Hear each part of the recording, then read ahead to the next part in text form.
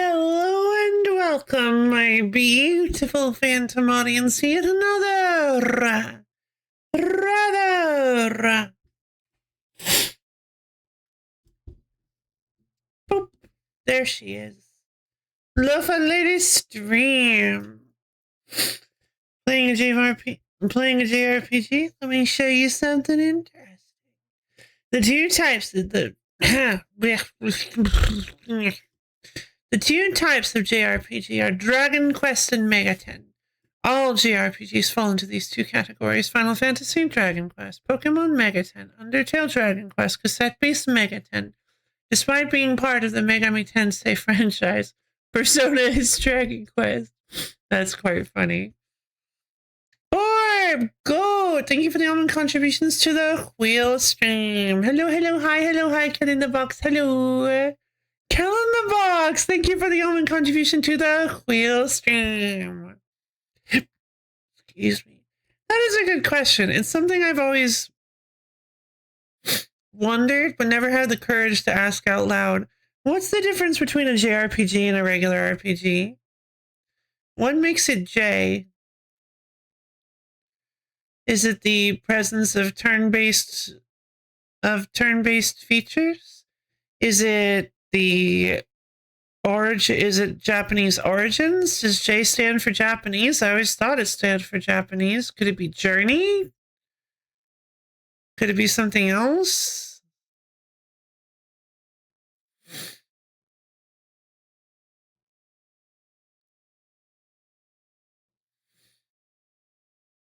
But yeah, I've always wondered that question too. So, hi, everybody. How are we all today? I hope we're all having a great morning. Today, we're going to be playing some Pokemon Legends Z. Hold on. I need to go grab my Switch. Mm.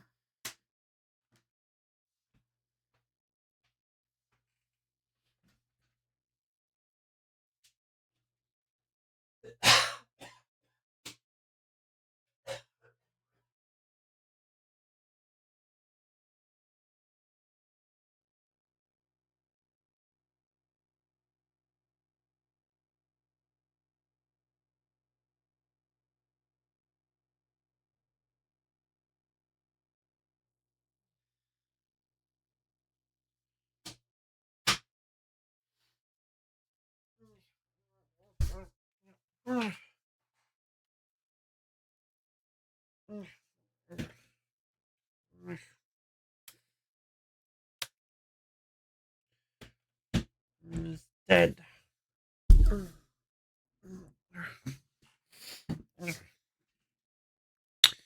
It's a JRPG when it crosses the street, not a crosswalk.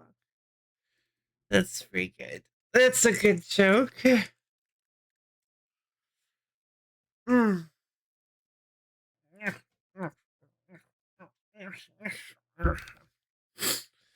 It stands for Japanese role playing game. Yeah, that makes sense. But what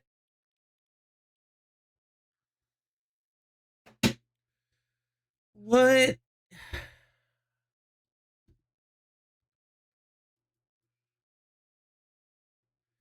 is the most frustrating argument inducing game we could give that title to?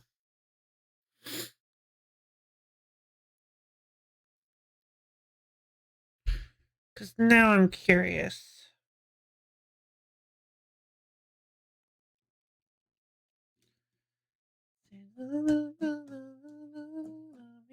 Oh, I messed up. Oh, I made a mistake.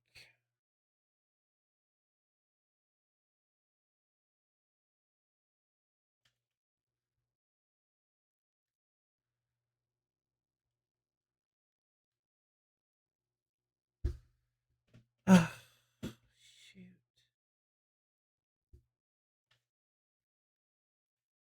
All right, well.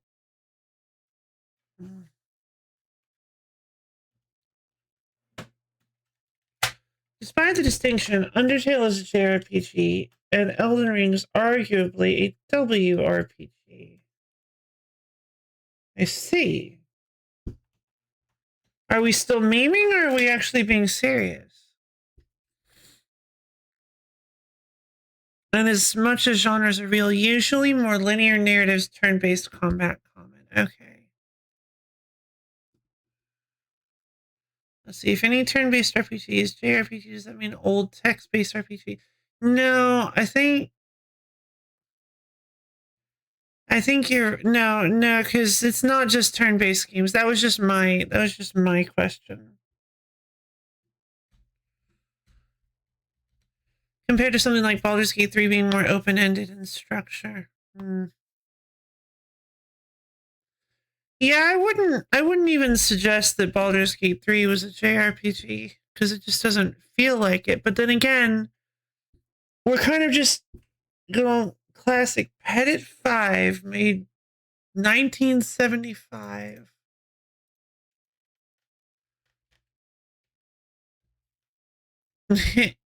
Oh, the first RPG.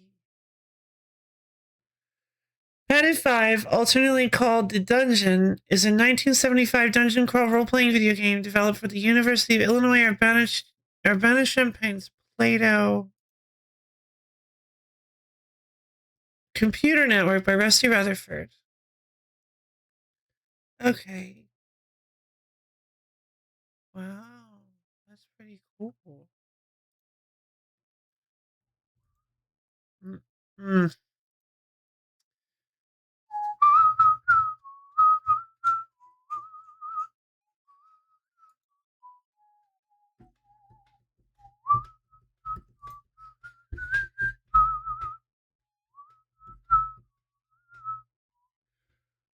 my god, C stands for computer? I never realized. Ah, jeez, I'm such a doofus. I'm sorry, guys. Turns out my Switch is dead and I'm having to recharge it real quick.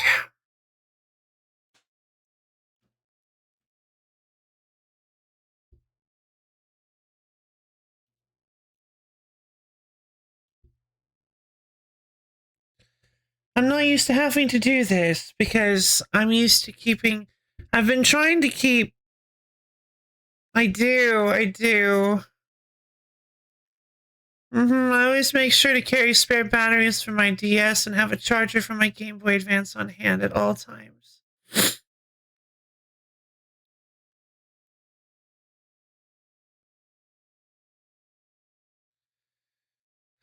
You know what, Goat?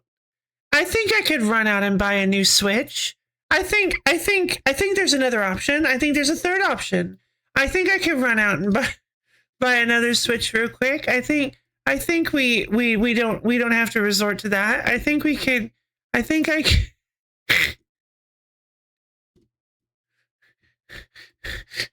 I don't think we don't need to go that far. That doesn't need to happen. Kingdom Hearts and the Mana franchise have action, combat, and are considered JRPGs. Interesting. What are we discussing? um uh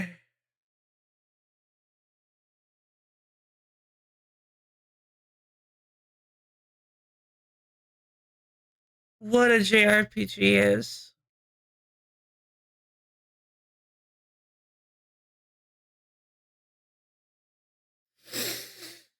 The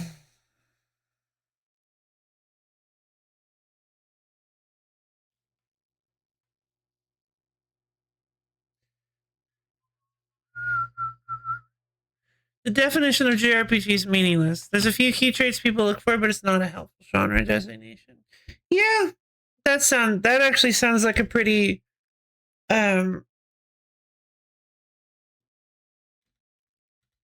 close take to a pretty understandable take.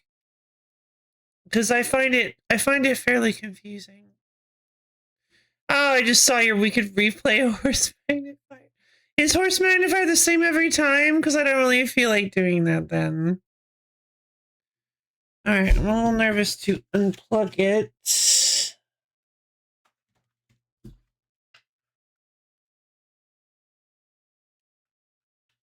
Because my Switch battery is pretty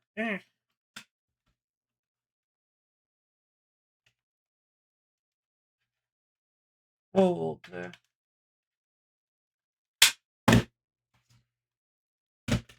It drained.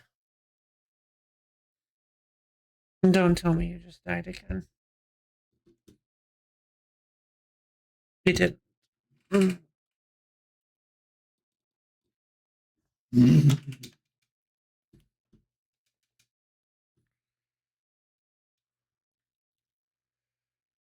Oh, okay. What if we just played... Gah.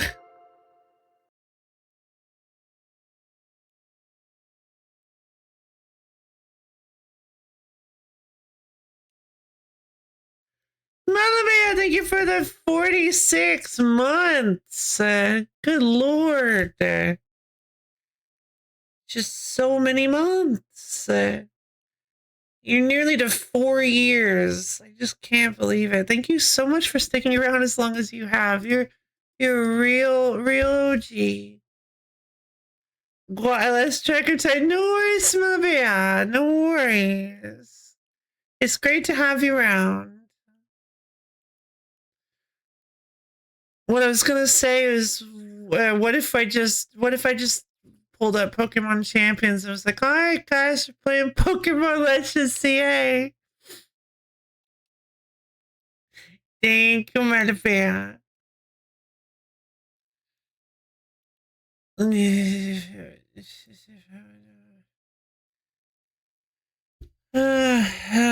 to the mid 90s, one of them were fairly similar in frame rate, though they have unique mechanics and choices.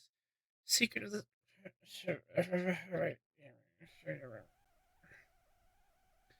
Secret of the Stars and Final Fantasy VI would still be recognizable as the same genre.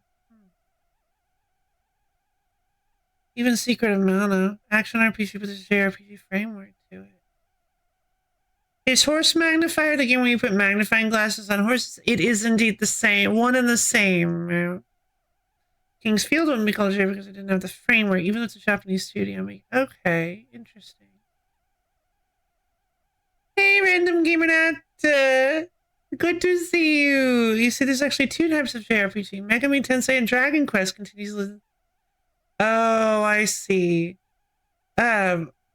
See, that's actually how we started. It's so funny that you would say that, because that's how Borb started this whole conversation. If wizardry is a CRPG, what makes a JRPG aside from being a Japanese wizardry? Actually, wizardry is a DRPG. Yes, dungeon RPG. That's a thing. To be fair, the entire AAA game industry is steadily trying to make the same game. That's true. Oh, yay! Frog Monster! That's cute. That's a lovely name. Boop. Whoa! Here we go. Back into Pokemon Legends. Yay.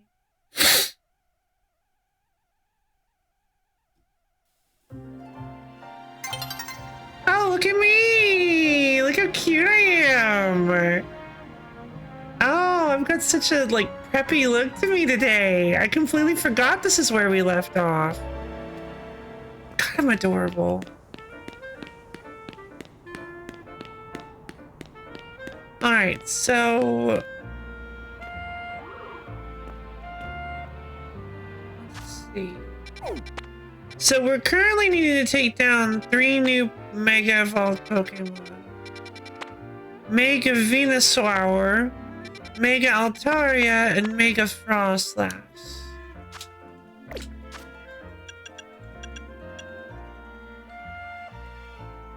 I guess Altaria is the first one we're going to be doing. That's not too bad. I don't even know what Mega Altaria looks like. I think these are all new. Loving business casual. Yeah, me too.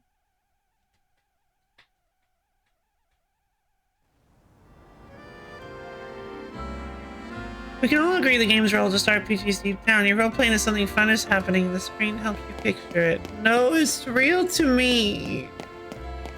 But as we've hit the mid-2000s, the JRPG genre is supposed to be really except for indie games and homage games. Something like Octopath Traveler is intended to be a callback to that framework, or I am Sassy.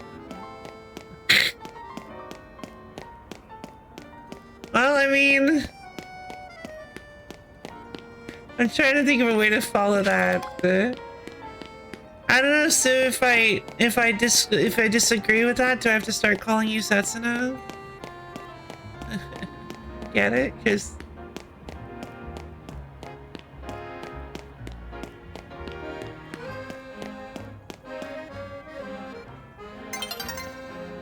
you said anyway, is it like how every roguelike is barely light rogue? Yeah, I guess at this point, roguelike probably is a bit meaningless. Roguelike is more like roguelike, like everything is, the iterations have been, we've iterated so much that,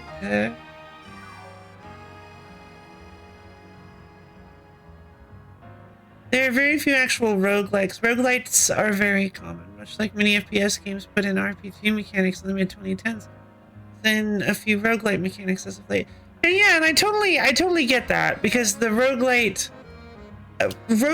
is more generally marketable, because having meta progression and unlockables that you can unlock and work towards to change how the game plays is enjoyable. People like that stuff.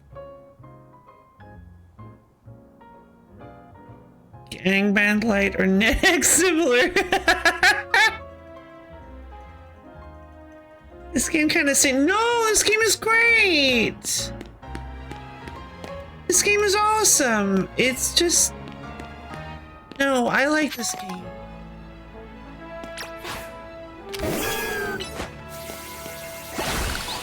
Dwarf Fortress but less features. That's the whole genre. That's the whole subgenre. Oh, gotcha.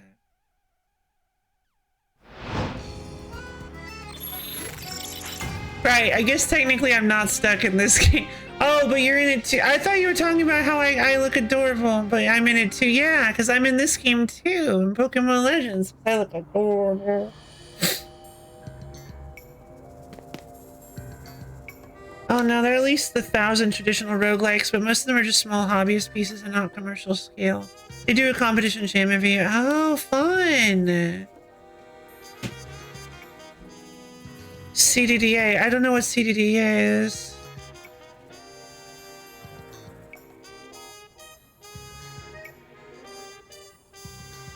Gambling addiction adjacent. Yeah, no joke. I actually recently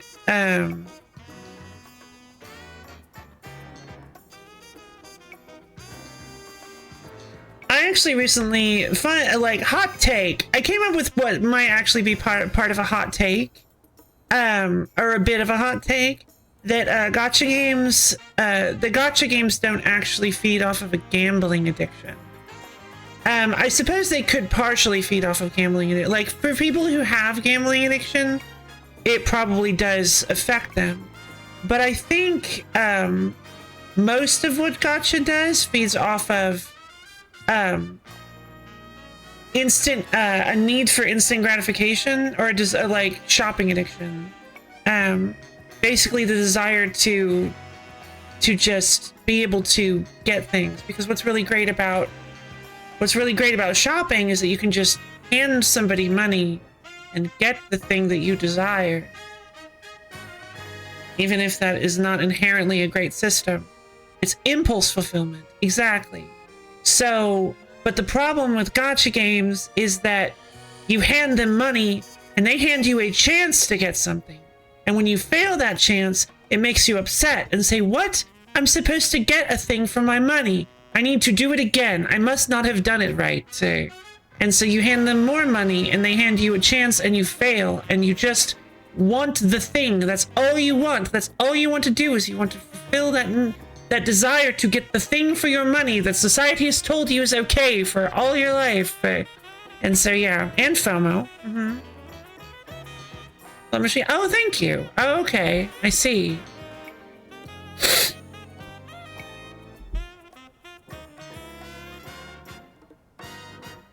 I believe instant gratification and FOMO are key factors of a gambling addiction. I see. But when I think of somebody going to a casino, I suppose, yeah, it's sort of like, I guess FOMO does kind of make sense, because it's like, don't quit now. It's like, don't quit yet. You're so close. It's just the next spin or whatever. So it's like that kind of mindset is like the gambler's fallacy. It's just so close. OG Rogue is about learning the game and then hoping the RNG lines up perfectly. There's an upper limit on the skill you can apply. You learn the right tools, but then every run is different.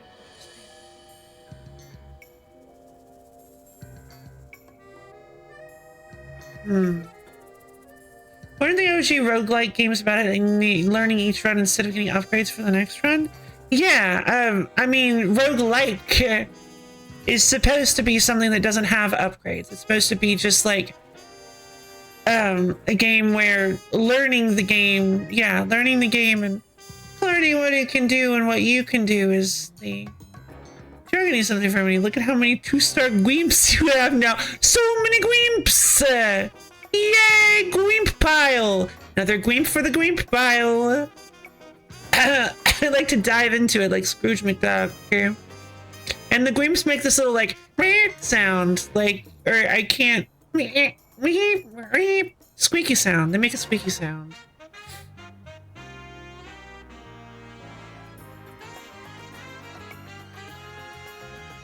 My throat's too sleepy.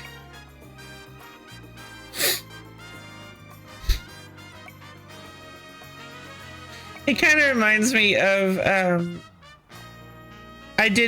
play a gacha game just to try it where one of my favorite characters was a very low rarity character that I just thought was so cool. I'm like, I love this guy. He's so cool. I love him. I'm gonna use him everywhere. I don't care that he's like virtually useless. I love him.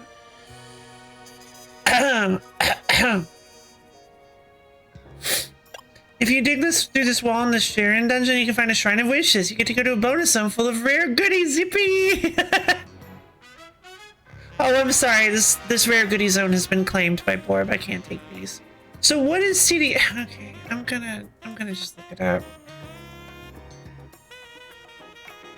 Cataclysm Dark Days Ahead. I've never heard of this game.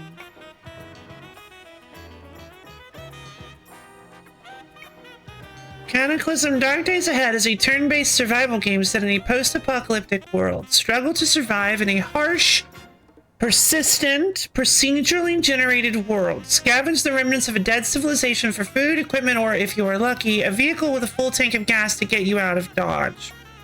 Fight to defeat or escape from a wide variety of powerful monstrosities, from zombies to giant insects to killer robots, and things far stranger and deadlier, and against the others like yourself that want what you have.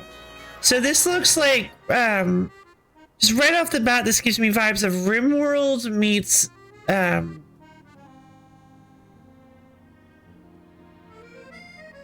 Zombicide. That one, Zomboid.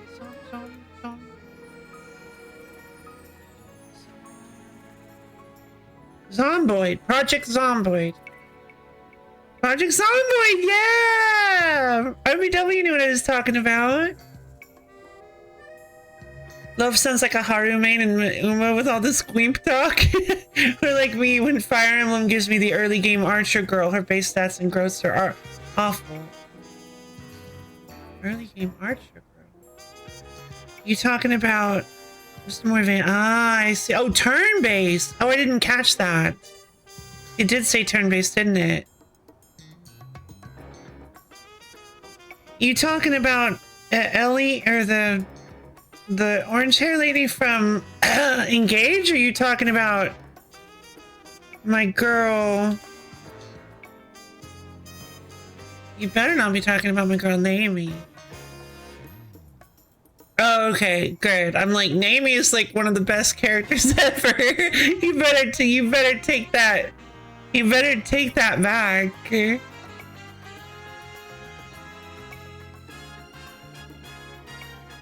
I love Naomi.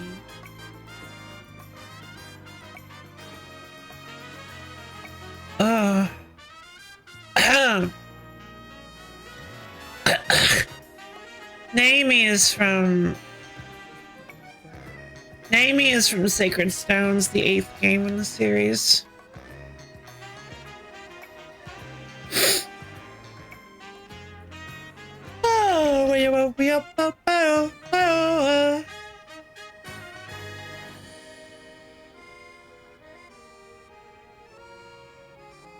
Etienne. Etienne is her name. When we're back, isn't the first proper archer you get engaged Alcris? Maybe? Oh yeah, Alcris is insane. Alcris is so good. Yeah, you get Etienne, but she's just too fragile. I really tried to make her work, but Brof was like, it's not gonna work. I was like, I can make her work. Brof's like, nope. No, Etienne is fine. Maybe so, but not my Etienne. My Etienne just didn't turn out well. Like early King of Archers, she just needs to have Louis stand in front. So, fun fact, Brof's Louis did not turn out very good. My Louis was completely invincible. My Louis is effectively immortal as long as he doesn't have to ever look at magic. Okay? 19G stats really, yeah. My Etienne, the Engage example, is currently a Bow Knight and has managed to get all the right growths to delete things in one round. Fantastic. You know what I did in Engage? You know what I did in Engage? I decided that I knew exactly who the best character was right off the bat. And I was correct about this because her name is Fram. Fram is the best character. But I did notice something, that the game didn't seem to agree with me. The game didn't seem to think that she should get the stats and growth that she should want. The game didn't think that she should need. So the game, you're so mean to me. Don't be mean to me. Yeah, I figured. No, this is a totally original and unique idea that nobody has ever had before. But the game decided that she shouldn't get good strength and magic growth. So I was like, oh, I see where we're going with this. So I took every single magic boost item I got and strength boost item and put them all into Fram like a good Fire Emblem player. Every single one. Guys, do you all have a Haunter I can have for trade? I do have a Haunter. Somewhere. Oh, it looks like I don't have a Haunter. Sorry, I have no Haunter for you. But hello, Jesus the Lord 254. Jesus the Lord. I hope you enjoy watching us actually talk about anything really other than Pokemon. How are you doing today? Why am I suddenly craving toothpaste? I have no idea. Jean is a mainline? Yeah, fair. Oh, is Jean is the villager, right? Jesus the Lord! Thank you for the follow! Hope you enjoy sticking around for a little while. He's a weak... Yeah. Yeah, but I liked him. I thought he was a cool concept. Oh, wait, no. What am I thinking? Oh, I just like... Right, I forgot. I just like War Monks. No, actually, I didn't use him, did I? Because I had Fram. Yeah. I just like War Monks, though. War Monks, not War Monks. What are they called? Battle priests? Martial artists? Jean's personal skill plus Tiki from DLC equals unlimited potential. Ah, I see. Oh, right. Yeah. Martial monks. That's right. Martial monks or martial master. Yeah. Martial monks are fun. I like them. I like the... my favorite part of... My favorite thing about martial monks, the reason I like them so much is because I actually had to figure out... I actually figured out how they worked on my own. And that made me happy. Because of that, I decided that I wanted to use them because I thought they were a cool idea. Even if their damage output isn't like incredibly good, I like silly like new ideas like that. Having a character that has a weird damage gimmick like that calculates damage differently from other characters is very creative, and I respect it and I like it. I'll trade you one for this Summer Beach Party variant. No. Where did you get that? That should be mine. Wait. 1, 2, 3, 4, 5, 6, 7, 9, 10. Okay, never mind. I guess you just found your own Summer Beach Party variant Gweep. They're all still in the pile. Okay, you can trade that if you want, but I wouldn't. You shouldn't. A Gweep for a Hunter is a bad trade. Any Gweep, especially the Summer Beach Party variant. Me actually putting a layer into their unique promote and going, huh, Kung Fu That's action. beans. That's pretty beans. Unlimited potential doesn't help you when the Power 9 exists. What? The Power 9? Oh, you guys want to hear a great... Wait, I actually might have told you... I might have actually told this story before. I don't remember. I might have told this story. I think I did. But it's my favorite Engage story. Oh, I see. So here's the deal. You guys have played Fire Emblem Awakening, right? So in Fire Emblem Awakening, one of the tricks that you can do is that you can, when you level up, you can level up a character to level 20 promoted, and then you can like second seal them back down to level 1 unpromoted or whatever, and they'll keep like all of their base stats that they've accrued. They'll lose the promotion bonuses, but they'll get to keep all their bonuses, all their level ups. So you can just keep like cycling them through the easy levels of an unpromoted class, and and you can max out their stats that way. So in Fire Emblem Awakening, everybody had maxed out characters because you could just keep doing that, and you could just keep going and fighting repeatable fights to just max out all your characters' stats. So you see, having tons of experience with only Fire Emblem Awakening, your dearest genius loaf went into Fire Emblem Engage and said, "Oh, Vander looks kind of bad for a promoted class. So I know what I'm going to do. I know the trick here. I know how to do this. I know exactly the trick.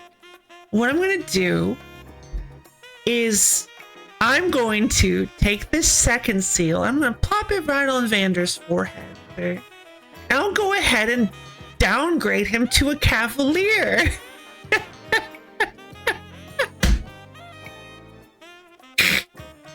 That way, since he's now an unpromoted class, he's going to get levels faster. He lost his promotion. He lost his promotion bonuses, but he'll level up faster, just like everybody else, right? Wrong. Wrong. Dead wrong. You see, in Fire Emblem Engage, they have something called total level. And unfortunately, that just made it so that he was a Cavalier that gained experience like a level 1 promoted unit. I destroyed Vander.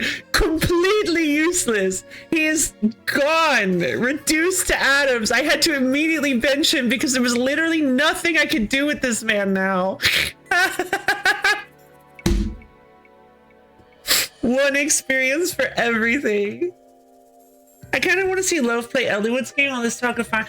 I don't know. I didn't really like. So I beached him. I did.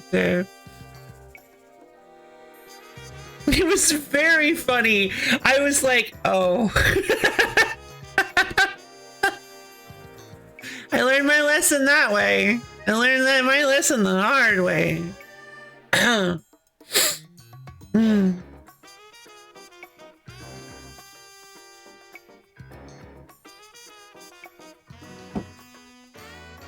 But yep, I got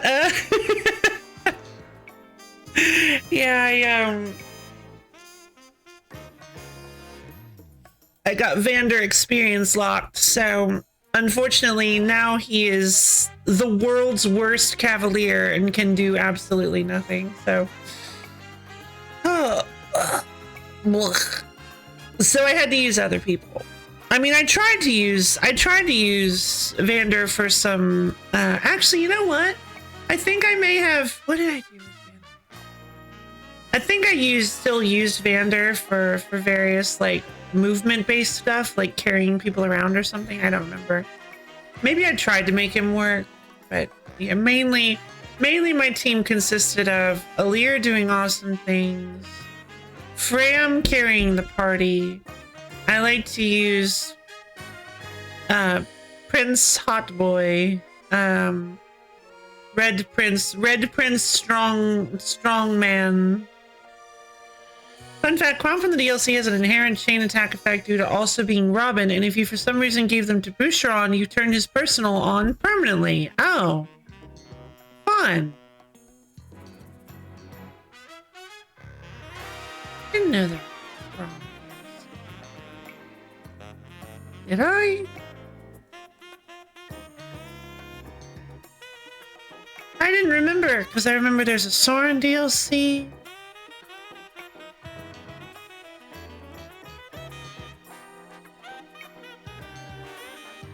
There's a Tiki DLC.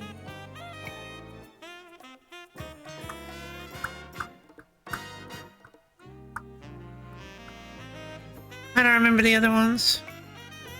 There's a lot of neat little interactions in Engage. Fun.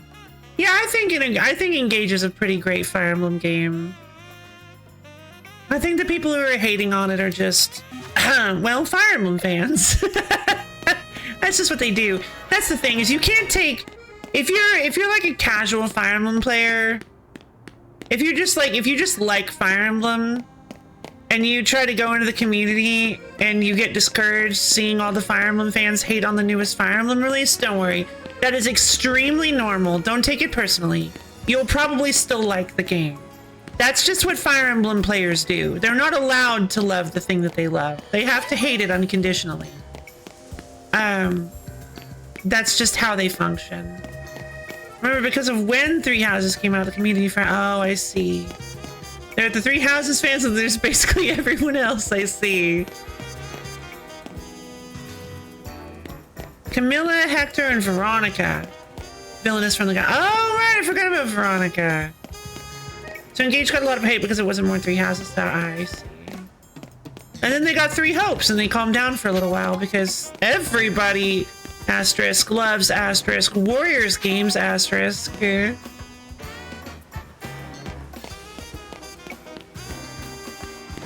mean, I do. I love Warriors games. I think they're great. But Three Hopes did some stuff.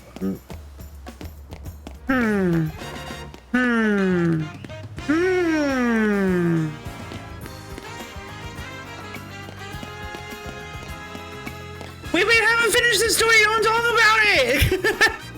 I'm working on it.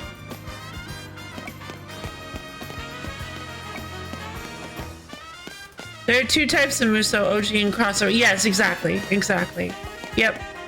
That's the yay! Ooh, based random gamer net. Yeah, so you know your stuff. So basically, there are the you have the two main lines, which are Dynasty Warriors and Samurai Warriors. Dynasty Warriors takes place during the oh man, I can't remember the actual name of the era, but it takes place in China, while Samurai Warriors takes place in Japan during the Warring States era, I believe. Is Warriors Orochi OG or crossover? Yes. Yeah, then okay, fair enough. Then you have Warriors of OG. You have Warriors Orochi, which I have never played, but I've been wanting to. Warring States, yeah. So I was thinking Three Kingdoms, but I couldn't remember the whole name. So yeah, Dynasty Warriors takes place during Romance of the Three Kingdoms. Samurai Warriors takes place during Warring States era. But then you have all the crossover games. One Piece Pirate Warriors. You have Hyrule Warriors. You have Dynasty Warriors Gundam, which I guess is closer to Dynasty Warriors than the other crossovers are. It's more of a crossover. It's like it is sort of a midpoint between crossover and OG because it plays a lot more subdued. The thing about Dynasty Warriors and Samurai Warriors, the OG line, is that they play a lot more subdued than the crossovers do. You've got things like Pirate Warriors and Hyrule Warriors that have the most bombastic, ridiculous stuff, whereas even though for somebody who hasn't approached the series, Dynasty, the OG line of Warriors will seem very bombastic and ridiculous. I feel like those generally have more of an approach towards tactics than the crossover games do. Dynasty Warriors Gundam is very much crossover. They just don't lean in as hard to crossover mechanics, right? Which is why I say that it feels more like a crossover between them, like a midpoint between them. But because it still has things like I guess because One Piece also had, the Pirate Warriors also has the ridiculous customization mechanics that make the game impossible to 100%. I'm more concerned with whatever Abyss is. What is Abyss? It's the same argument for Mystery Dungeon, despite the crossover spin not being the first example at all. Oh! Interesting. The Dragon Quest Musos? I have played and referenced the first one, a little bit of the first one. I believe I rented the first one and quite enjoyed it. So if you've ever heard me say the phrase "Carol alone of your shoulders, if you please," then that is my favorite line from the game. It's Tsarevna. Yep, World Trees Woe and the Blight Below. Yeah, so early in the game, Tsarevna is like, she shows up and she's like, haha, I am quirky. And I'm like, yes, you are. I love you. Fundamentally, Dynasty Warriors as a series has evolved a lot. The crossover entries tend to be weird with their mechanics, but are fun. Elena, so... Oh, right, Tsarevna Elena, so Russian stare. Yeah, that's fair. I just love the way she talks. You're right. She could have been less Russian stereotype, but I do love the way she talks.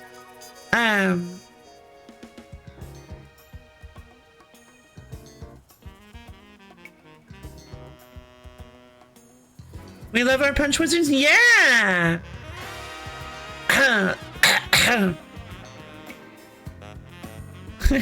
Yeah, Kirill bends down and she jumps off of his shoulders and punches a big guy in the face. It's so cool.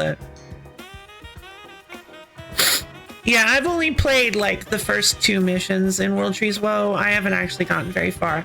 But yeah, I mean, I was okay. I don't have to list them all. I'm kind of proud of my knowledge of Warriors games.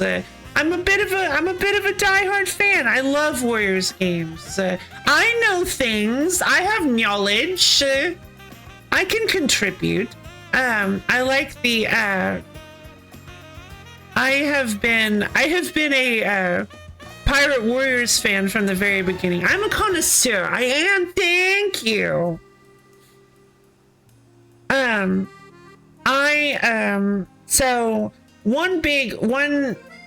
So for those of you who do not know a whole lot about the series, you'll probably have heard most people just say like, oh,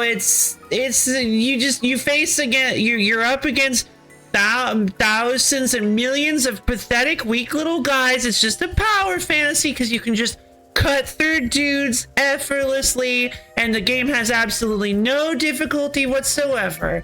And those people have not played a Warriors game. At the very least, they have not played a Warriors game on high difficulty.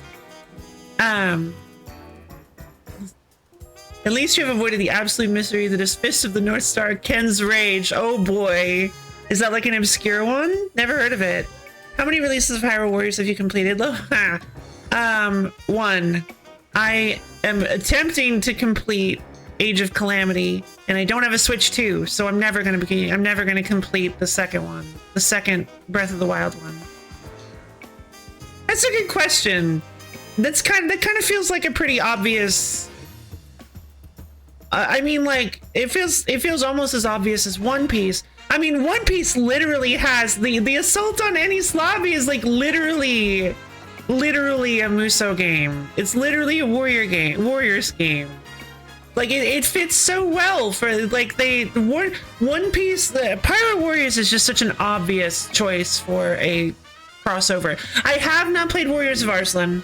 I haven't played every Warriors crossover game, but that one in particular, I played Pirate Warriors Sister Musa really well. Pirate Warriors 1 is more of a story-focused one. It has very few characters compared to what you would expect from a Warriors game. Only about, I want to say 12. I know you're going to correct me. It's not 12. I think it's an uneven number. Or was it a full skew? Full cube. It may have been 12.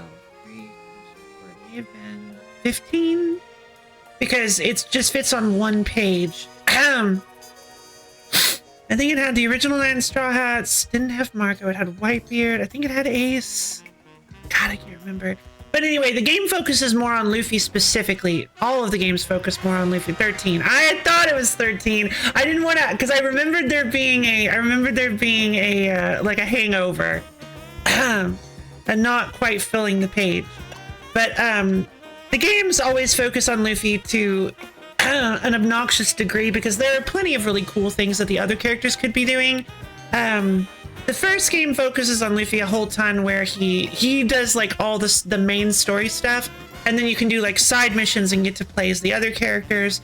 The second game focuses more on the others where it actually has an original story that isn't like incredible, but yeah, Hancock, Brooke, Whitebeard, Frankie. So it has the 9 Straw Hats, and then they add in Boa Hancock, Whitebeard, and Jinbei, which is pretty cool. Yeah, it's a fun group. It's great. And Whitebeard is absolutely overpowered in that game. Whitebeard has been the best character in 3 of the 4 entries in the series. He is just as he should be. Exactly. He doesn't feel as impactful as he used to in the 4th game. But yeah, Whitebeard has been just objectively the best character. He's like 100 feet tall. So it's really funny when you go from playing like Luffy and he's normal size and all of the little like Marines look the same height as he does. And then you go to Whitebeard and he's just playing in an ant pile. Like he's just destroying everything. The camera actually zooms out to make it so that the character always stays the same size in view, but that makes it so that all of the enemies are wildly different sizes because the characters in One Piece are wildly different sizes. I appreciate that they actually kept the character sizes consistent. It's very satisfying to use Whitebeard's Skybreak attack where you charge it up and then you let it go and he just sends this massive shockwave in front of him and you're like, oh, that was so good. But that's only in the first 3 games. He just really isn't. I just like getting to play as Oh yeah, Borsalino is awesome. I love Borsalino. He was one of my mains in 2, I believe. He was one of my favorite characters. I used Kuma a bunch. Kuma was really fun. But anyway, yeah, in the first game it's mainly Luffy. Luffy gets all sorts of different gum attacks that you can use to solve puzzles. And it's a very interesting idea. In the second game, they were like, nah, let's go back towards like a more traditional Warriors experience. So the second one is an original story that has a bunch of cool new characters, including Anaru, which I was really happy about. I love Anaru.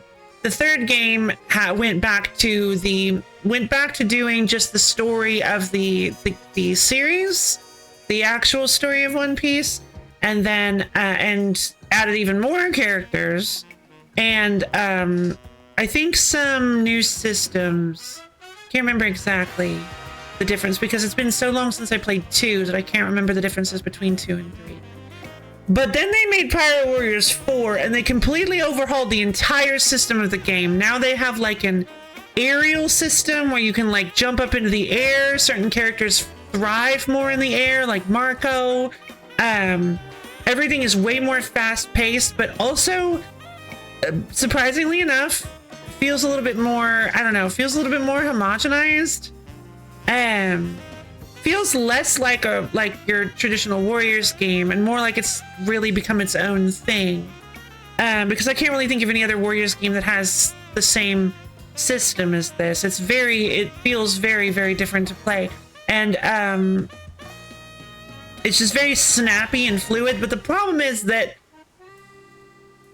well, one, Whitebeard was nerfed heavily, in my opinion. Whitebeard does not feel as strong as he used to be. At least not when I play him. And 2, they focused way too much on Luffy and all of his different forms. They advertised that there's a new form change mechanic. Like, whoa, you can transform and get new abilities and movesets in the middle of battle. And yes, that is what they did. The problem is, only like 5 characters in the whole game got it. And I think most of those were DLC characters. Exactly. Funnily enough, because this is post-time skip, he doesn't actually get gear 2nd or 3rd as, who else gets these? Exactly. He actually got Bounce Man and, dang it, the Long Man, the other one. But I think the other one was DLC because you had to get the actual Kaido fight. The thing is, fun fact, they were like, hey, Pirate Warriors is going to release before we finish the Wano Country arc, before we finish Wano arc. So we're just going to have to make up an ending for it. And they were like, okay. So they did. And then the actual ending released. And so they released an actual ending pack with the actual ending characters and the like special forms and abilities that they showcased during the end of the Wano arc. So they have, it's like a split timeline. It's very weird. I don't know why they decided to do that way. They should have just waited. They should have just waited. But they didn't. So if you want to play as the actual Luffy and Kaido that do things at the end of the actual show, you have to spend extra money on the game. What timelines are fine as long as you're playing what else they can be. Yeah, no, it can. It just feels weird. But the biggest thing that frustrates me, is is that characters that could have had transformations do not. And if you are a big fan of the series and niche characters, well, if you've played the game, you might actually know what I'm talking about. But there is a character named Carrot. She's a rabbit girl. And her whole thing, or well, not her whole thing, but she has this thing called a Shenlong form? Not Shenlong.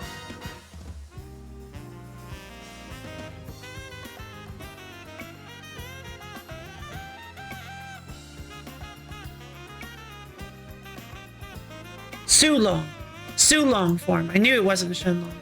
Sulong form, which I think all minks can do that. Yeah, it's like a werewolf transformation thing. When they look at the full moon, they can undergo the transformation temporarily.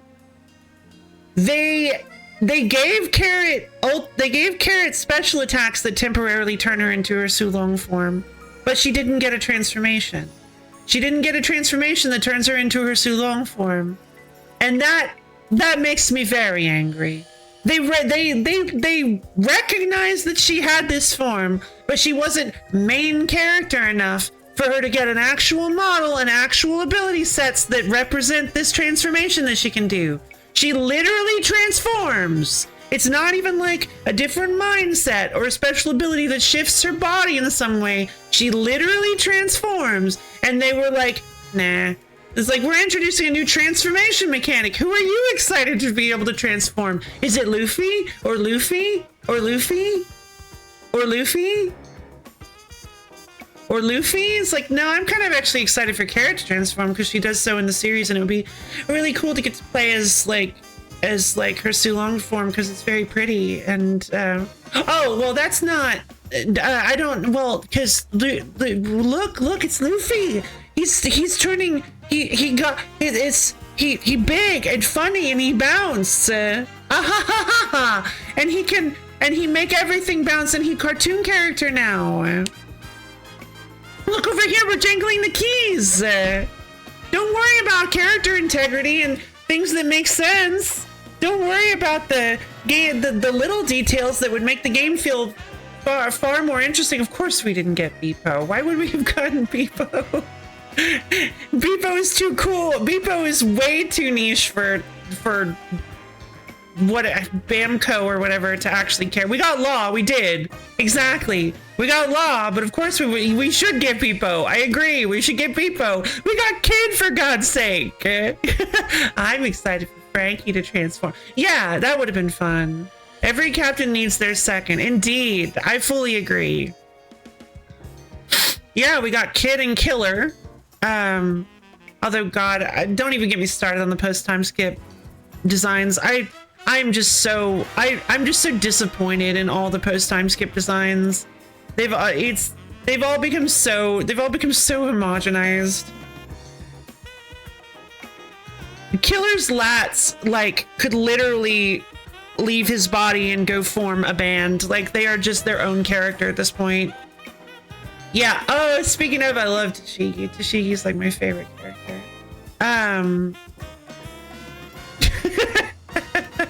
Killer's lats are just their own character at this point. It's ridiculous. Every male character is like, except for Luffy. Yeah, except for Luffy and I guess Sanji, is just like every non-main trio male main character, and even Zoro kind of gets this treatment, has just been turned into this like muscle-bound Hulk.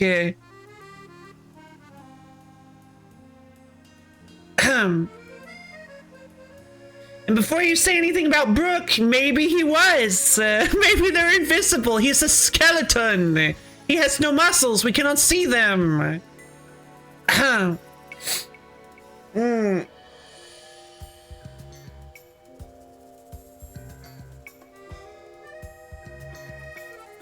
Oh, no, I could have made a better joke. So would Brook if he had any.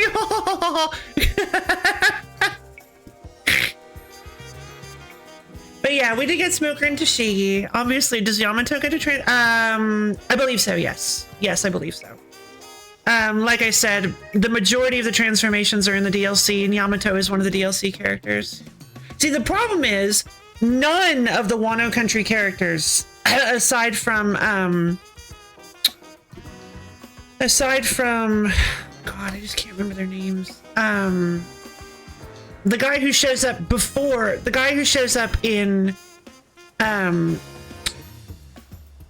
the Coliseum in Doflamingo's place, he shows up because he shows up before Wano Country. But outside of DLC, we didn't get any Wano Country characters because they weren't in the story yet. They hadn't showed up, so they didn't give them anything. Does Rob Lucci transform? No, no, he's just. Oh, yeah, but it's not like a transformation. It's one of his abilities, I believe. Marco does not transform. Marco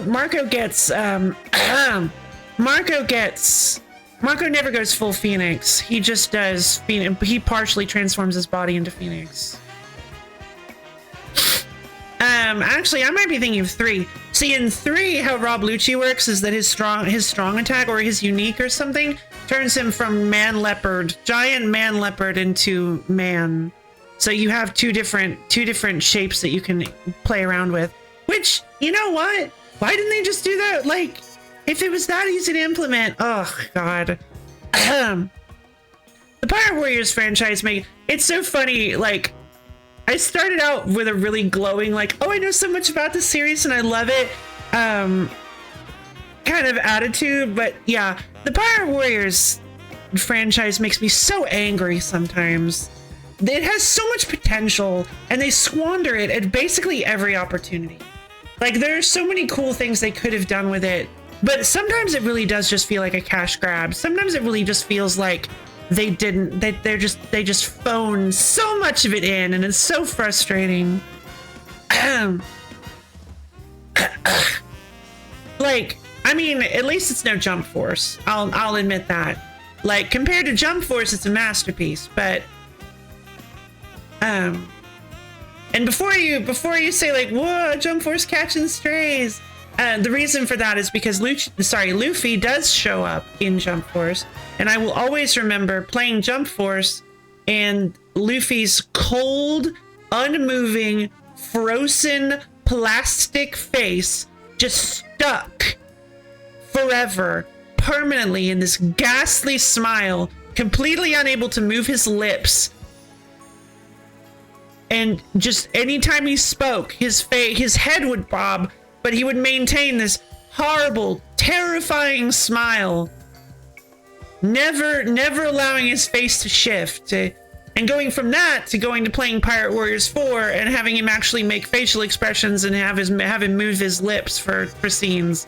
And so yeah, at least it's not Jump Force. I think One Piece is just too good for licensed games. Yeah. It's a lot of stuff. Like, One Piece is quite. I mean, it has to be at this point. One Piece has been going on for like 80 years.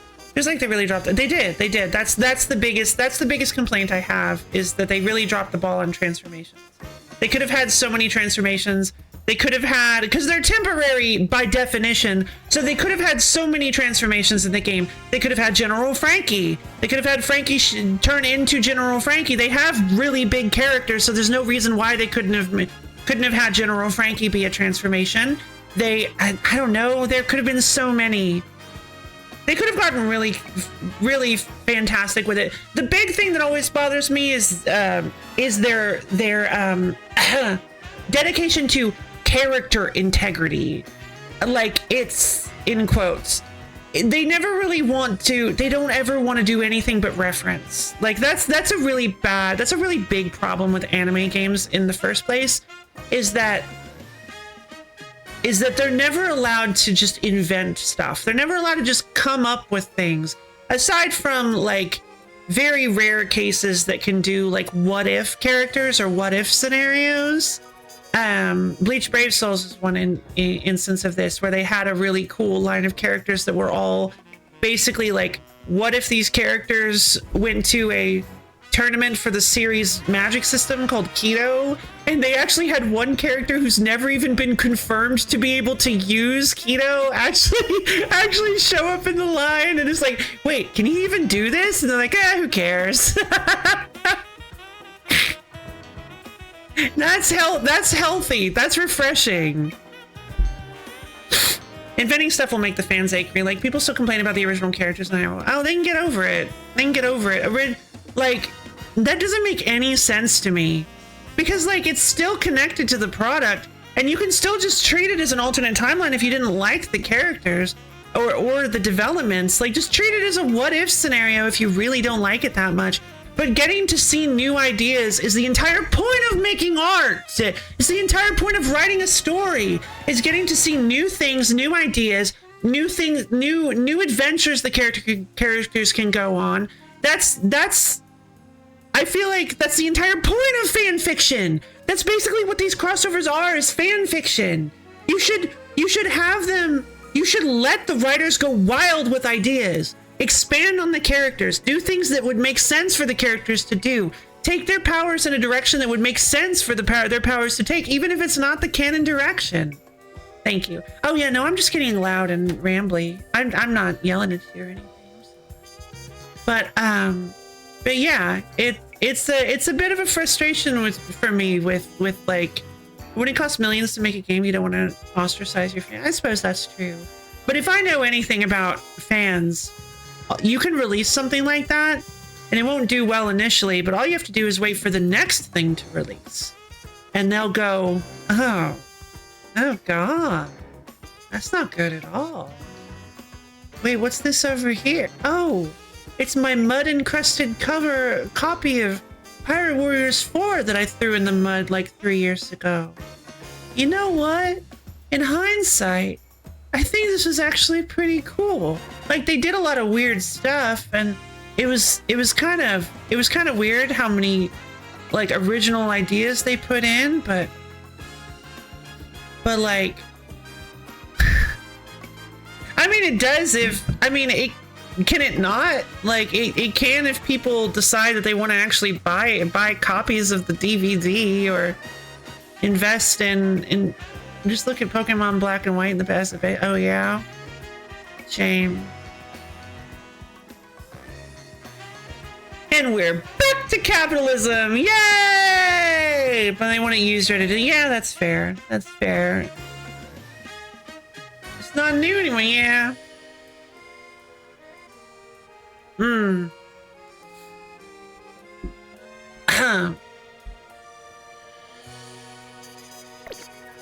But yeah, I've always really disliked the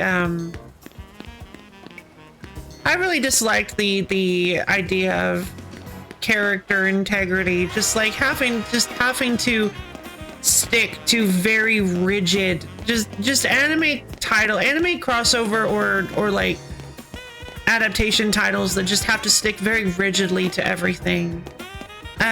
Just really kind of rubs me the wrong way. Kind of bugs me.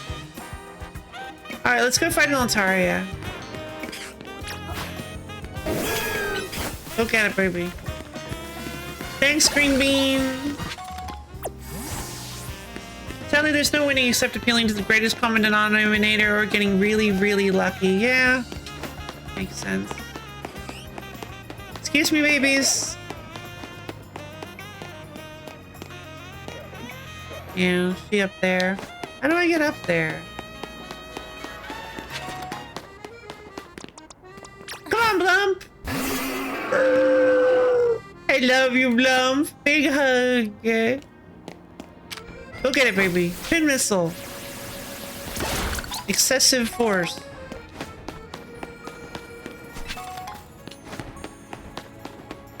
I love getting to walk around with my babies.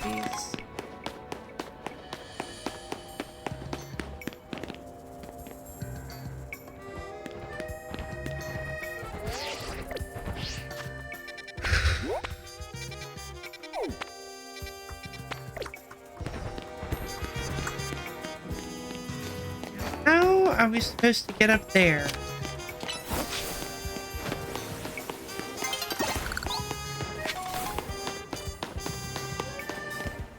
I can tell if a Pokemon gets on well with its trainer. What about me? Oh my, what a lovely trainer. Let me say yes. Have a look. Blump, I want to know. How much does Blump love me? Oh my, the Scolipede of yours. You two are fairly friendly, but I can tell there's still plenty. Oh, yay! Aww. There's room for our relationship to grow as friends and family. Yay! We are the best of... We are not quite the best of friends yet, but that just means that we still have an adventure to go on. A journey to travel. I'm so happy. Soon! Soon, Scolipede. I will get Blump's, friendship-based transformation.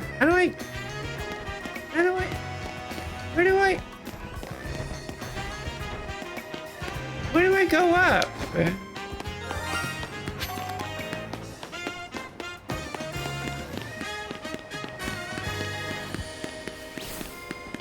There you are. Listen.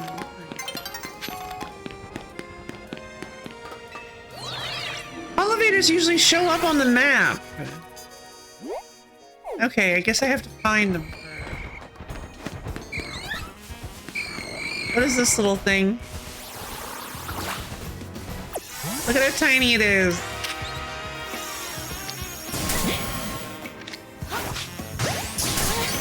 Whoa, was that a critical catch? That was so cool.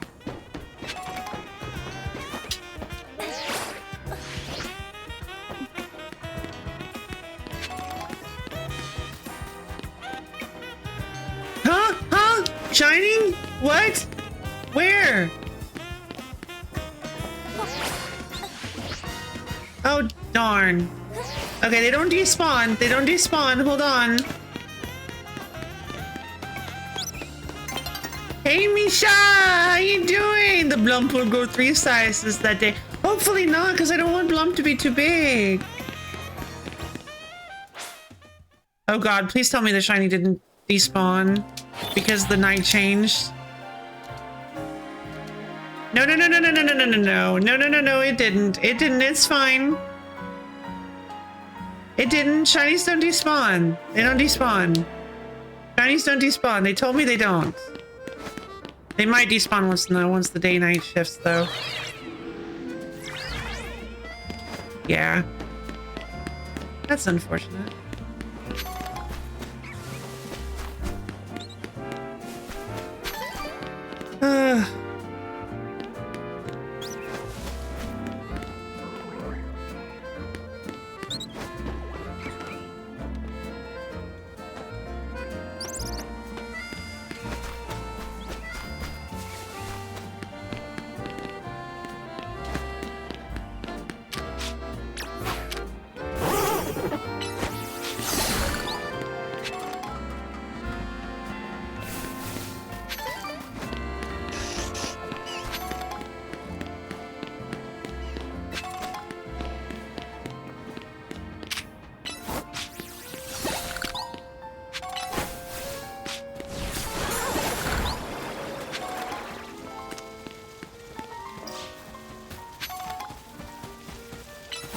Hydro pump, please.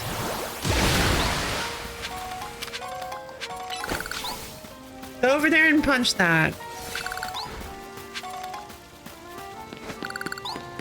Oh, give me a break.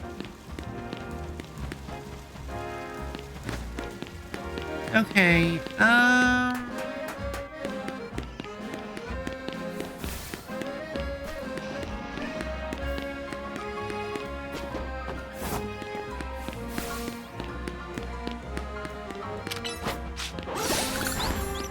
why did they make this one so difficult to get to?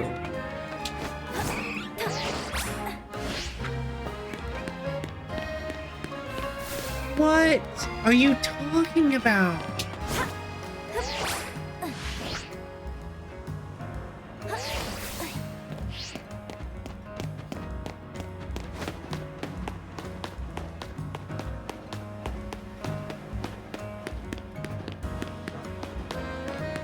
Oh, I see a broken elevator. I'm mean, this probably isn't even the way up here. Why is this so difficult to get up to? That's not even the right, that won't even get me there.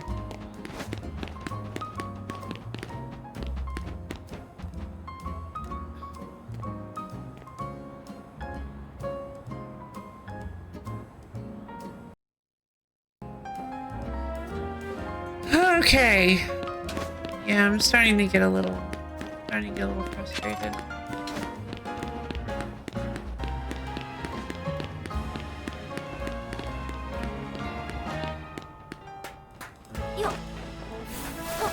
Yo. I didn't remember myself making noises.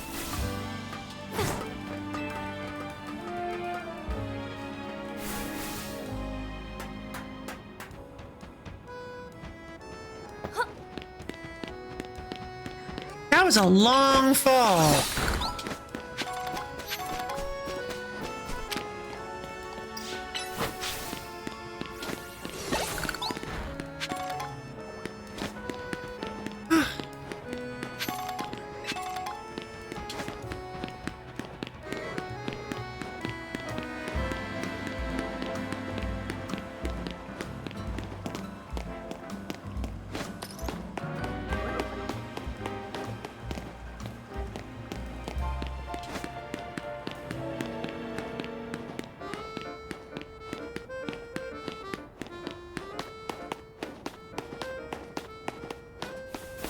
This is so irritating.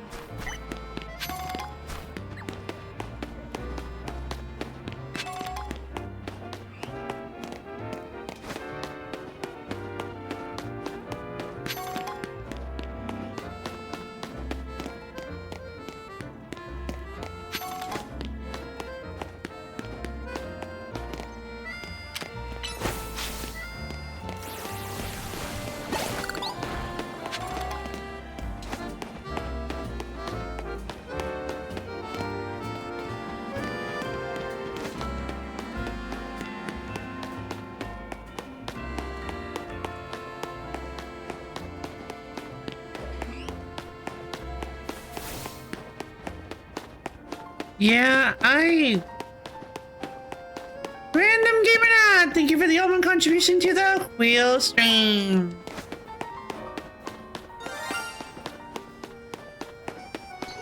Oh. No, they didn't despawn.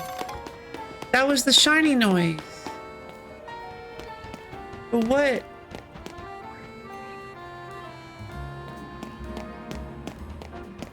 What Pokemon was it? Was it on this? Would it be on the building? I don't.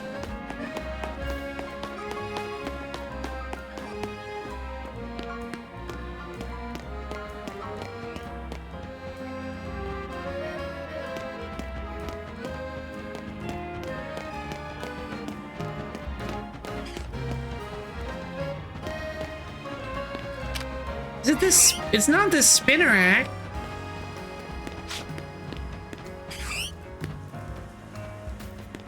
Right?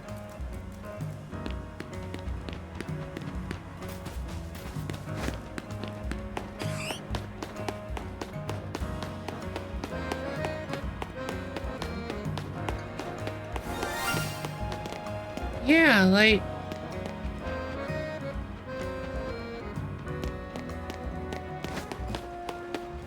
Hold on. It must be on the roof. Because I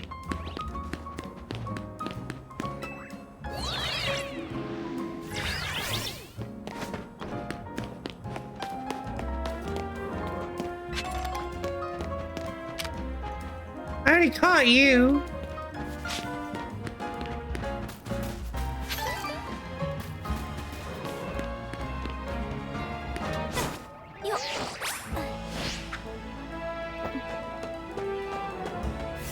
Is it that Emolga? How can you tell if a Pokemon is shiny?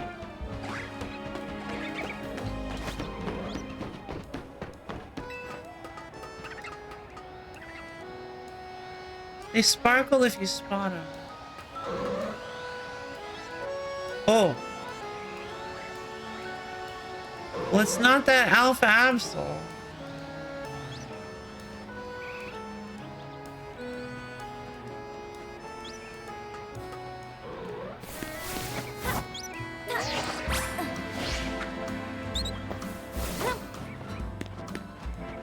Not you. Keeps happening on that street down there, doesn't it?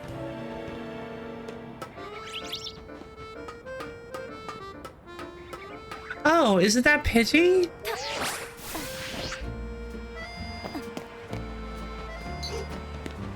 Not that Pidgey. My Pidgey. I hope it wasn't that Pidgey.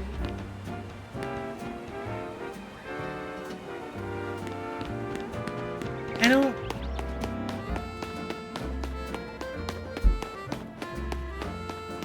Okay, so I guess I haven't left the range of the shiny yet. Maybe it's in here?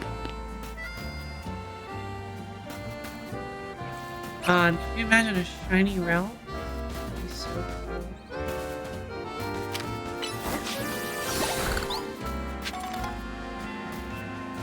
Loading relics.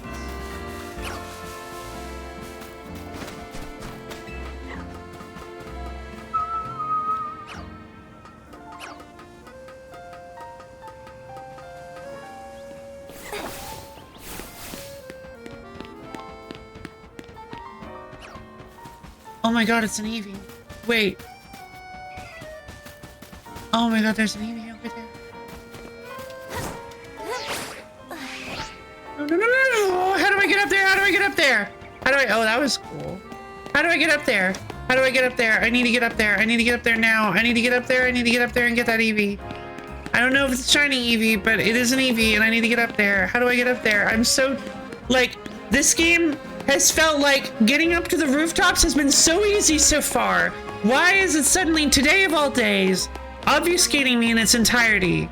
I'm getting really frustrated.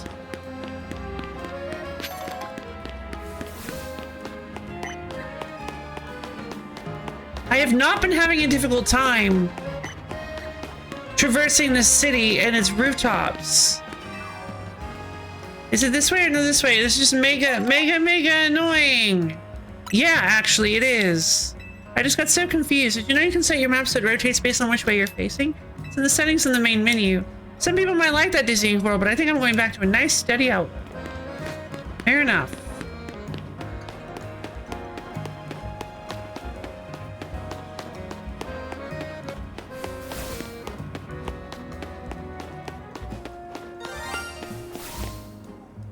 You, isn't it? You're a shiny ditto. You can tell me. I'll just catch you. It's not that big a deal.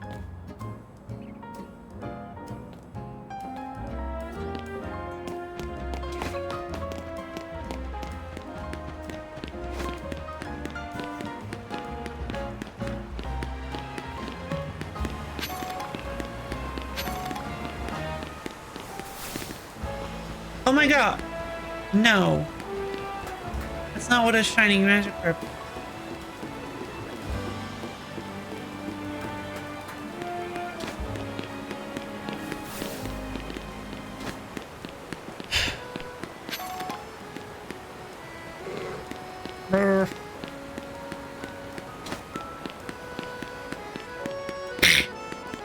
Get up to the roof and see the Eevee exiting a street level elevator. I would be so angry.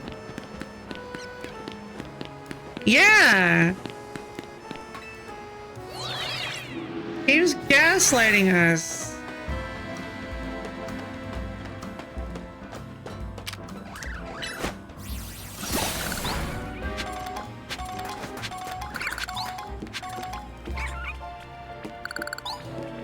Little Patiu.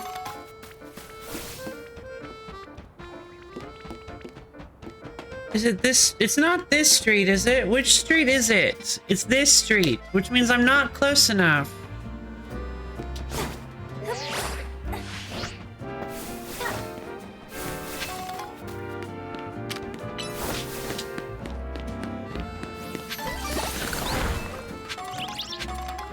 Little roof potatoes.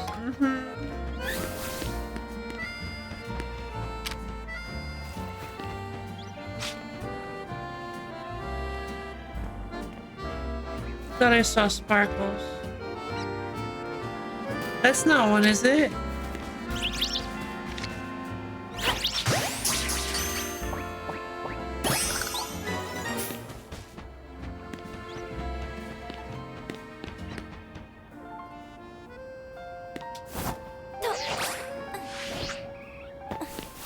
There's Evie again. Okay, I found a ladder. Found an apple. Found a shiny amber. There. Wait, where'd the Evie go? I just saw the Evie. I know I did.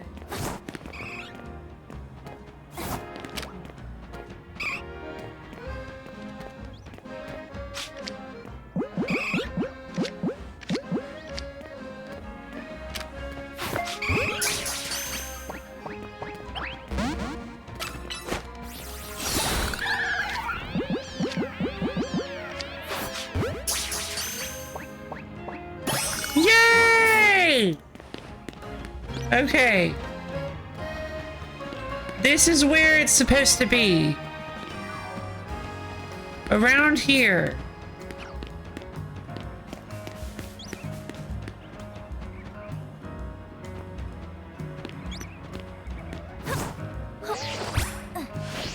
Evie content of ya! Thank you for the human contribution to the wheel stream. I'm gonna lose my mind. Is it Daddy Mulga? It's not Daddy Mulga. Oh!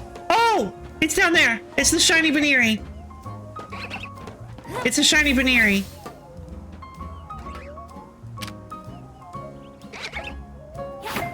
Oh.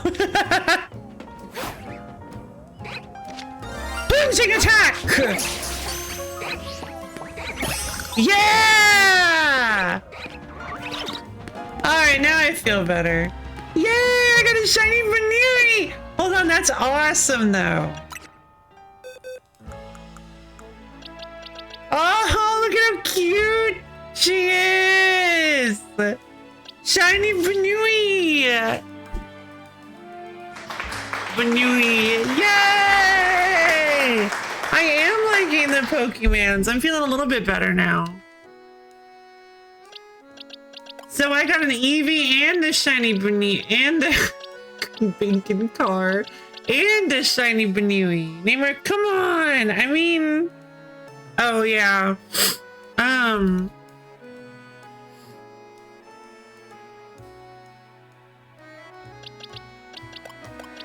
Baneri is bestest. Indeed. Hey, Rabbit, speaking of.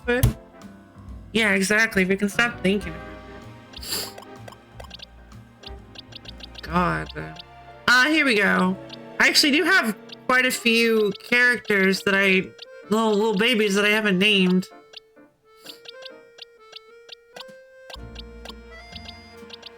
Why golf?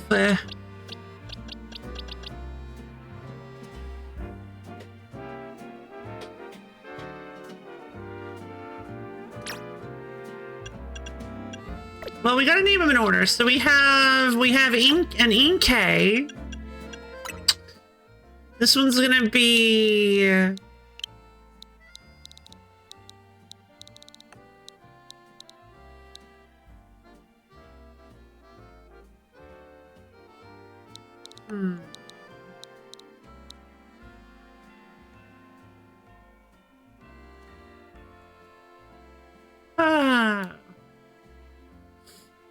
How dear. Why? Hmm.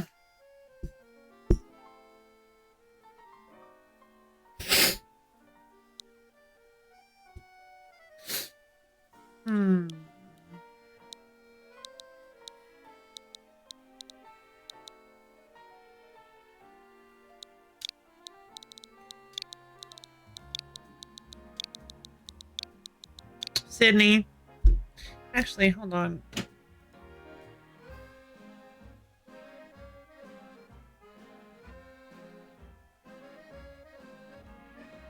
I misspelled it, sorry. I thought I did. Paldea? Oh! Well, but Inkay wasn't released in Paldea. The My Friend Malamar meme, they tried to force during marketing? Oh no, what's that? What's that all about? I've never heard of My Friend Malamar. Yeah, supposedly the term gaslighting comes from, actually, you know what? I'm just kind of worn out. I don't feel like talking anymore. You guys are gonna, you know what? From now on, this is going to be a silent interpretive stream. My various glances and eye blinks will be used to interpret the things that I'm saying. But because you guys are so in tune with the power of Lo-Fi Lady, you will know intrinsically and intuitively what I'm saying.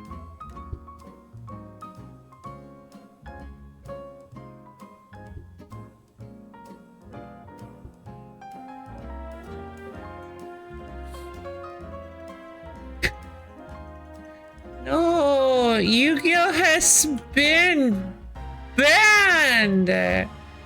We cannot talk about Yu-Gi-Oh. We cannot think about Yu-Gi-Oh.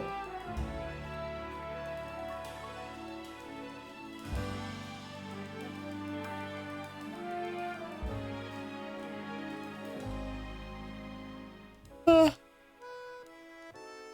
It's a free day, yeah, especially because today's going to be a short stream too, so.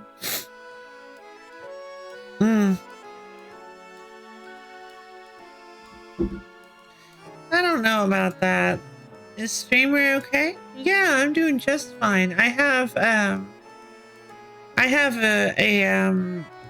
outing that I have planned for today. So unfortunately, it's for a time where it's for a time period of day where I'm not really able to do a full stream and attend it. So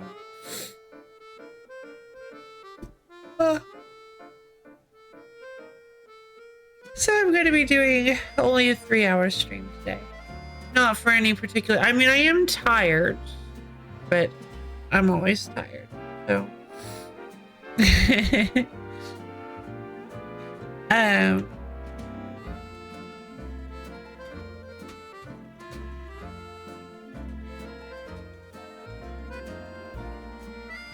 Got a friend visiting today. Oh, fun. Yeah, it should be great. I can't believe Pragmata stole the... Oh, yeah. Yeah, Jenny Pragmata. She stole my drip. She did. Mm-hmm.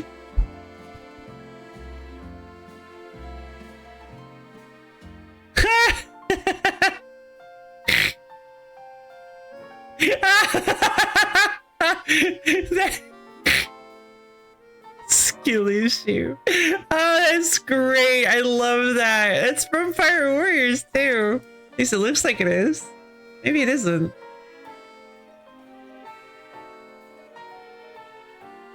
That's the secret. I'm always like tired. Alright, so we named Inkay Sydney. Klefki should be named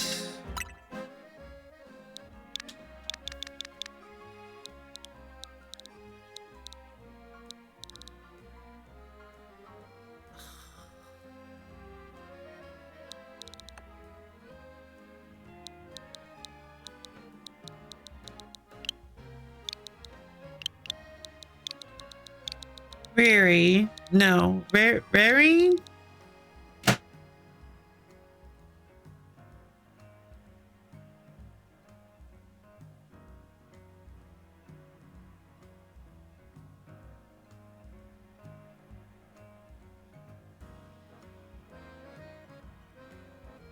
What was the...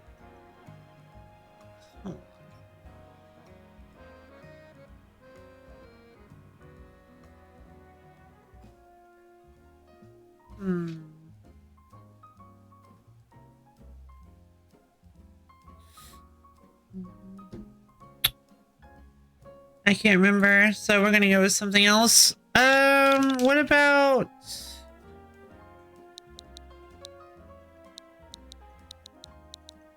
Oh, it's Boy Klefki.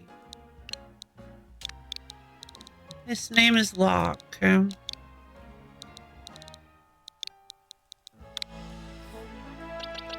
Sora. I mean, I suppose. Skrelp. What about...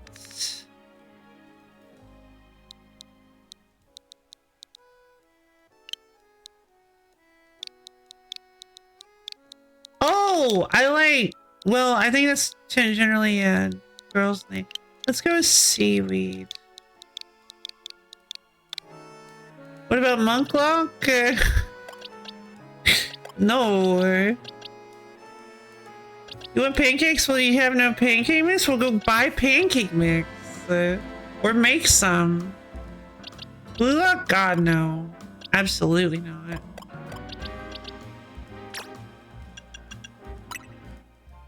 That show can go in the dumpster! Alright, so Eevee. Of course it's a boy Eevee. Of course it's a boy Eevee. I've never found a girl Eevee my entire life. Girl Eevees are impossible to find. I probably was just misunderstanding the system, but back in the day, I was trying to get a,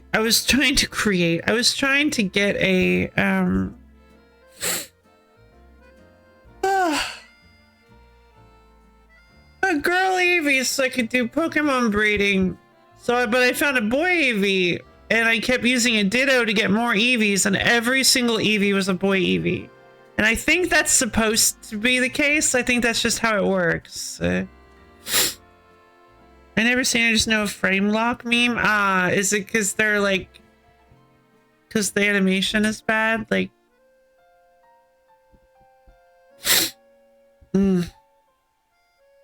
Yeah, fair enough. Sam. I like the name Sam. But what about...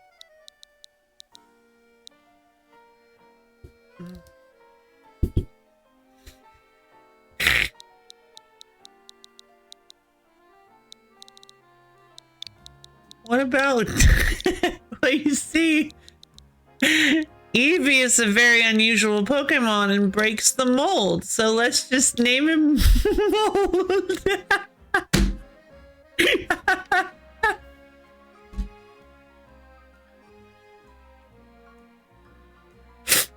I would be so angry. I would be so angry if someone named me Mold. Mold. No! God!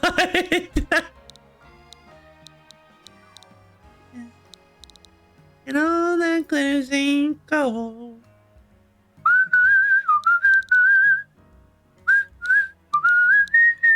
Oh, you're doing All-Star. I'm doing Stepping Stone. I'm not happy. No, I'm not gonna name Eevee Mold. And you're eating mold. Why are you eating mold? Don't eat mold. This is my dog, Mold. He has every disease. Poor dog. Poor Mold. Mold. I love that. We can also name him Mildew.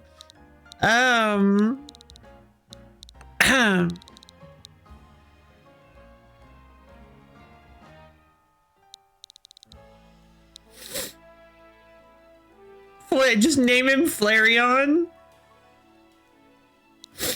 Even though I'm probably not going to evolve him into a Flareon. I mean, I guess in this game, move pools are probably better, so Flareon might actually be really good. I think that's Flareon's main issue, right? Is that its move pools were like really bad in Gen 1. I mean, everyone's move pools were bad in Gen 1, except for like Alakazam, let's be honest.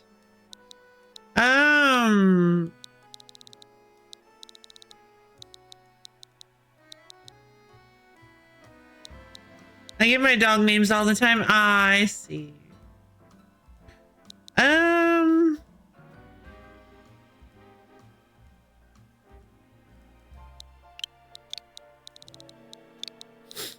It just popped in my head. I'm going with it. Sprinkle. His name is Sprinkle. And I love him. Alright, now for the Baneri.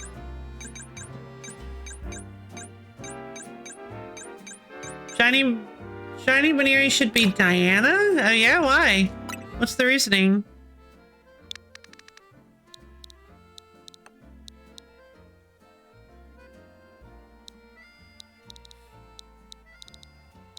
I guess Diana is a pretty strong, punchy name. I kind of like Diana. Yeah, alright, because she's a precious bean. Alright, I'll go with Diana.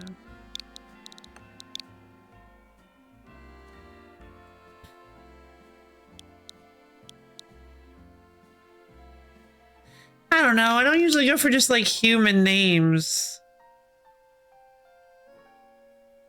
Oh no! That's cute.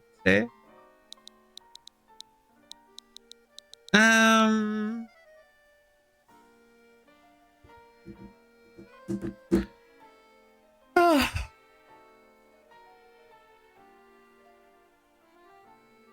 What's like a really fierce name?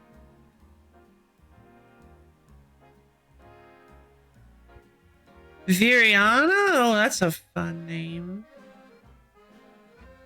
It's a really fierce... What's just like a really fierce name for a vegetable? God, quit asking me... Why does everybody want me to name my Pokemon Golf? Wait, specifically this one. Why am I naming this Baneri Golf?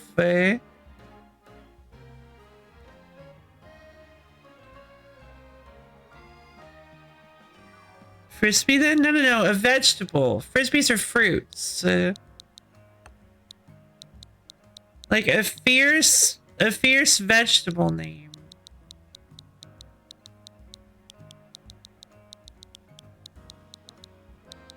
Oh, right.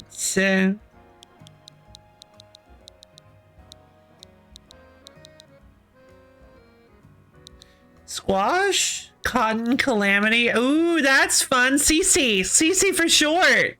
Oh, that's fun. Fierce veggie name? Kefla. That's pretty good.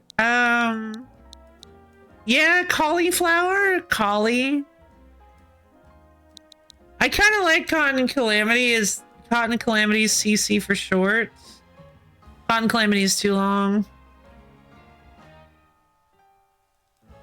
It's 3 letters, 3 characters too long.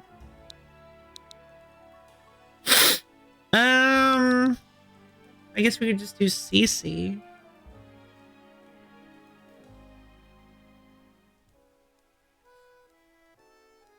I was thinking squash. You guys like squash? Squash is a good name. CC sponsored by Pizza Hut. Squash is a strong vegetable. Pickleball. No. Oh, I get it. You're so clever. Just name her tennis. Wait! No! We've actually made it back to ball sports! How did this happen? No!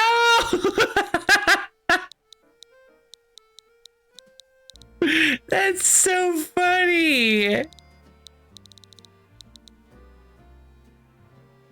Oh man, no, I'm not gonna name her tennis. That would be so funny. But no, broccoli? I feel like we already have a broccoli. I don't know, broccoli feels a little famous ball sport frisbee, yeah. But again, frisbee is a fruit. Bruschetta? Celery? Celery, like, snap. Celery is a weak vegetable. Peanut? Peanuts aren't vegetables, but you put peanut butter on celery, so it's like vegetable adjacent. No worries. Cauliflower. Oh, that's fun.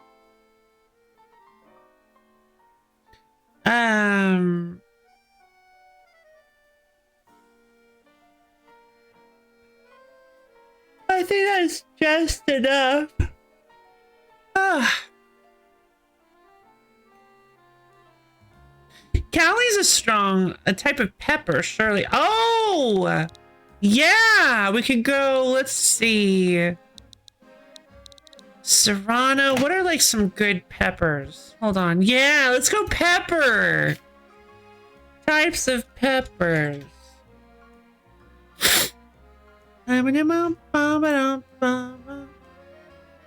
Poblano, Tilaka, Anaheim, Mirasol, Serrano, Chile Seco, Colorado, Pasilla, Ancho, Chipotle, Cascara, Bola. Thing is, peppers just don't really have like good names for Scotch bonnet. And even bonnet. I mean, bonnet is really close to bunny too, so.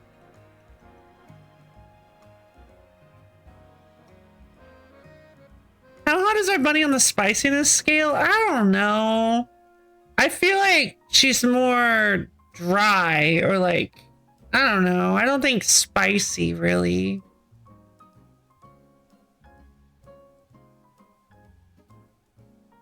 All the vegetables.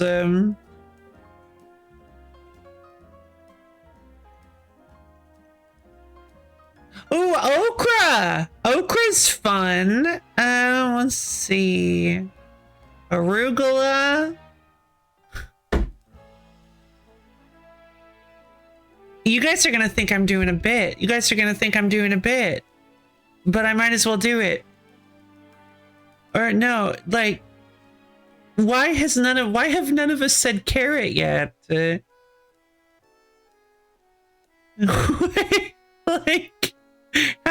how did we miss that? Radish. Radish is really good. Did anyone say radish? Radish. No, nobody said radish. How? You guys are gonna think I was setting this up for carrot the whole time. There's sadly no carrot-related sports. Well, you sure? I feel like there must be.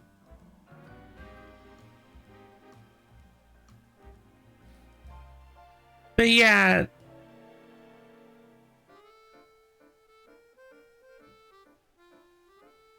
I feel so silly that I didn't think of carrots. Cabbage is fun, but I think I named somebody cabbage already. You're right. Radish is a really good contender. We'll keep radish in the back pocket.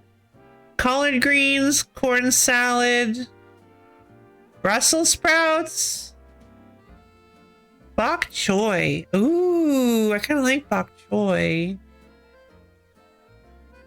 Oh, what about, no. Undeep fat hen. Okay, what is fluted pumpkin? Pumpkin? Pumpkin's tough. Hey, we could go pumpkin. What about pumpkin? Pumpkin's a really strong vegetable. Dandelion. Cress is a good name. Grape. Oh, grape leaves. I'm like, grape's not a vegetable.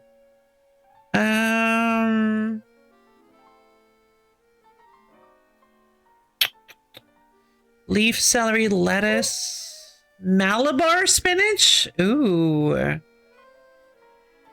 Spinach. I like spinach. Pumpkin. I'm actually really happy with pumpkin. I think pumpkin would be good. Radish is strong, but pumpkin is strong too.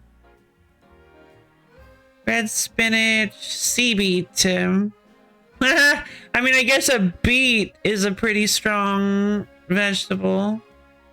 Sierra Leone bulgogi. Sour cabbage. Turnip greens. Taro leaves. Yarrow. Oh, yarrow's a good name. I think I'm sold on pumpkin. Let's go pumpkin.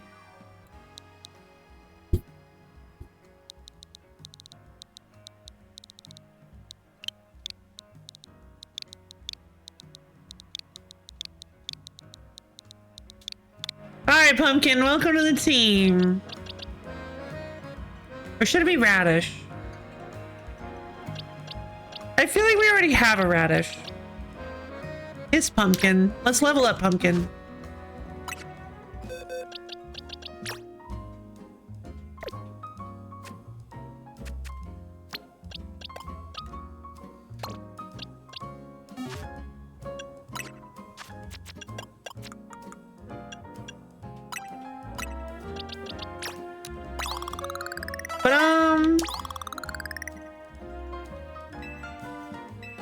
Level 22, the idea for a new move became a plus move. Still can't evolve, huh?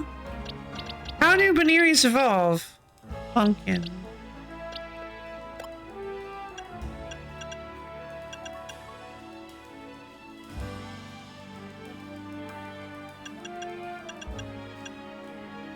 Ah.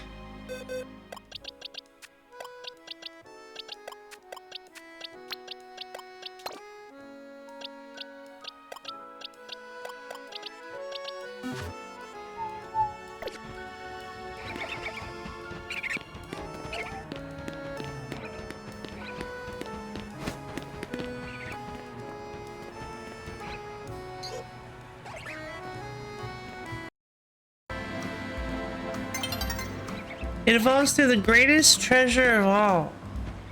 I was afraid of that. Okay, so I'm never gonna get a Lopunny unless I start bringing Baneri along with me. But I don't want to. I don't feel like Baneri actually has anything to offer to me at all as a team member. I just want a Lopunny. If you get a Pumpkaboo, you'll have to name it Bunny now. Of course, of course. I actually already have one.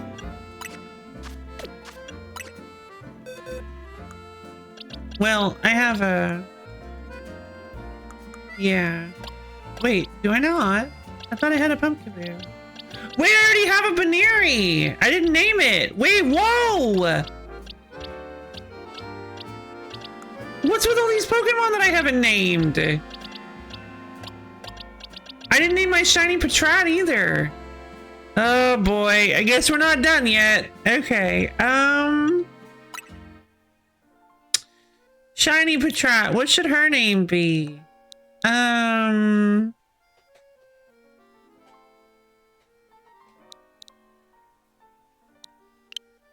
Trat, maybe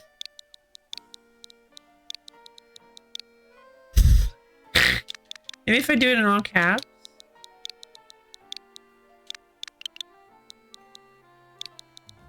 Folds? Why folds?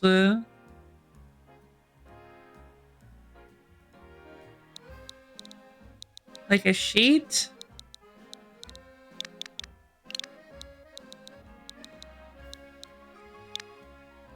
I return your rat twofold. Nah.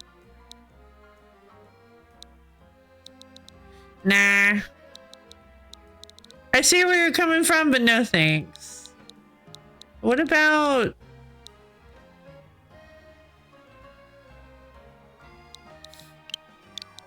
Let's just do blue.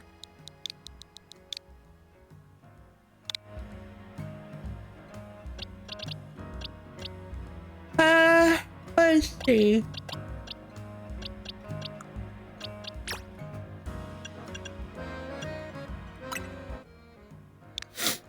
This Floette should be Fleur.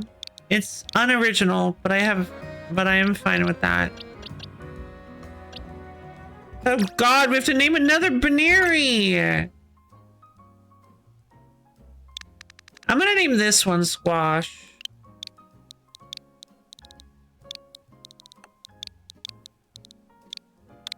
It's funny that I started with Squash, because Squash and Pumpkin, I think, are kind of related. Meditite, what's her name gonna be?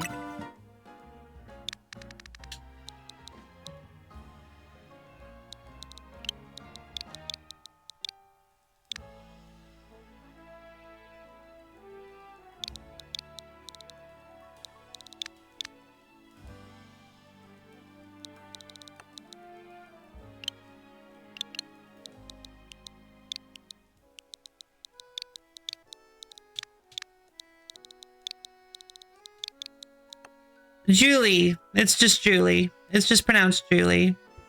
But it's a joke on Bruce Lee. Julie. Her name's just Julie. Julie, do the thing! Yeah!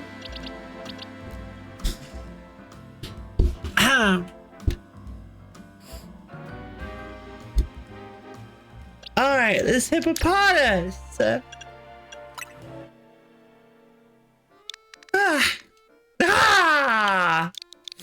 I can't not do it. Come on. Sandy. Her name's Sandy. Like, come on. That's genius. Oh, wait a minute. Wait, no, don't roll back the footage. Rewind. I don't know about naming people just normal human names. I don't really want to name anybody a normal human name. That's not how I name Pokemon, with normal human names. I don't normal human names. If I normal human names, a Pokemon that normal human names would become commonplace. So I just don't want a normal human name. Alright, now we're back in the present. Let's do some more normal human names. I'm sorry, I didn't realize I was just gonna start doing, but they're like puns, so they're like fine. Well then, just Julie, I guess lions are just lions and gods are just gods. What is this a reference to?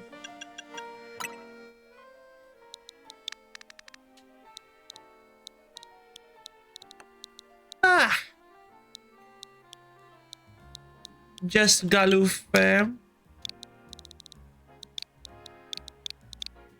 gonna name this little guy Powder.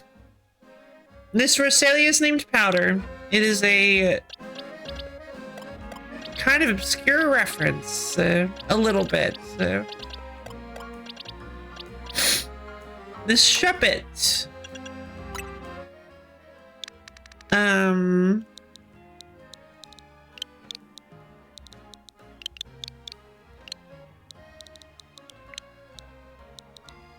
A Shuppet named Boo. Cannon powder. Oh, gunpowder. It's not. This Machop is named Dodge Roll.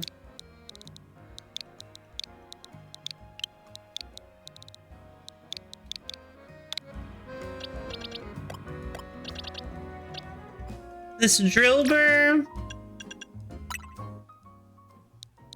is Dodge Mold. No, I'm not doing that.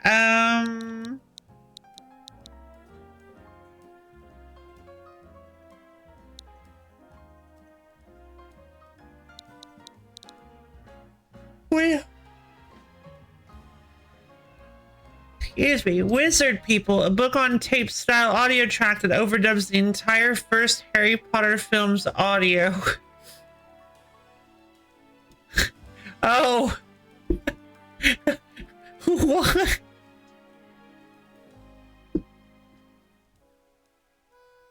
Oh, then just Harry. Oh, man. It's pretty good. Entirely disrespectful of the original. Good.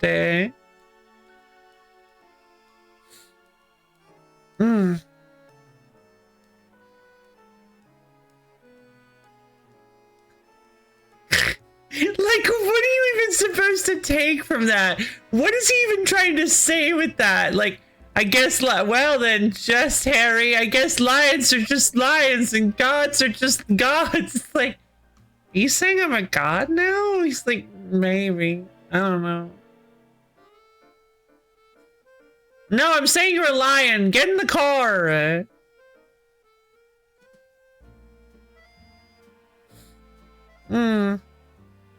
Or does it have Eggman making an announcement on his twitter.com? Probably not, if I had to guess.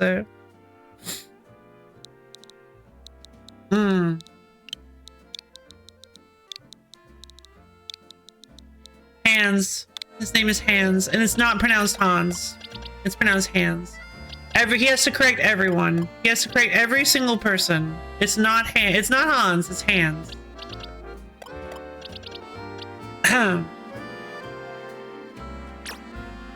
Because he's got big hands. Huge hands on. Huge hands on.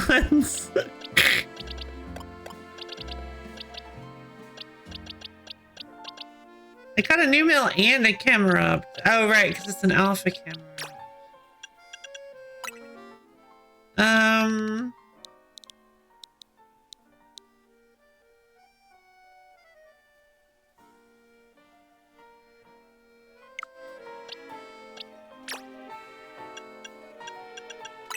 This little new mail is going to be named Dot.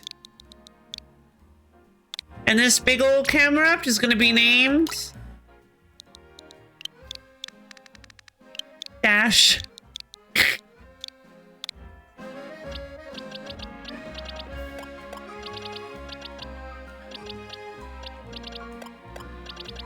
I think it's cute too.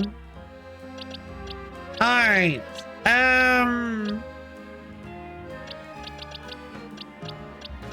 It's a Morse code reference. Sandile. Rock-a-rock.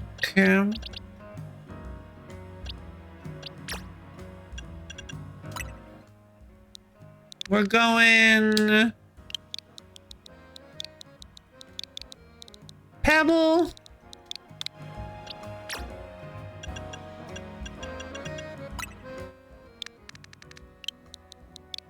And Snark.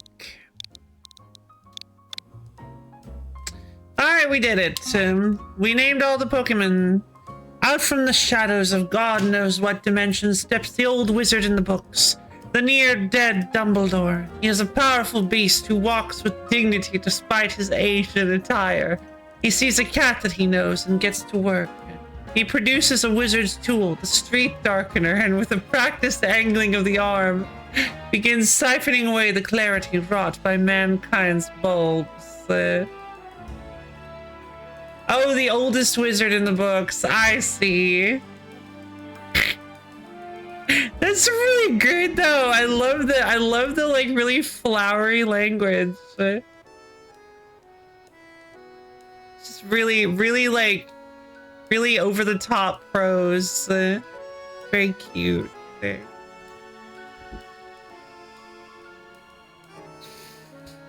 Head to the location of the Altaria that's at risk of mega evolution. Oh, I'd love to. I'd love to so much. That would be so wonderful. Can you tell me how to do it? Can you give me any hint at all as to how I'm supposed to actually pull that off? Game? Listen, this is my goal for the stream, is that we're gonna find this Altaria and we're gonna fight it. Like, please just let me have this. I have to find it. I have to find a way up there.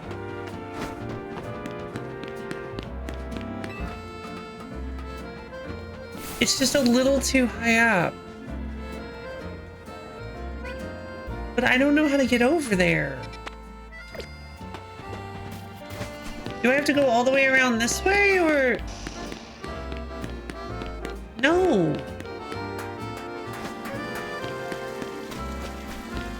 Oh, I do.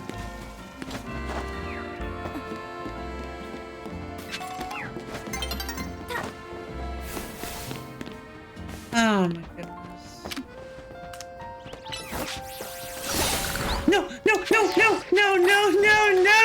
No! Oh my god! I'm gonna cry! This is unbelievable! Harry loses it and frags roast beefy good with the glass be gone spell. Whoosh! The terrible cousin spills into the cage as the supine beast nobly erects himself out and is thanking Harry as he slithers into the nightmare hearts of all the muggles nearby. Everyone is afraid of this beast but Harry. Of course, Harry, who is part of the natural universe now. What is this? This is so silly.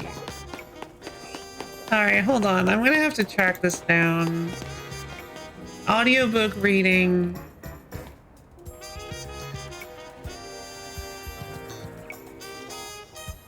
Wizard people. Let me see if I can find this.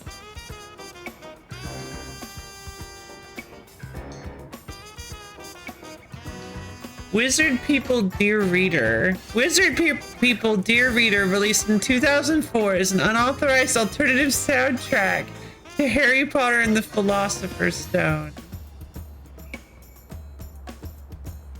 Wizard People Dear Reader is a narrative retelling of the lives of the characters of the Philosopher's Stone and the world in which they live.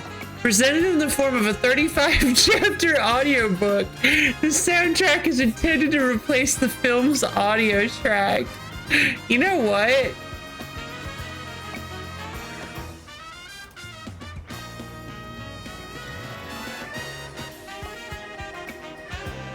I like the origins. Brad Neely, in an interview with Chief Magazine, described the beginning of the idea as follows.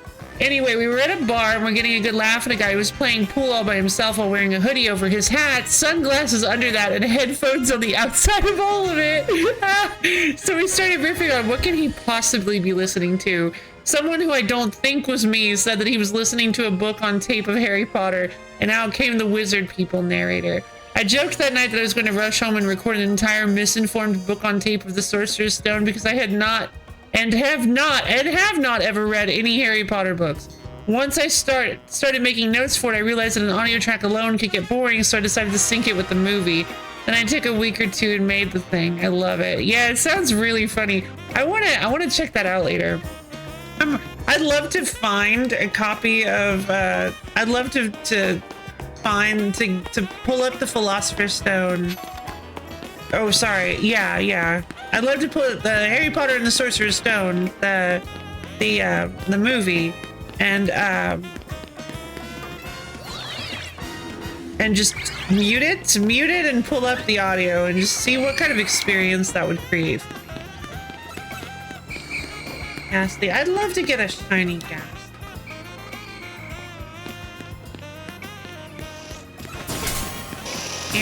Ew. Stop.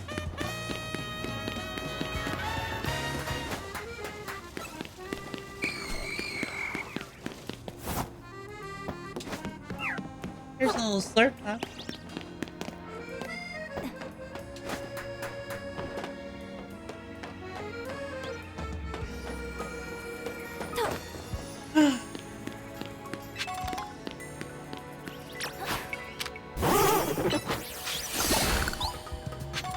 Alright, we have done it. We have found the Altaria. Finally, we're here.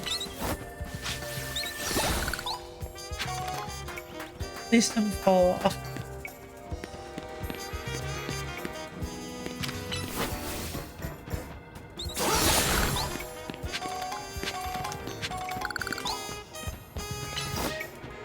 Hydro pump! God, it's just so powerful looking. Okay. We're gonna do our best. Me, Staryu, and the whole gang. I think Blump is a good choice for this.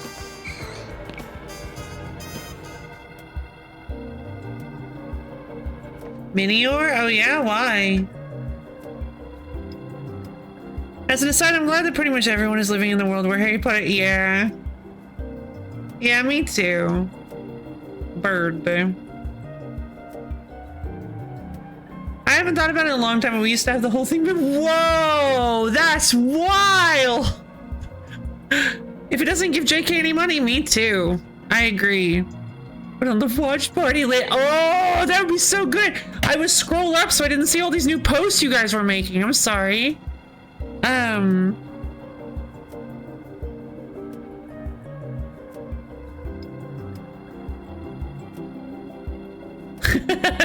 Notes. Let's see. Because it's black with colorful stars. Oh, I love it. Yeah, I'll put it on the watch list.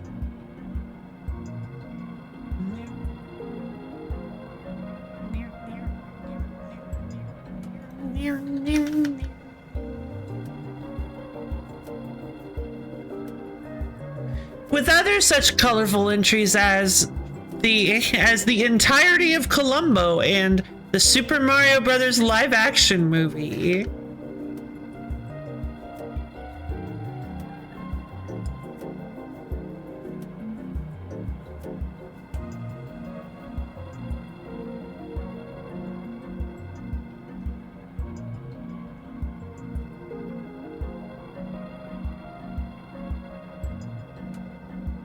Very true. Altarius Bat Bubble Duck. Okay, let's do this, and thanks, Lo-Fi, for always battling alongside me, if I haven't said it enough. This may not be a great time to ask, but we are helping you out, right? Naveen or abandon me? No. Why would you even ask that?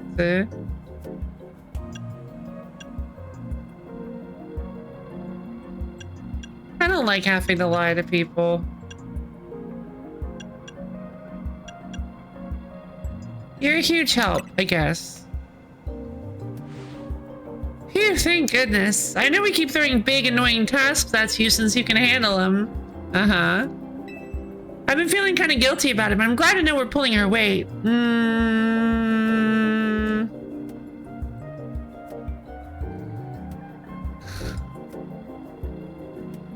Did the game do this on purpose? Because no, they're not. They're not pulling their weight. Because neither of them can, none of them can Mega Evolve. Like, this is so unself-aware. This is so self-unaware. It's like, no, of course they're not pulling their weight because they can't Mega Evolve, so they're not actually doing any damage to these things. They're not actually contributing to the fight. Like, I don't understand this. Why have this? Why have this moment if it's just going to be a, oh, yeah, they were worried that they're inconveniencing you, but you can only tell them that they're not. So now there's no direction this can go other than immediately dropped. Because now you told them that they're helping you, and they're going to believe it because they trust you. And so they're just going to, and then the pressure is just going to keep building up, and they're just going to keep doing the things that they're doing now, and you're just going to keep getting more frustrated until eventually it just erupts, and you yell at them, and they're like, but I thought we were okay. And you're like, no, I know I told you we were because the game forced me to, but we're not actually okay. I need you guys to learn how to Mega Evolve. The concentration of Mega power in your vicinity is rising rapidly. Warning, rogue Mega evolution is imminent. I'm ready to handle it. We're gonna do our best. Me, Staryu, and the whole gang. Great. I wish you would evolve. If you're going to insist on Starmie being your Mega evolution, I wish you would evolve your Staryu. Just go to the store and buy a water stone. That's all I ask.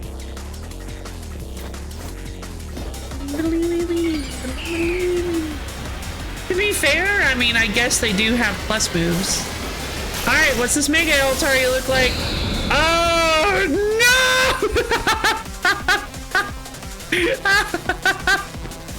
More bubbles! Poison? Wait, how is it weak to poison? What is it now? Is it fairy? It's fluffy! Too much bubble bath!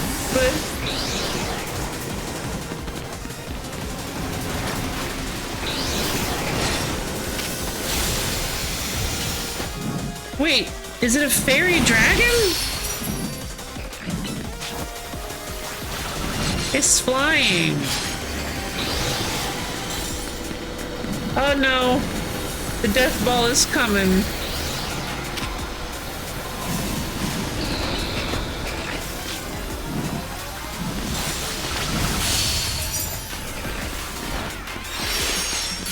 Big Altarius reeling. Now's our chance. Yeah! Come on, baby! Let's show them what we've got!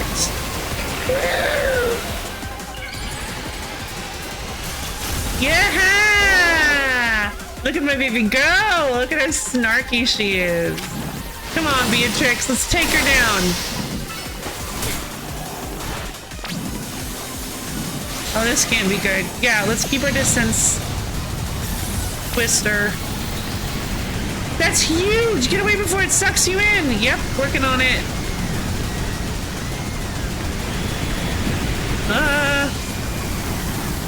Tornadoes, tornadoes.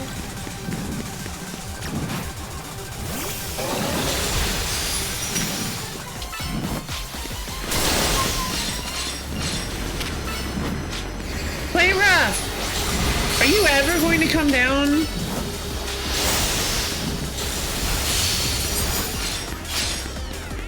I don't think so.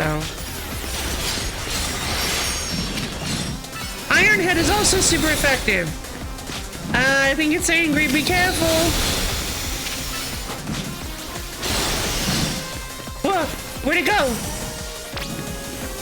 Oh. More whirlwinds, I bet. Ready to dodge them? Maybe. Twister Zone. Right, in 2 easy evolutions, your Swablu can completely change his typing, yeah. For some reason. Oh my goodness. Oh my goodness. Oh, good job with the vanilla. Moonblast.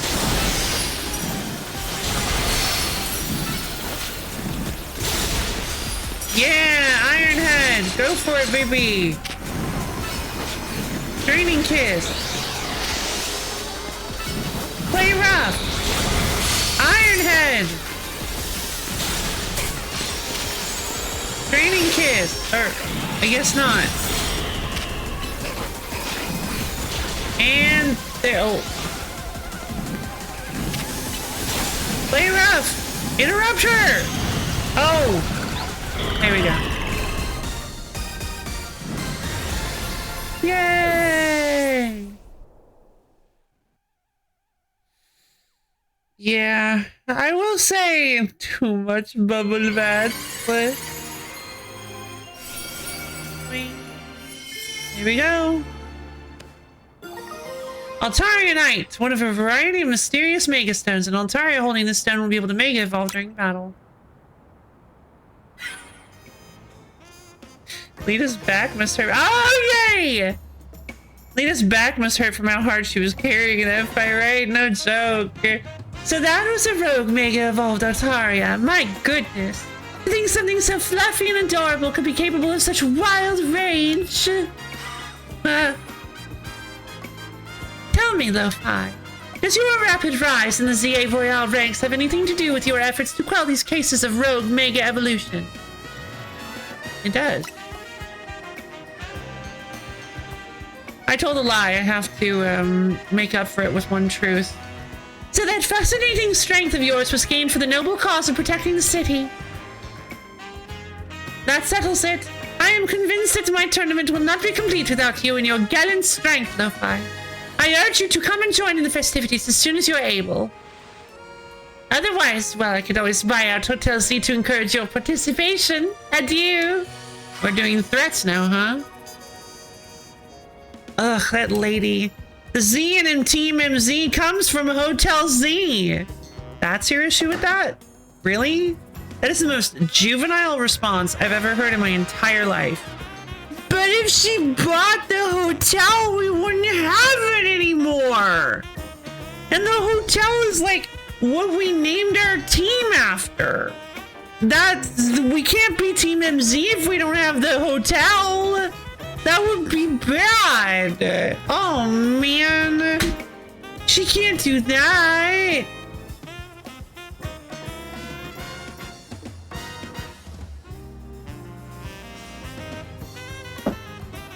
She will have you participate in I want to. I've been wanting to participate in her tournament ever since it was revealed. I don't understand why these kids are so annoying about this. Don't they like Pokemon battling? Like this is so frustrating. If she buys the hotel and renames it, we'll have to come up with a whole new team name. Okay, I think it's supposed to be her just being an idiot. I think that's. I don't think this. We're supposed to. Now that she said that, I don't think we're supposed to take this seriously. But maybe that's getting ahead of myself a little, or just being really, really, really, really big dumb energy.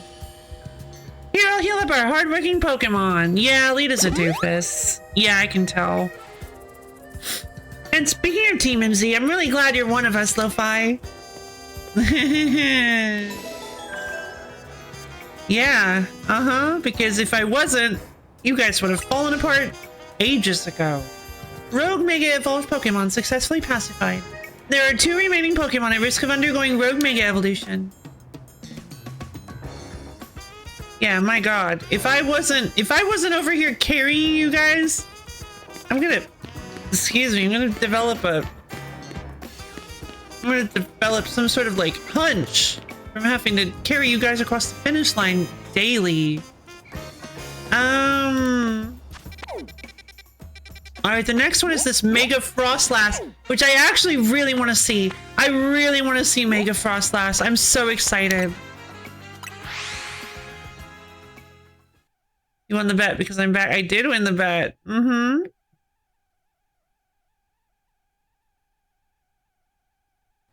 I knew something. I had a feeling you'd reference it. So excited. I realized I said it as soon as I did. What have you lost some Pokeballs? Confirming, thank you. Hold on, I need to change my outfit. I haven't changed my outfit all stream.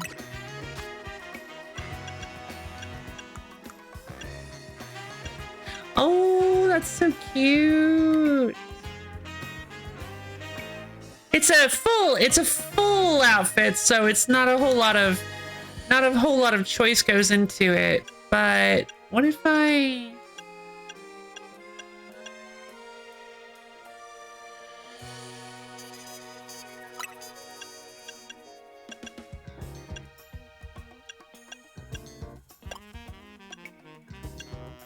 Yeah, absolutely. We got the grayish boater hats. We got the overalls and pullover set. Well, now for the shoes. Do I not have just like work boots? What? Oh, yeah, there we go. Combat boots. The satchel, I need something more utilitarian. There we go. Leather square satchel, and we got the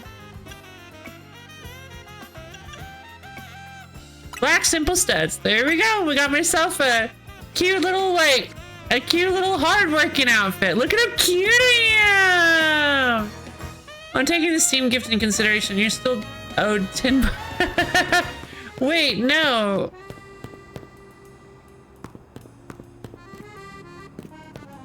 Well, the problem is I'm owed $20 from everybody, so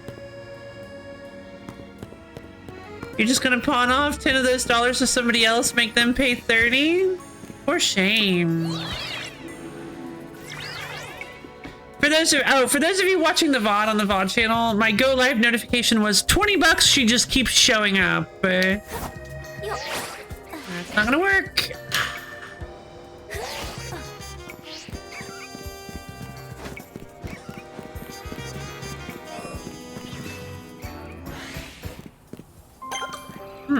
I don't remember this area. Whoa, what is that?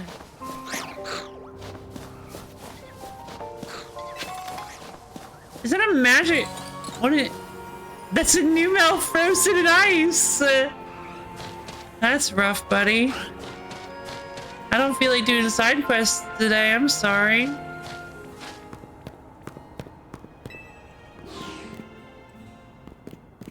Showed up so you won? No, I meant the lady from...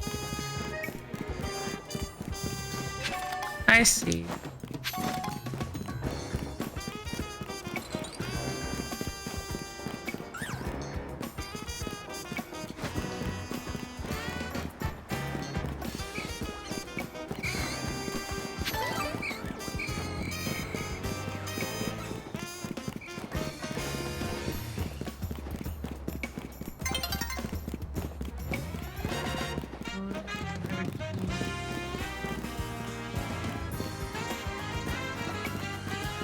Yo, I need up there. Why are you looking at me like that? What are you looking at? What are you looking at?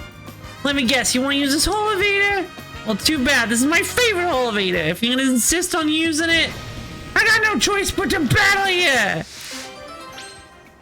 Okay. Come talk to me when you're ready. If you got the nerve to face me in battle, that is. What are you looking at? If you're dead set on using my elevator, then we gotta have a Pokemon battle. Parisians. Ugh. Parisians. You better be ready to lose, sir. No, Scrafty's way better than this. I'm Scrafty. Hopefully, you were challenged by the Red Syndicate Grunt. Rubbish, huh? Come on, Beatrix, let's do this.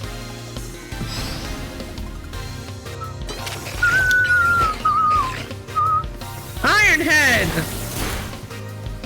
Thunder Punch! Alright, baby. Belle's turn. Rosalia. Oh wow, that's a bad matchup. Flamethrower! Oh, Mawile, that's also a bad matchup. Mystical Fire!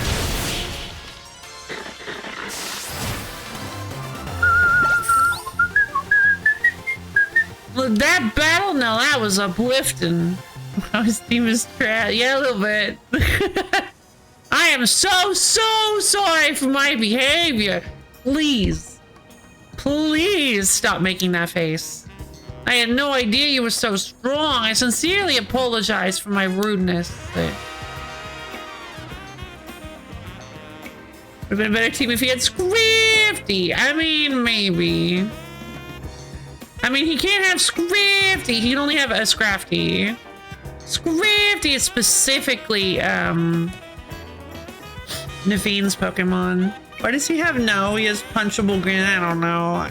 Now, as I mentioned, I'm rather fond of this particular elevator, but I insist that you use it 1,000,000 times if need be. Sure thing, buddy. What is that on my waist? Don't worry, I'll keep an eye on things so you can go up and down as you please. Thanks, I guess? I don't really understand why you're making a big deal about this. Wait, it's on the other side of me. Oh, those are, okay, gotcha. Those are straps? Belts? See, I don't really wear...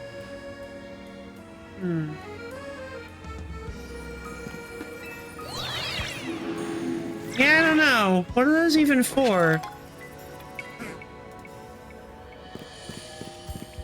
Bellsprout.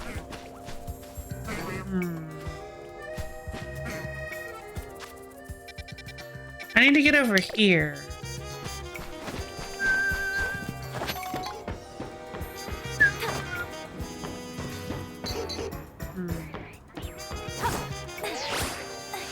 Haha! I can't believe that worked.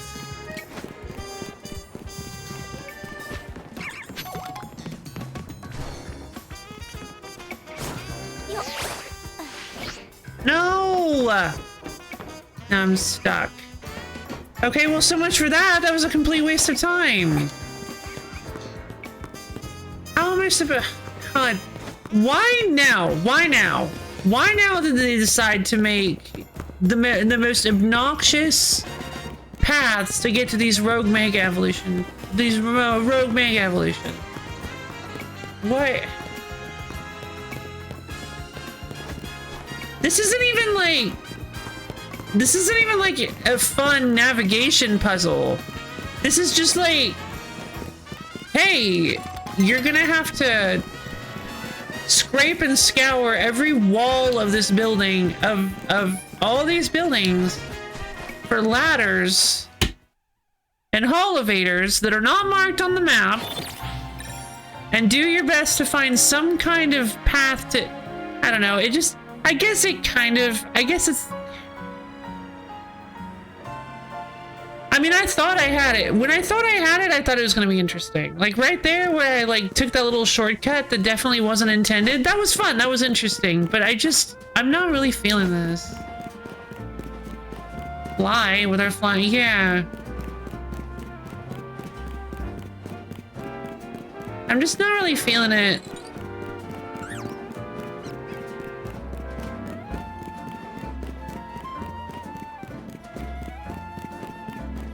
Alpha salamanders can't fly with it. Nope, bro.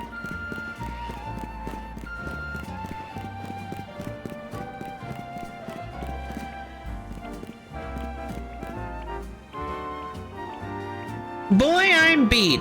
Today's been as long as a day without bread, you know? That's right, Beldum. I agree.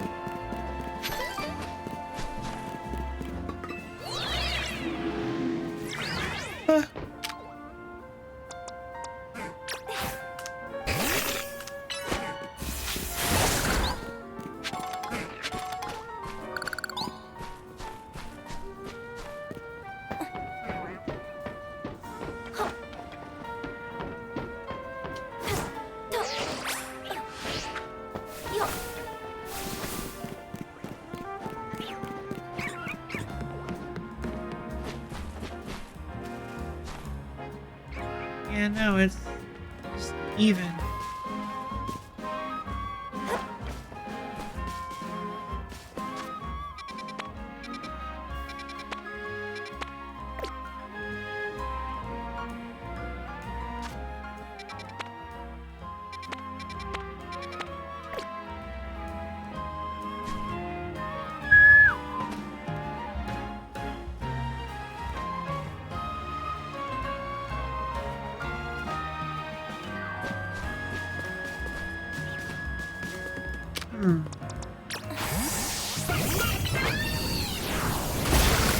Gotcha. Yeah. Yeah, that makes sense. Alright, Naveen. You are my saving grace here, and by that I mean specifically your little friend. Mega Frostlass is an ice and ghost type. Using ghost and fire type moves should work well. Yeah. Unfortunately, I have a fire psychic, which is not great. But it'll work. Hello, Frostlass. Frostlass is so cool. I wish you'd hustled over a bit faster. I thought I'd catch my death of cold up here. Then do it yourself! Then fight this mega... Go for it. Fight this Mega Frostlass yourself. Fight this Mega Frostlass yourself. Do it. Go ahead. I don't need to be here. I don't need to be here for it.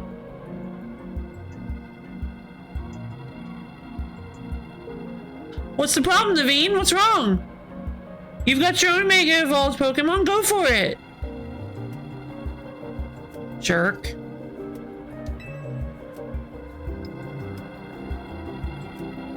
But I must say, Frostlass is a beautiful Pokemon. I'm taking inspiration for future designs. Sorry, I suppose this is no time to be dreaming up new pieces. No. We'd better focus on helping that Frostlass before it suffers too long from rogue Mega Evolution. The concentration of Mega power in your vicinity is rising rapidly. Warning, rogue Mega Evolution is imminent. Yeah, I guess I'm ready to handle it. Let's make sure everyone's all healed up before the battle starts. Really? Mega Frostlass is an ice and ghost type. Using ghost and fire type moves should work well. Okay, sure. I'm so excited to see what this looks like. We've had a Mega Glalie for so long now. I'm so excited to see what Mega Frostlass looks like. So happy we finally got it. Come on, show me the money! Mega Frostlass!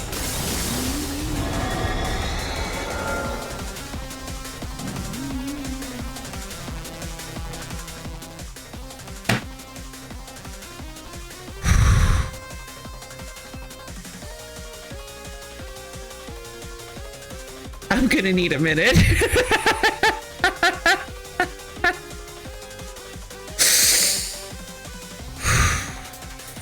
That is so good. Oh my god. Wow. Oh, this might be my new favorite Mega Evolution. Oh my god. Peak. Just peak design. Oh my god. She's gorgeous. Just peak design. Wow. Everything I could have hoped for. He is really annoying though. He won't stop moving around.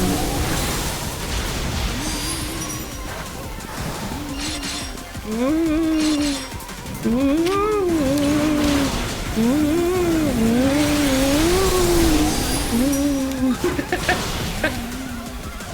Stop making ghost noises. It's annoying. It's really silly. Go for it.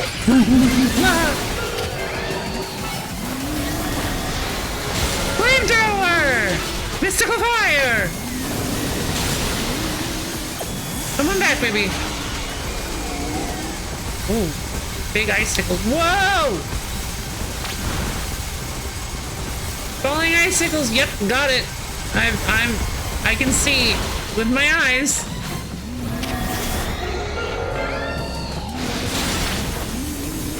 Wait, again? Oh no, it froze my baby! Oh, I need to...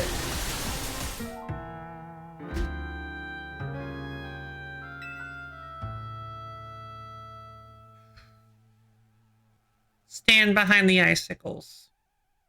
Yeah, I'll attempt to battle again. God.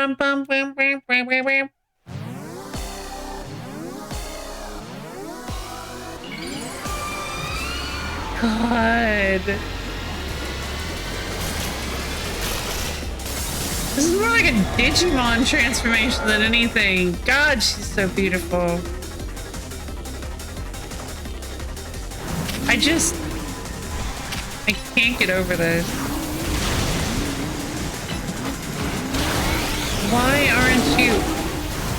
Why aren't you using Scraggy? Scrafty?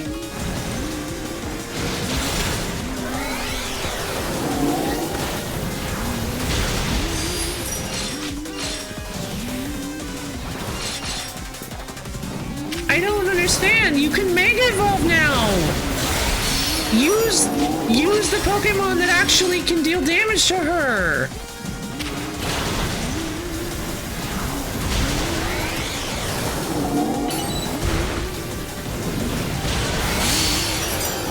I don't understand.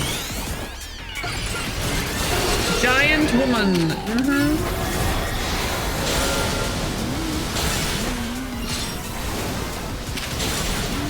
Nice, good hit.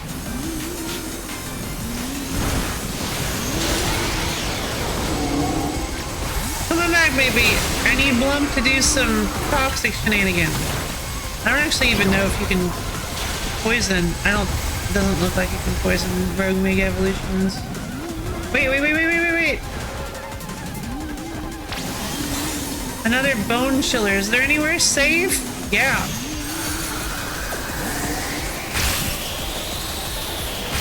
Uh-oh. What is this, the Whisperer? Okay.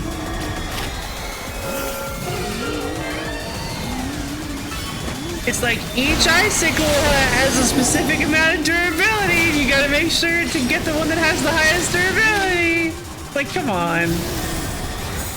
He's serving as a distraction by bugging her. Clever. Why do I have a force field?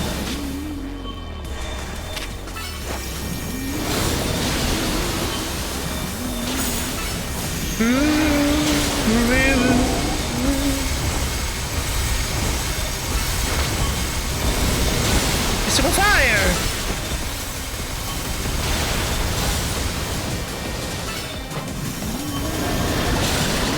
Yay!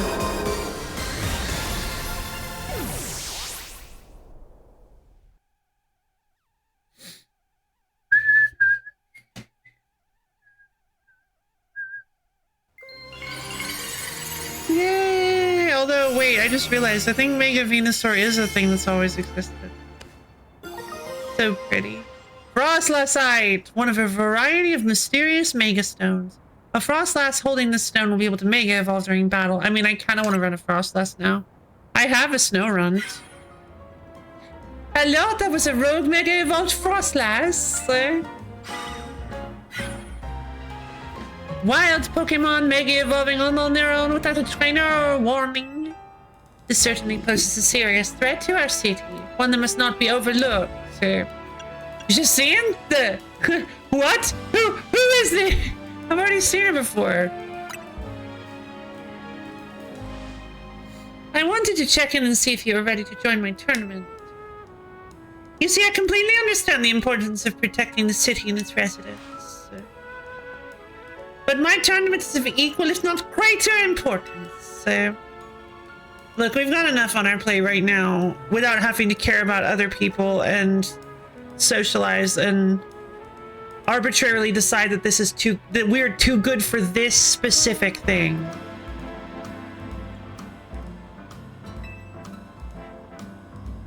Your plate, is it? Your plate is very full. Yes. Very well, but please do consider that I have a plate of my own. Yeah, that's a really good point, actually. Like, I'm sorry, but what we're doing right now is extraordinarily rude. Like, we were invited to a big, high-class event that probably took a lot of time and effort to get to coordinate all the people involved. And we just decided, nah, we have something else that we need to be doing. And so we're just gonna dip because we decided we wanted to be rude. Like, I understand if you don't like the rich, which, I mean, based, but like, this is really frustrating how we're just completely brushing this lady off when she hasn't even done anything wrong to us. Like, I mean, she has not been rude or disrespectful or harmed us in any way or wasted our time. Like, we need to help these rogue Mega Evolutions, but we could have done it in a far better and more socially, like, considerate way. She's rich and eccentric and has good intentions. Also, she is very pretty, yes. She is very pretty. Presently, my plate is full of patience, but that will not last forever. No, you had something. You had something there. Please imagine that my plate is full as well. Yeah. With organizing the tournament. Consider that, like, even though you have things that you need to be doing, there is a way to do those things while also respecting the plate of somebody else that you are on. Like, obviously, you can't just go around walking on every kind of eggshell just because other people around you may have lives that they lead and things that they need to do. But it is something to consider. Like, it is something to consider that we are not all important. Other people in our lives have lives as well, and priorities and things that they're doing. And Jacinth's priorities is this tournament. And we were invited and we were expected to be there. So this is so frustrating. Oh, come on, Twitch. Why would you buffer and skip back and refuse? Oh, no, I'm sorry. French Lucas. Oof. And then they had to turn it into a, she doesn't understand English kind of situation. She's misunderstanding what the plate is full of thing. I get it. Once you have death with your little rogue Mega Evolution errand, please join us at Crescissim. Until then, I shall use my special methods to keep an eye on you. Adieu. Gah. I'm not sure who's scarier to face, these rogue Mega Evolved Pokemon or Jacinth there. Oh no, the knife! Did I get it wrong? Anyway, you and your Pokemon did great with Mega Frostlass. I'll make sure everyone's healthy. Thanks, Naveen. And listen, I know this is a lot to deal with, but you've got me in your corner. No, that's not. Okay, cool, but that's not really helpful to me.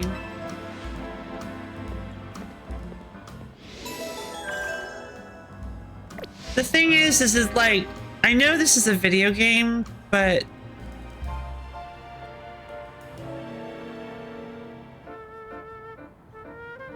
the game has kind of gone out of its way to make these characters feel like they're just sort of useless as team members. And to have an arc where it's like, hey, we're pulling our weight, right? Listen, I can help. We can help. We can help you with any troubles you may be having. When literally 99% of our relationship is me being the MVP, being the one pulling all the weight, the only person in the group project doing any actual work, while Naveen is just like, while Naveen, Lita, and Urban are just running off doing their own thing and waiting for me to come in and solve the problems for them, has no weight. It has no punch.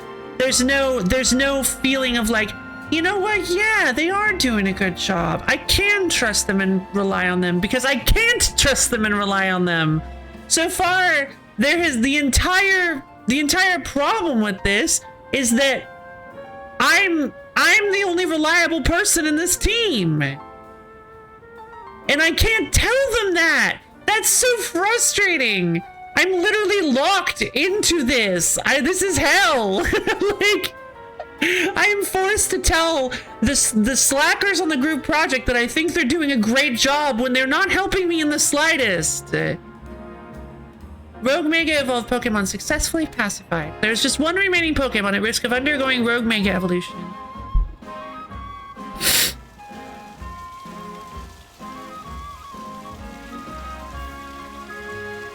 It's supposed to be like, whoa, Luffy lady, you're doing so good. You're progressing so quickly. So much more quickly than these guys, but don't worry, they're progressing at their own pace.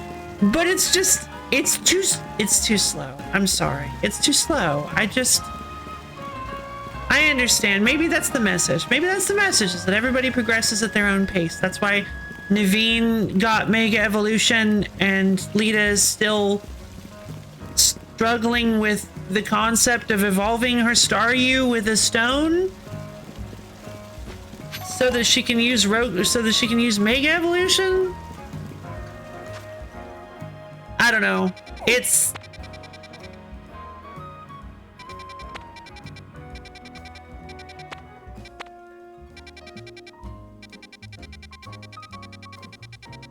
whew.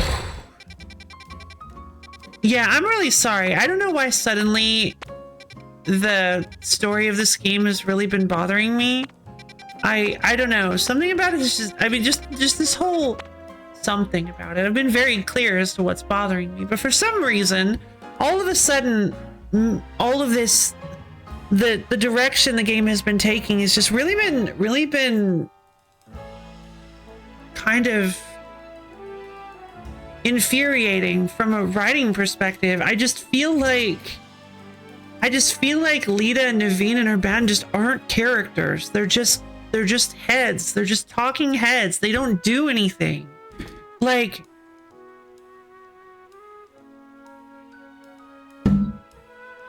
Urban's whole contribution to the plot is Urban's like major contribution to the plot is getting us in debt. Is like saddling us with 900,000 or something, 900,000 pucks worth of debt, so that we're forced to be indebted to this guy that we have a promotion match against and become friends with the Rust Syndicate, who is a predatory loan company. I don't care what else he does for the city. I don't care if he uses the people that are indentured to him to clean up the city and make sure that it's a safe place. He's enslaving people. It's debt enslavement. That's not a good thing. That's not a good guy. And like, it's just kind of wild to me that you would have that be a character that seems like they're trying to be like, oh yeah, no, he's a good dude at heart. He's really, really nice at heart. It's like, okay, cool. But he's still running a predatory loan company, which is not something we should be glorifying. And then you and Urban, and then again, they have these, like, we have these moments, these team meetings that are supposed to be comedic, but they just don't. They just feel so limp. They don't feel like funny at all. Like, I guess they're kind of supposed to feel like friends bantering with each other and just existing with each other, but man, this current arc is really the way Team MZ is handling the whole Jacinthe situation is just really getting my go-goat to seriously. This is no Delta, yeah. And I know that, like, I understand that different stories and different products are written and created in different ways to fulfill different purposes. I understand that. Like,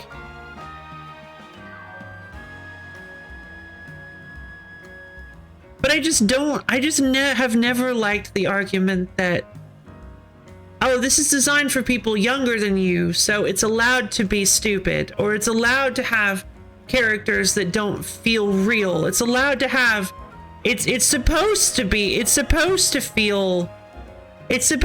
frustrating or immature or poorly constructed because it's for kids. I don't like that argument. I don't know. I feel like these three could have been much better characters. I really felt like I had a lot of hope for the story going in, but it just feels a bit contrived in, like, learning that, like, having the promotion match with not Collier, what was his name? The Rest Syndicate leader. But having the promotion fight with the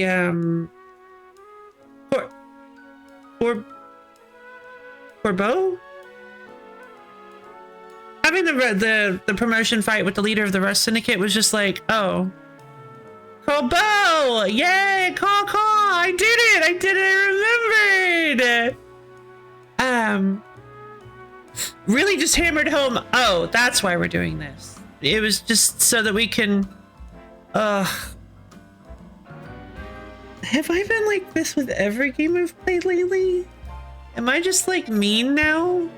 Am I getting into...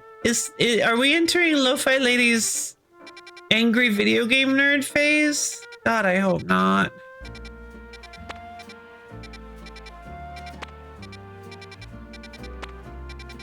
Ugh. This game gives me such a headache. The past 2 streams I've played this, it's just made me so upset.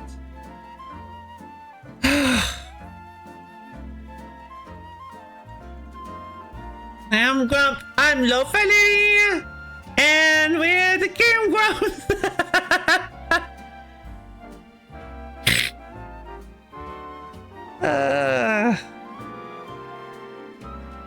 Hey, I'm Loaf, I'm also Loaf, and we're the Game Loafs.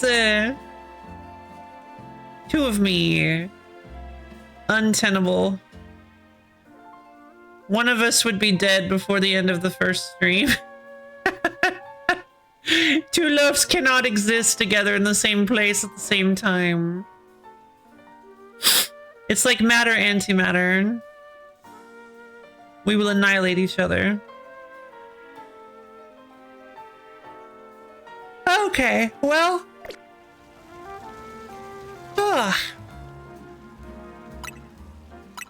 I will say, doing a short stream of this, leaving off on that note, is a little disappointing, and I'm sorry to do that to you guys. But unfortunately, I do have a thing I'm really excited to go do today. So I am just going to have to call it for today. Although, hold on, let me take a short break to confirm real quick. I should be able to get a hold of them. Because if they've decided they don't want to do it last minute, then we actually can continue. We can actually keep going. That's why I'm very selective of what I play, because I know what I like and what I don't, so I might as well play what I like and I'm... Huh! Oh no! Am I developing standards? That's terrible!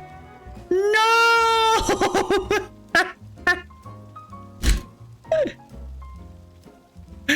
Oh God!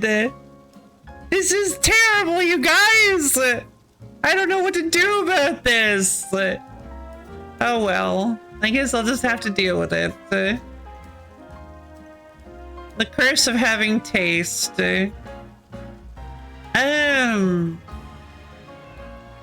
Is it? Yeah. Not really. No, there's nothing wrong with having standards. It just makes it harder to like it, to convince yourself that you like everything. Well, I'm not necessarily, hold on, give me a second.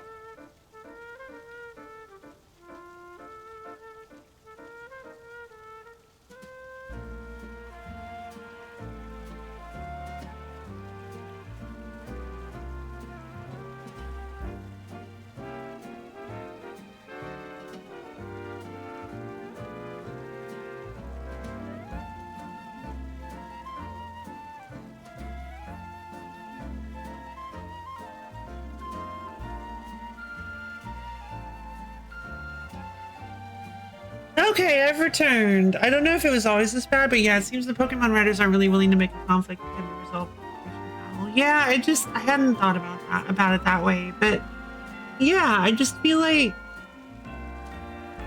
feel like even with Pokemon battles, even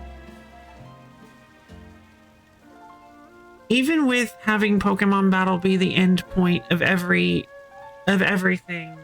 you can still write interesting, nuanced characters and nuanced character interactions. They don't have to just be... They don't have to be like this. Like, you can make the Pokemon, the Rogue Mega Evolutions, strong enough. You can make them a little bit stronger and have the AI actually be able to contribute something. Like, you don't need to make it so the only way to win is for you to be the main contributor of all the damage and all the actual, like, winning. You don't have to be the main character, because the whole point of this is that you're part of a team. Yet they also felt the need to make you the super hyper protagonist, the ultimate perfectly good, well, I was gonna say boy, but person, the ultimate perfectly good person that is just so good at everything and so wonderful and fantastic and never struggles and never has to try. In a game where the whole point is that you are on a team with people and you're working together to save the city. I don't get it. This is the most baffling writing decision I've ever seen. It's like they want it to be an ensemble cast, but they need the main character to be special, super special, the most special. So they can't afford to focus too much on the ensemble. So it goes from being it's like a midpoint between an ensemble cast and a character and a single character story and a protagonist and having a protagonist. And so it just falls apart because that foundation doesn't work. You can't do that. At least they could have had off-screen stuff your friends take care of. Yes, please. Instead of Urban just completely disappearing and having an ephemeral having to take care of things. Like, the things that Urban does while he's gone are just completely random and unimportant. You battled these two, there certainly wasn't any resolution to the internal conflict. No. Imagine if you actually needed to choose which Mega Rogue to fight, meaning the other one getting... Yeah, actually. That actually would be really cool. Forcing you to decide. Maybe you only get one or two, so you actually have to decide which stone you want to get. That would be interesting gameplay and allow other people to do things. I think that might actually develop some resentment between the player and the characters still, because it's like, oh, come on. Why can't I do the other ones too? But you could write it so that maybe make it a timed thing. Maybe make it so that the Rogue Mega Evolutions do have to be pacified quickly. Add some urgency to it. That would actually generate some. That would actually maybe incentivize the player to think, oh God, we got to take care of this now. And so you have like an interesting situation where, I don't know. I suppose bluntly, this approach is the most basically satisfying as children's power fantasy. Yeah, which is really, really disappointing. Because it feels like you could do so much more with this. Like, Pokemon games don't usually work like this. Like, if you do, I mean, maybe they do. Maybe they kind of do. Because the idea of normal Pokemon games is that you're going off on your own adventure and you're stopping a criminal syndicate. You're totally right. Thank you. What about which one? Because I think that's the problem actually, is that they kind of do work like this. You're the protagonist of the story. You don't have any major like repetitive interactions with people aside from your rival. I remember there are actually multiple times in Pokemon games the general. Oh, thank you. Gotcha. There are, you know what? There are multiple times where in Pokemon games, like for instance with Barry and Charon, I think from Black and White, where it seems like you're just really special and way better than everybody else and just better at Pokemon in general, and everybody's constantly frustrated. Like, you have rivals frustrated that they can't keep up with you and they can't be as good as you. And looking back on it, that's a little sad. But hold on 1 second.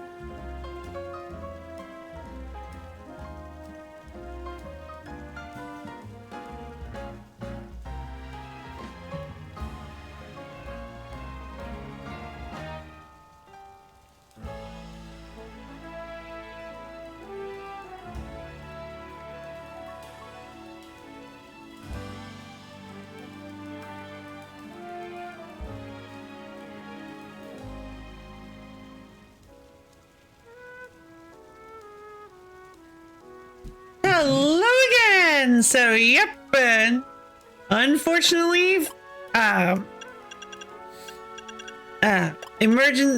not exactly emergency, but volatile schedules strike again. Turns out plans have been canceled again. So, yep, I am gonna keep streaming then. Sorry to keep jerking you guys around like this. I'm not trying to, I'm really not. Yeah, it's okay. It's all NDA. Encore. Wait, what happened? They got in touch with me. Turns out, schedule things are volatile. Things are volatile for them right now. It's just difficult to nail down plans. So unfortunately, yeah, they weren't able to, something came up. Yeah, busy friends. Something came up and they weren't able to, and I totally understand. It's not like a them ditching me thing. It's fully understandable. I just can't talk about it. So, yeah, it's a fully understandable thing. I do not begrudge them at all. It's a really cruddy situation. So, yeah, but fun hangout canceled. Yeah, and it was gonna be pretty great. But honestly, I am also happy to just have a slow night in. Now they owe you a lunch. They will. Yeah, I should try. Yeah, I don't know if I can get away with that, but I could definitely try to leverage that.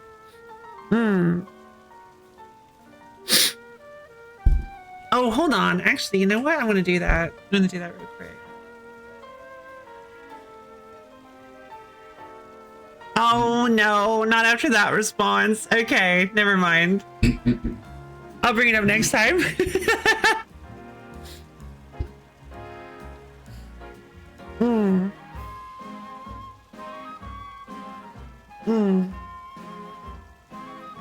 Oh no, I'm just not good at that kind of thing. I'm not good at that kind of thing. I can't be sassy like that. I can't even think of a good time to bring it up. Be like, hey, you owe me lunch for... Oh, hold on a minute. What's going on? Hey, what's happening with my frames? Lick the pizza. Okay, looks like we're back up. I just dropped like 1,700 frames. Yikes. Okay, well, in that case, I was kind of putting off all of my morning stuff since I was thinking I was going to take care of that after stream was over. So, all right, I'm going to go get myself some tea. I'm going to grab myself some lunch. We're going to take a short break.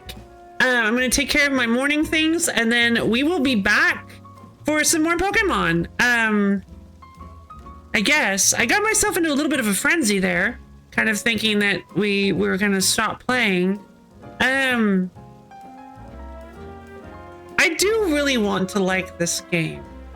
I liked it at first. I liked it a lot at first. And I think it's really cool. It just... Maybe I just need to lighten up a little, you know? Maybe I just need to lighten up. Maybe just not take the story so seriously. Pokemon has never had the most... The most, like... low concept stories. The most just, like... never really had the most,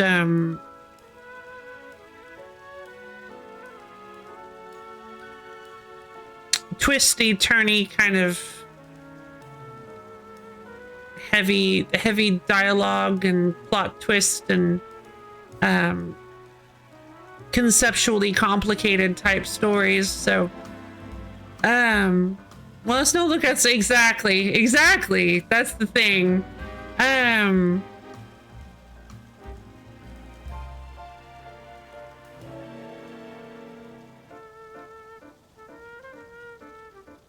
Yeah, back to the struggle of high concept v low concept. But anyway, imagine an antagonist called Greeville because he's Oh, thank you for reminding me. I completely forgot about that gem. Jesus. God, I can't believe Greevil turned out to be the bad guy. And I say that with full honesty, no irony at all.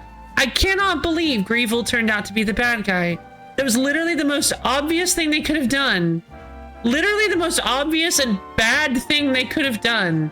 Like, from the very beginning that he showed up, it was obvious he was going to be the villain, so there was no way he could have been. But, like, they did it. They just did it. They played it straight, and I was just blown away.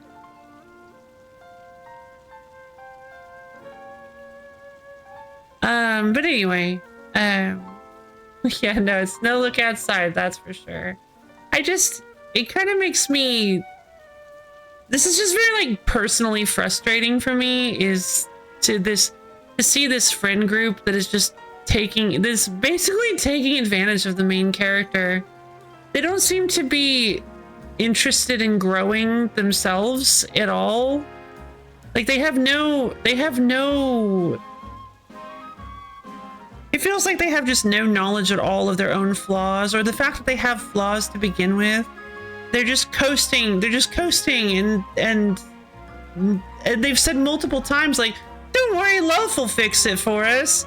And it's just like, I don't like that. I don't like that I have to agree with that. I don't like that I have to just go along with that. Just let them walk all over me. It's really, really kind of, I know it's like, oh, they're not walking all over you. They're just relying on you. Like friends rely on each other. Cool. Can I rely on them for anything, even once? Because it has to go both ways. Friendship and trust is a two-way street. Our friendship and trust are two-way streets. They need to be applicable to all parties. If somebody is relying on me and I cannot rely on them, it is not a friendship. It is taking advantage of me. It would have been a much more nuanced story if he was called that because he was grieving and ill. Ah, yeah, that would have been really good. Like, he's just an old man. He's just like, please, kid, I need your help, but please. And you're like, yeah, old man, I'll help you. You seem to be grieving and ill. Oh, is that why you're called Grieville? That's so cool. Anyway, let's fight the real villain. And that's when Groudon pops up. Groudon was the mastermind behind all of this. It's kind of like a Meowth. It's kind of like Meowth could speak English. It's a Groudon that can speak English. And he has a top hat, a monocle, and a little twirly mustache. And he's like, bah, bah, bah, bah, bah. I am Groudevil. I am Groudevil, the true mastermind of this whole Shadow Pokemon empire. The big reveal, he's sad and old. Yeah. Groudevil. Grouchdon. I am Grouchdon, the true evil mastermind of this whole thing. I learned that I know, being a Pokemon myself, I know what happens when a Pokemon's heart is closed. So I decided to take advantage of that. I'm an evil Groudon, but what's really funny is that I am myself am not a shadow Pokemon. Because, oh, actually, it would be really cool if he was, because then you could catch him and he'd be like, oh no! You caught the antagonist of the game! And then you can just fight with him, and he's a Groudon with a monocle, a top hat, and a twirly mustache. He's got his own special model. And that happens like 3/4 of the way through the game, and he talks with you. He's like, you know what, kid? You're all right. In the final battle, there was like an even worse threat. Like, turns out that because of him doing Shadow Pokemon stuff, it created like a natural disaster threat, like some sort of, maybe that's what Shadow Lugia really is that it was actually like the culmination of all the negative bad energy that he was creating by doing gang stuff. And so now you have to take Kyogevil, who talks like an evil cowboy. Yeah. And then you have to take Grouchdon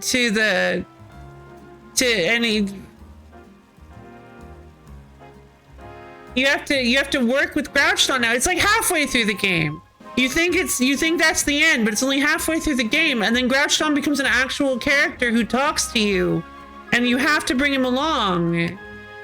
He's like a partner now, and he realizes the error of his ways, and then you think he has to sacrifice himself at the end, and you're like, no, Grouchton, I like you now, and then it turns out he didn't. He actually was, he was just fine. He's a little worse for wear, but he's just fine. And you're like, oh my god, I love this. But we didn't get that. Anyways, though, if you're wrong, Pokemon has it right here. You're the best, and relying on your friends would imply weakness. Other people are just supposed to be tiny little baby chickens at your feet who only exist to tell you what a good job you did. Oh, Toot. Oh, I don't like that. Oh, God. You get a lot. You get so much mileage out of that emote. I'm really stunned.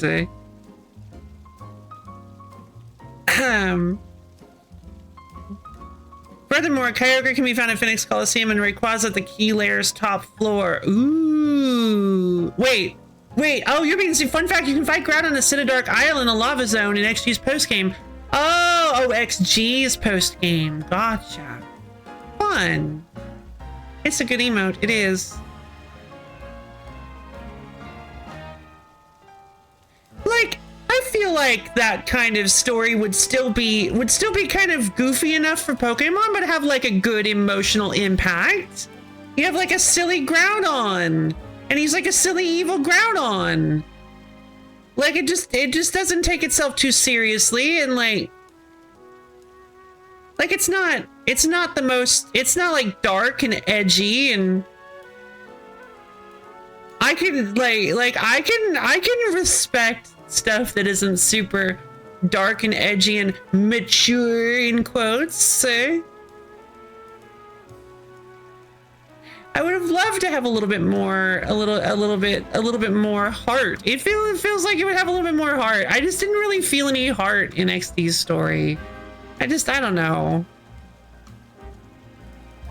Maybe I don't like Pokemon. Huh. That's quite the revelation.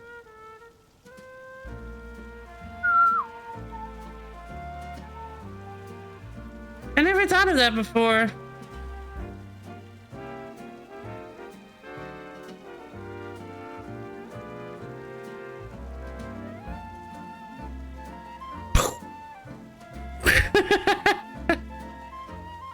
Had to explode there.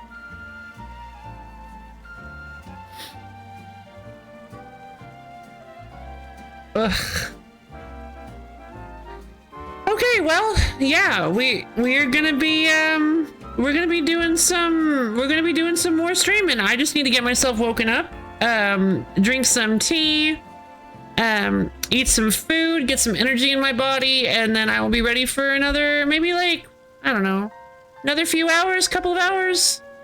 I don't know how long I actually want to go today. I'd like to. I have some stuff I'd like to spend my day on, so. Plus, I don't know. I honestly might be falling out of love with this game. That's kind of sad, isn't it? But who knows? We'll see. What is... Bring me chips? What is...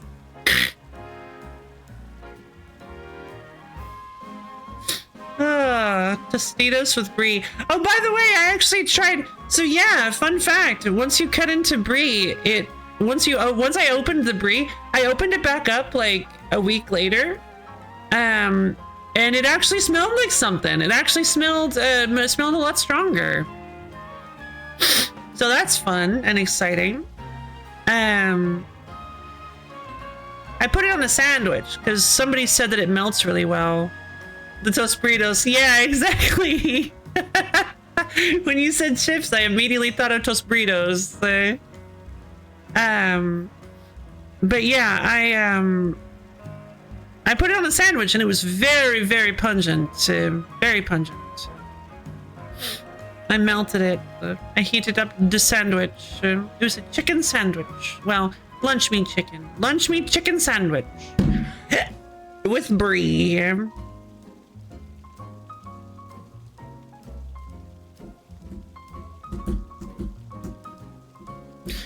okay. It was pretty decent. It had some apple slices. Yeah, it had, it was just, wheat bread with mayo, a chicken, lunch meat chicken, and brie. Should have put thin apple slices. If I had them, I might try to make it. If I have had some, if I had some apple slices, I might consider doing that for lunch today, but I don't. And I think I'm just going to, you know what? I think I will. Because my pepper jack went bad, I think, so I threw it away. I didn't have very much left, but I hadn't been eating it, so it got fuzzy looking. It looked like it was fuzzy, but it wasn't green mold. I think it was white mold. I don't know. I couldn't tell. Maybe it was just, I don't know. Maybe it was just more cheese. Maybe an entire new layer of cheese just grew on the outside of my cheese. Remember, old cheese doesn't die. It just goes bad. Oh, yeah? It's like that movie Red, the Retired and Extremely Dangerous.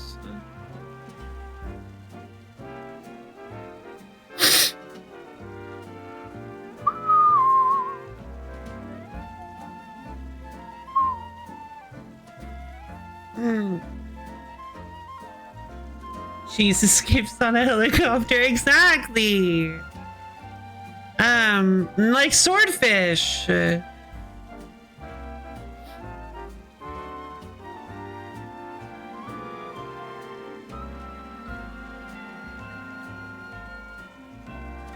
I should watch Swordfish again. I've heard it's like really complicated. I wasn't paying attention the first time I watched Swordfish, so I don't remember anything about it.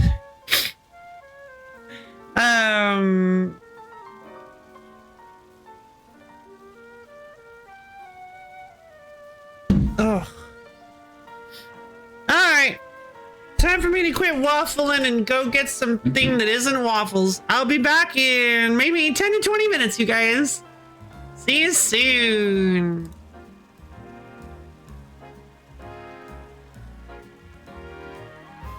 Yeah, see you soon. See you soon.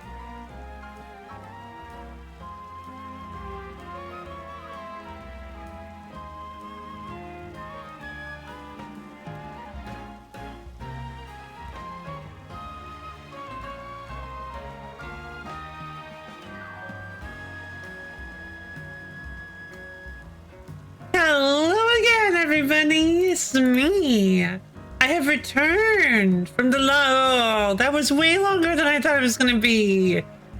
Ah, jeez. Okay, well, okay, that's fine. From the lunch dimension. Alright. I've got myself some food in my belly. I've gotten most of my morning stuff taken care of. And I've got some tea.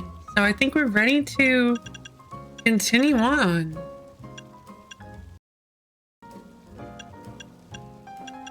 Happy Bacon Scarf. Oh, it's a Bacon Scarf Day. I'm so bad with dates.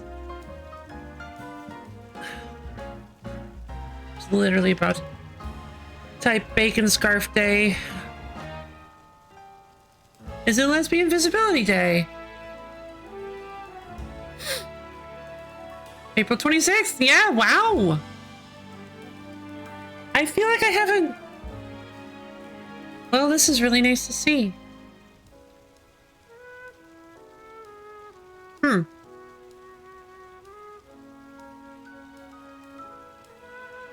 Welcome, welcome, thank you.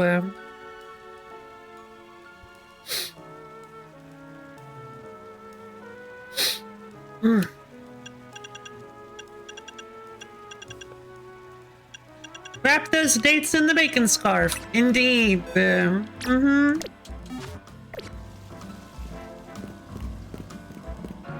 Super great. Oh, hello. Oh, perfect. Exactly what I needed. There's a Larvitar over there! Okay, hold on.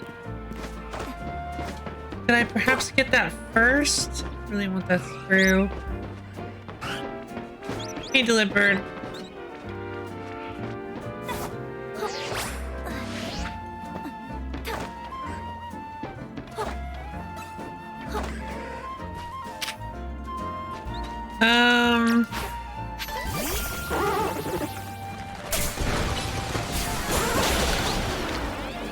Get him! Yay! I caught a Larvitar! I did it. And I hit level 22! And I found Ironhead, I guess. Okay. You've earned yourself a TM for Flash Cannon for reaching research level 22. The user attacks by gathering its internal light energy and releasing it all at once. This may also lower the target's special defense. Reach that next research level for me and I'll treat you to the TM for Rock Slide. It's a rock type physical move that triggers a rain of boulders that can make opponents flinch. I suppose so. Let's see if anybody can learn...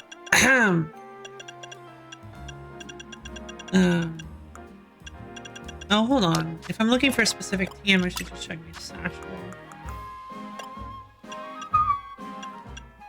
Dunk Shot, that's fun. Waterfall, Taunt, Whirlwind. Curse is fun. Toxic Spikes.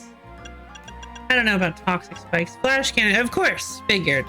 Also, I believe since it's special, I don't think Beatrix is actually going to want it. Nope, not at all. Of course. So yeah, unfortunately, Flash Cannon is not very helpful for Beatrix, but that's okay. What about Ironhead?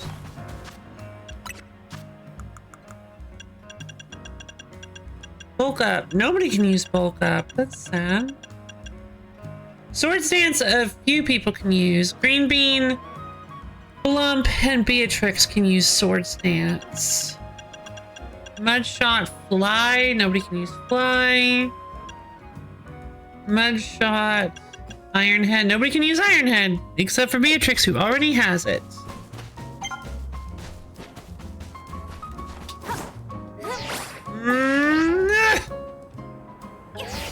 Darn it. Alright, that's fine. That's fine. That's fine.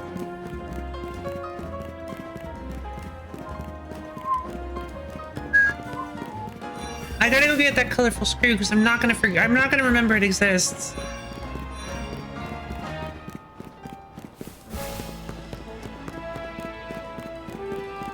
Oh, I burnt my tongue on my hot pocket. was very painful.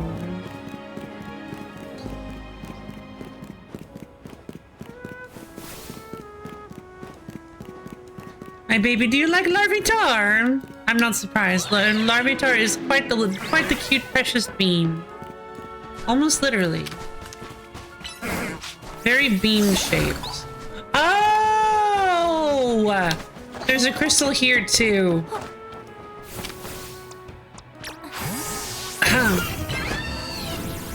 Mystical fire! Gotcha.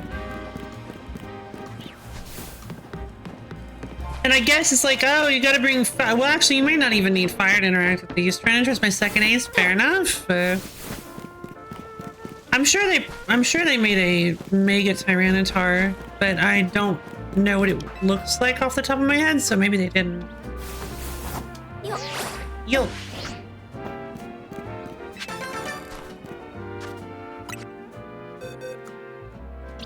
I do have the blue Flippy. I have the yellow one. I have the red one.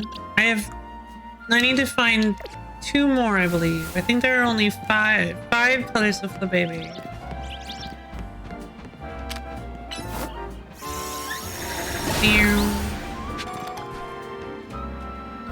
Okay, so now I guess we're gonna go take on Venusaur. Of course, it's the only one that's not on a roof. I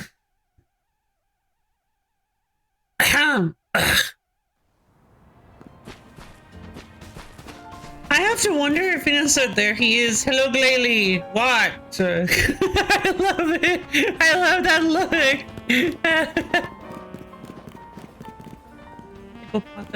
I wish Furret was in this game. Furret is like one of my favorite Pokemon. Don't you just want to like...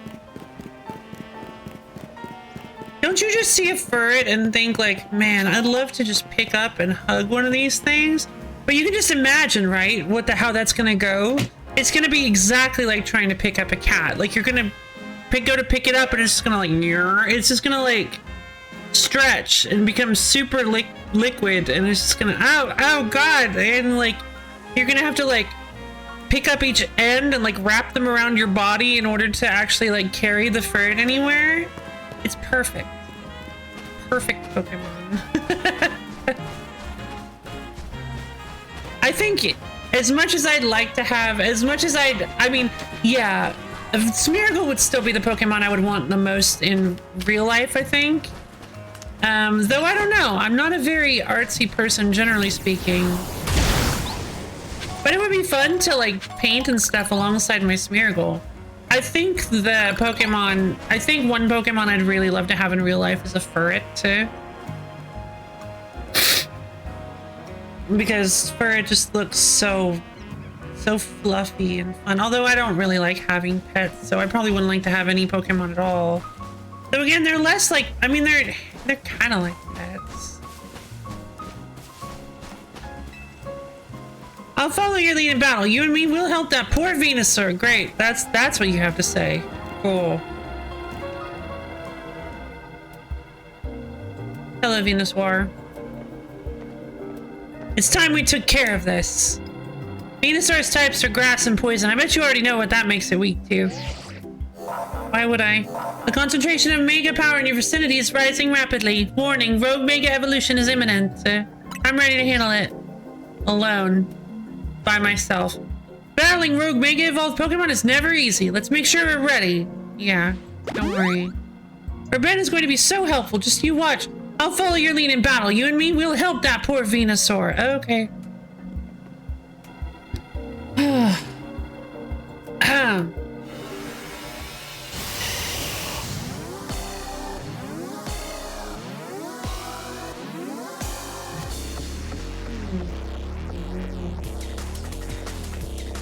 I do like the music. It's good. Whee!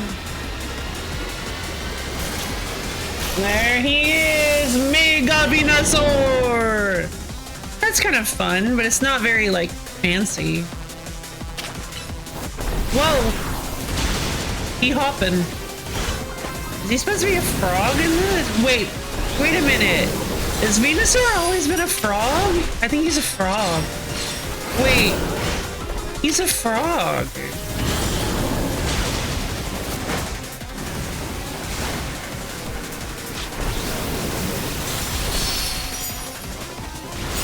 Always have been. My God, why are you using Feraligatr? What is this?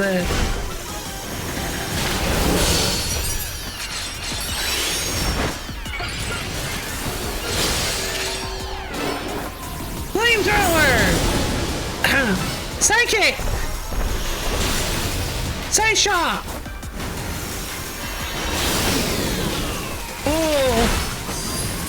What's this stuff that's growing? Probably plants, Urban.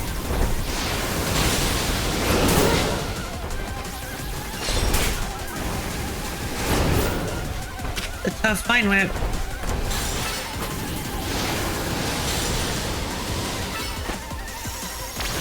Psychic! Mystical Fire! Side Shot, the coolest move in the game! Wait, get rid of the brambles before he uses them to heal himself? What? Before he does what? How did you know he was gonna do that?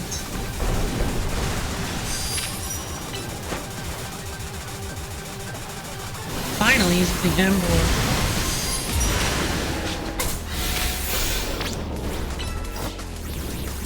Aw man, Venusaur healed himself from the stupid brambles. If only you were better at Pokemon, Lo-Fi Lady. Aw man. Well, I'll just be over here using a Feraligatr against a Venusaur. Don't worry about it. Like a true Pokemon player. Like a real professional. At least those brambles aren't dark. Yeah, no joke.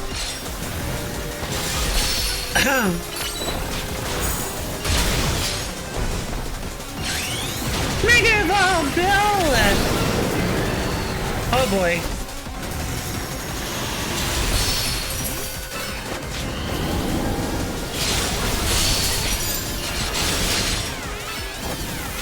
Flamethrower! Yay!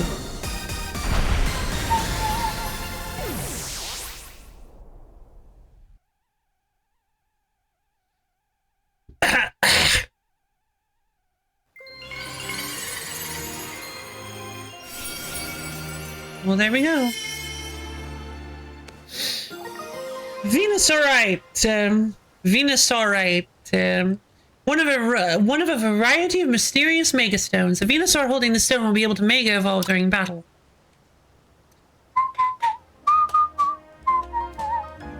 Yeah, no, eat it, Glorp.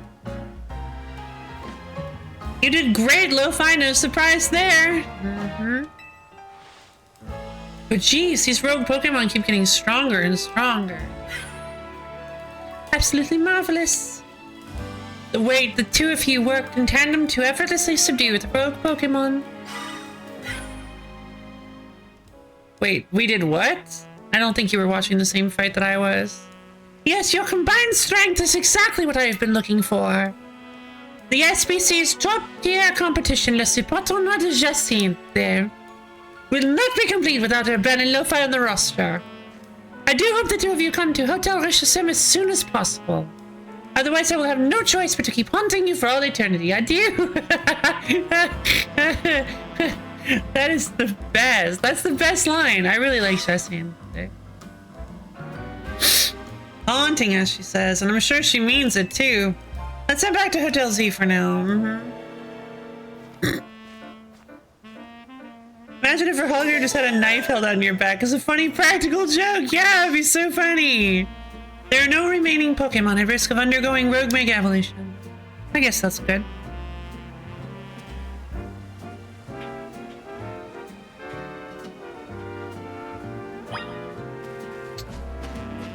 Okay, so since this story is a bit predictable, but it's not, that's not always a bad thing. Jacinthe is definitely going to be our next promotion match. And I'm going to need to do her thing in order to get access to her. I was hoping I could burn away the sludge. Create more toxic fumes in the environment. Oh, it's Alpha Garbador. A Culverberry. A rare candy, a big pearl. This is nice.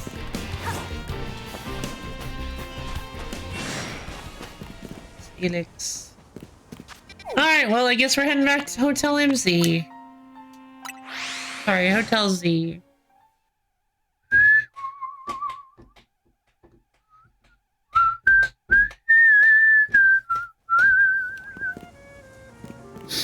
Oh, strict him.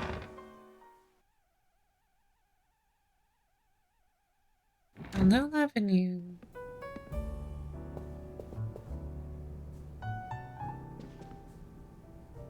Nice work, Lo-Fi. Thanks. You really took care of a lot. Again. Now that we're all done, are you gonna head over to the SBC? The party awaits! Yeah. I sure am not looking forward to that. I am. What do you mean? It's Jacinthe. She legit worries me. I definitely get what LeBaron was trying to warn us about now. It was certainly rude of her to appear at our strategy meeting uninvited. That's so far down the list of what worries me about her. But I guess we gotta head to Russia. And well, what's the list then? The longer we blow her off, the worse it'll get. What was that? Hang on, do you all hear that? It sounds like something is going on outside. It sounded like somebody like broke a dish. All I want is to celebrate us calming a few more rogue Mega Evolved Pokemon. Instead, we get Jacinthe and now more trouble at our door? I'll go see what's up, bro. Oh, that may have been the doorbell. Urban is dealing with rather a lot, isn't he? No? I mean... I guess? I'm inclined to say no. Because the problem is that the things he's dealing with are...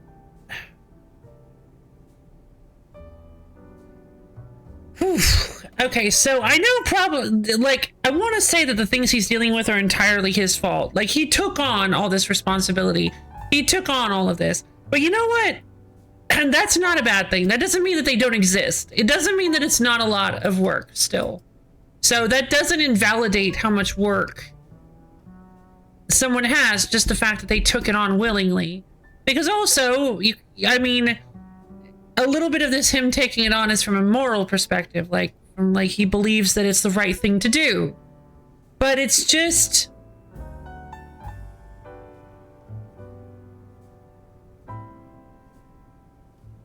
The game hasn't really done a good job of presenting any of the stuff he's dealing with as consequential in any way. The party at the SBC. I mean, this just looks like a fun time for Pokemon trainers. It just looks like a thing you can go do. I don't know why Urban is like, oh, I've got a bad feeling about this lady.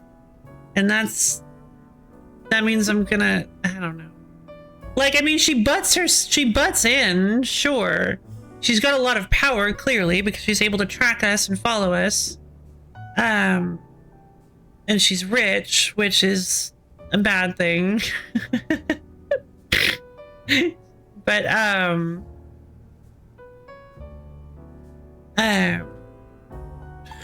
jeez.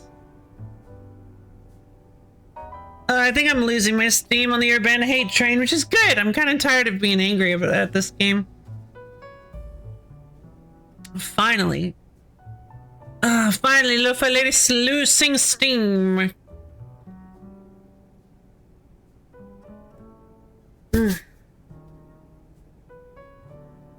It's like, what do you mean Urban is dealing with rather a lot? I'm dealing with rather a lot. I'm the one who deals with everything around here. That's kind of my problem with this place. Why don't we join him out there so he doesn't have to handle this stuff alone? How about you guys join him so you actually do something for once?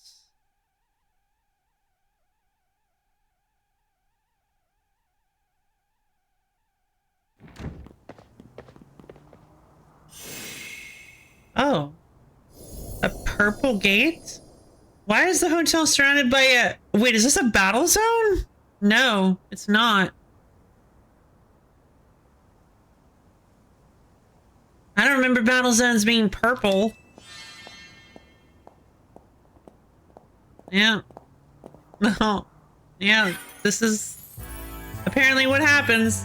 Hello and bienvenue to the Jacinthe Zone. While similar to the wild zones and battle zones you know, this one is for my own personal use. Please feel free to admire how the color of my holodeck avatar expertly matches the zone. Fun. Must you, Jacinthe?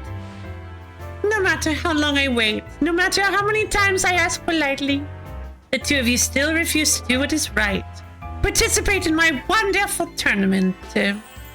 That's to ensure my invitation is accepted no matter the cost. I have taken matters into my own hands. Forgive me for resorting to such drastic measures and for not being there in person to greet you. I couldn't care less that you're here in hologram form. Just take down your weird zone already. You know, why don't we just treat this like a game? Why don't we just have fun with this? Like...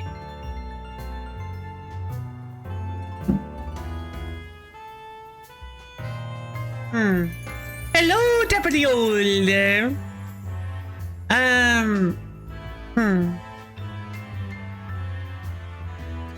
You can't not attend my party if you're dead. Yeah, it's just like...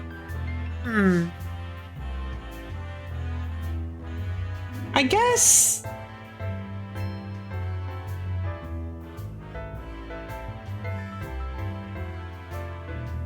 Wouldn't the... I hadn't thought of it this way, but wouldn't this game be like more fun if everything was treated a little more lightheartedly? Everything's so serious. The rogue mega evolutions are the Pokemon in severe pain, and they're going to, and we have to help them, or they're suffering. Like they're just suffering immense torture.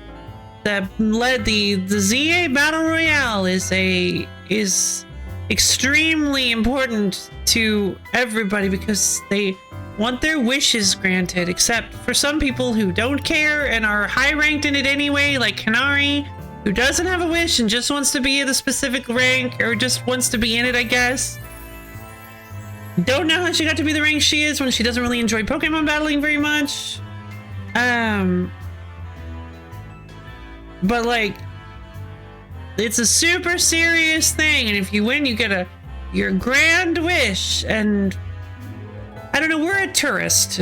We're a tourist, and so I think it would be a little bit more. Yeah, I don't know. Yeah, the taxi driver, exactly. Yeah, the taxi driver, the marathon lady. There were the lower level ones all had ambitions. It's honestly a weird message. The lowest level people have huge ambitions to make it to A rank, but the higher you get to the top, the less people actually seem to care about getting their wish granted. Nobody seems to actually have a wish anymore.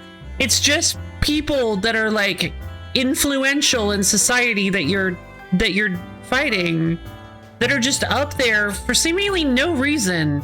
The only reason you got bumped up is so that you could legally be given free battle rings, so that you can mega evolve. It's very weird.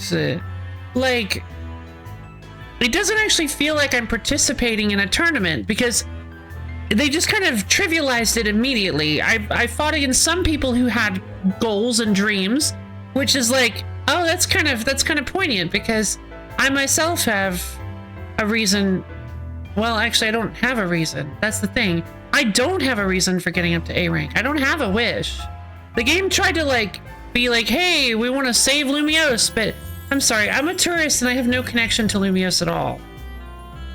This person I just met, Urban, I don't really have any real connection to either, aside from him giving me a Pokemon and being initially kind of nice.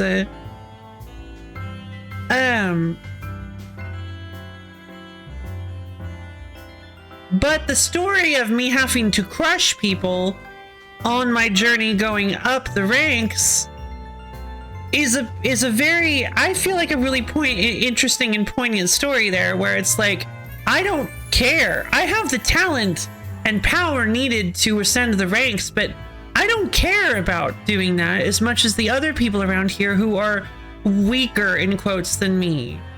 I can beat these people all day, but what's my purpose? Why do I even care about winning? Like who? Like I don't have a wish. So I feel like the idea is that I found my wish very quickly, and that's that I want to save Lumiose. I want to protect it somehow. But that's not a wish. Not a wish that can be granted by a governmental body. So maybe that's the idea, is that I mean, I feel like they could have written it a little, they could have gone a little harder on writing it that way if they wanted that to be the story, that I'm just a drifter that while being incredibly talented with Pokemon and Mega Evolution as a whole, does not actually have a reason for doing this, and maybe over the course of doing the Battle Royale, I find my reason for doing it. But as it stands, having me fight a few people that have wishes and goals, and then bumping me up like 15 ranks so that I don't have to keep fighting people over and over and over again for 26 letters, just kind of feels like it feels like they don't really care that much about their tournament system. Like, they wanted to have it be 26 letters, but that's for people who don't have governmental connections. Like, that's for people who don't have connections with the shadowy government organization, the shadowy, like, mayoral organization that's controlling the city. And it just feels kind of weird. I don't know. It feels like they kind of don't have enough faith in their tournament system that it will actually interest people or capture them. Capture. I don't know. I've got like a knot in my brain labeled Pokemon Legends ZA, and I'm just kind of picking at every thread I can find, see if maybe that's the one that'll untie this thing. God. Our hotel's not gonna get any guests like this. It's not gonna get any guests regardless, Ben. That's the problem. Isn't Corbeau from the Rust Syndicate the only guest we've had recently? That's so funny. Yeah, not really. Pretty much, yeah. Who sending you two on? I don't know anymore. This is not a weird zone. It is a Jacint zone, and naturally I would deactivate it in due time. But in order for that to happen, you must fight. But that is what I wish, and I will brook no refusal. Why'd you have to take things this far? Because we pushed her this far. Watching her battles firsthand revealed to me the true extent of Lo-Fi's talent. And now I want nothing more than to see that glorious talent shine in my tournament. Surely that is not too much to ask. Well then, my dearest Laban, I shall leave the rest to you. Adieu. Swing. I warned you. I trust you understand my earlier warnings now about the consequences that await those who dare to slight Lady Jacine. Personally, I fail to see the point of these next battles, but our leader commands it. Now then, Lo-Fi, please meet your opponent. I will show you the marvelous battle style we train to achieve at the Society of Battle Connoisseurs. I've heard people deem this the worst Pokemon game of the year. Story is mainly the reason. Yeah, the story had me at first, but it is just making me very angry. The story feels extremely hollow and poorly considered. I just don't like it. I really, what makes me angry is that the battle system is very fun. It's a very fun idea. This is exactly, this is what I've always wanted. It's what I've always wanted from a Pokemon game, is a battle system like this where it's action oriented and you have the attacks mapped to buttons. God, it's so frustrating because I just cannot like this story. There were other Pokemon games last year? Yeah, that's a good point.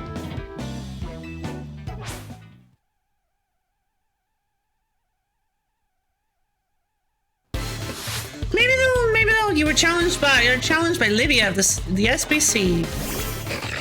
Mawile. Come on, Diva, let's do this. Diva's not gonna do anything here. Wait, hold on. Why is she using a Mawile? Ooh, crunch. That's a good coverage.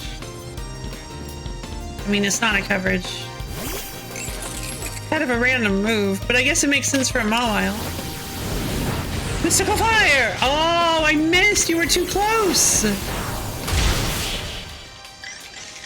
I love how they're hiding over in the bushes.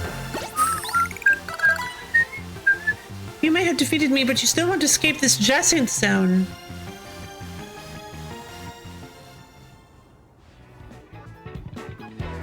Oh, yeah, indeed.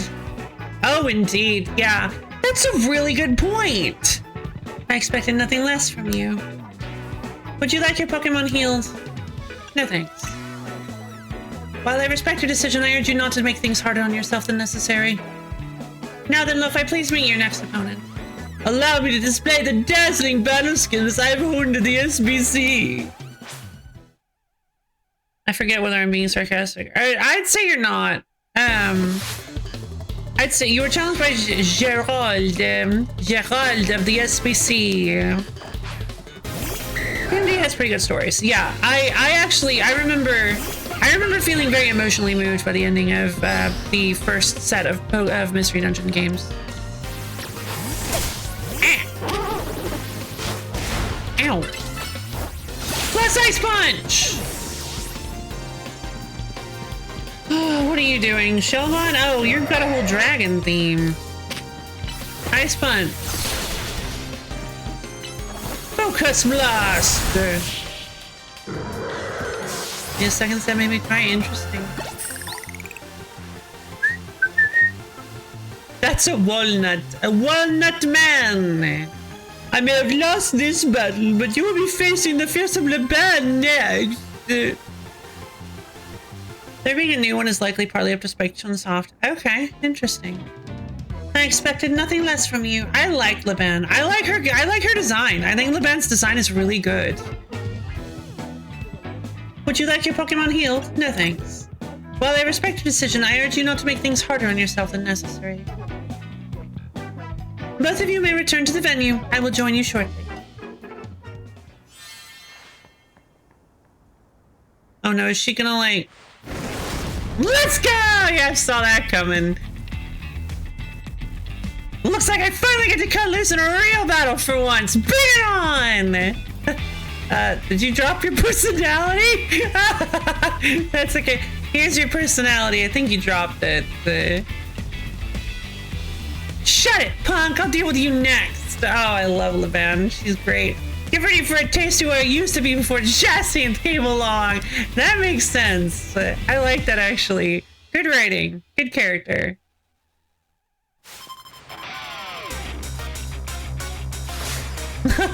Yes! You're challenged by Leban of the SBC. I'm off the clock and ready to cuss! Let's go! God, it's so fun! Yeah! Cussing time! Gotta love how aggressive her stance is. She's the best. There's a Tyrantrum. Oh, she's got the most aggressive Pokemon, too. Focus Blast! Even though... Alright, Green Bean. Garchomp, huh? Oh, that's not good. No, wait, that was the wrong Pokemon! That was the wrong Pokemon! Oh, she set up a sword stance. Oh, no! I'm in so much trouble.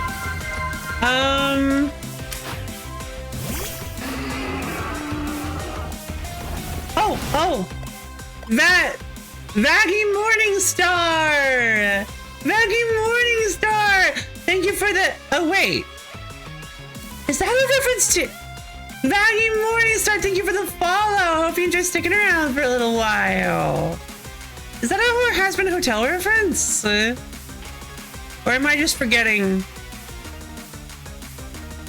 According to... Yep, has... Oh, that's great!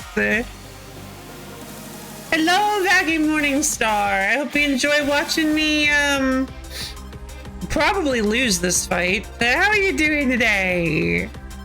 According to Toho, centipedes eat dragons. Did you know? I did not know that. Ow! So she's just going with like a... Oh, no, wait. Toxic. Okay, there we go. All right, Green Bean, you got this. She's got a sword stance. Leech seed. Giga Drain. Leaf Blade. Oh my god. Dragalge. Oh, I'm in so much trouble. A Mega Dragalge. Time for a secret weapon. Mega Evolve so we can drag this kid, Dragalge. I love her so much. What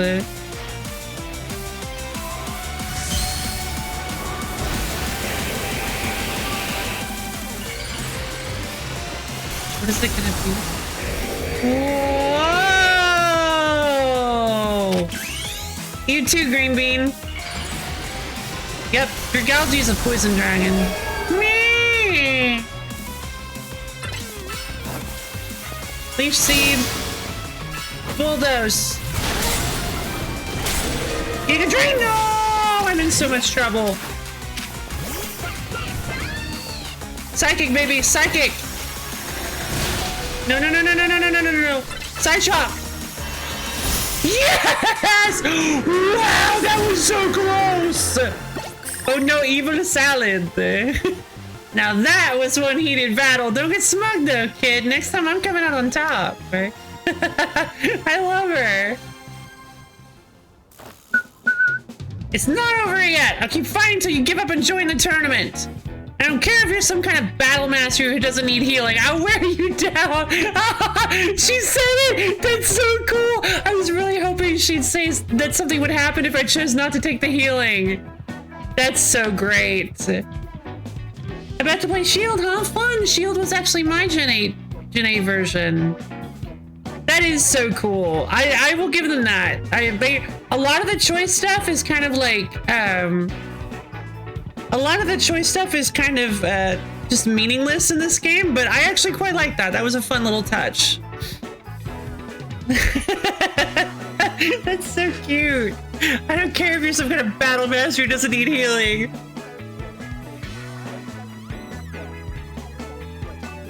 Hold on a sec, I just need to heal up my team. You hold on a sec, Kurt. We were already planning on joining the tournament. You serious? Look at that face. You serious?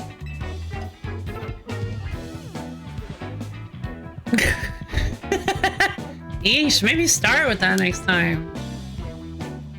You're the ones who trapped us in this weird zone and wouldn't listen to a thing we said. It's a Jacian zone. Oh well, I had a fun battle for the first time in a while and Jacian's getting what she wanted, so I guess I've got no complaints. Well, almost no complaints. To tell the truth, I wish I got to fight like this more. Were you pretending up till now? I used to be a fighter back in the day. The kind that only seeks out the strongest opponents. Yeah, I like settling fights with my Pokemon and my fists. Don't like it, then don't mess with me. Too true, sister. Anyway, 2 years ago, I got totally annihilated in battle by Jacian, and I'm still paying for it. Now I've got to talk fancy and wear this crazy getup all because I promised her I would. So I'll warn you again. Watch out for Jacian. If you lose to her, you might end up like me. I mean... Yet again, we have themes of indentured servitude in a Pokemon game. It's getting a little uncomfortable.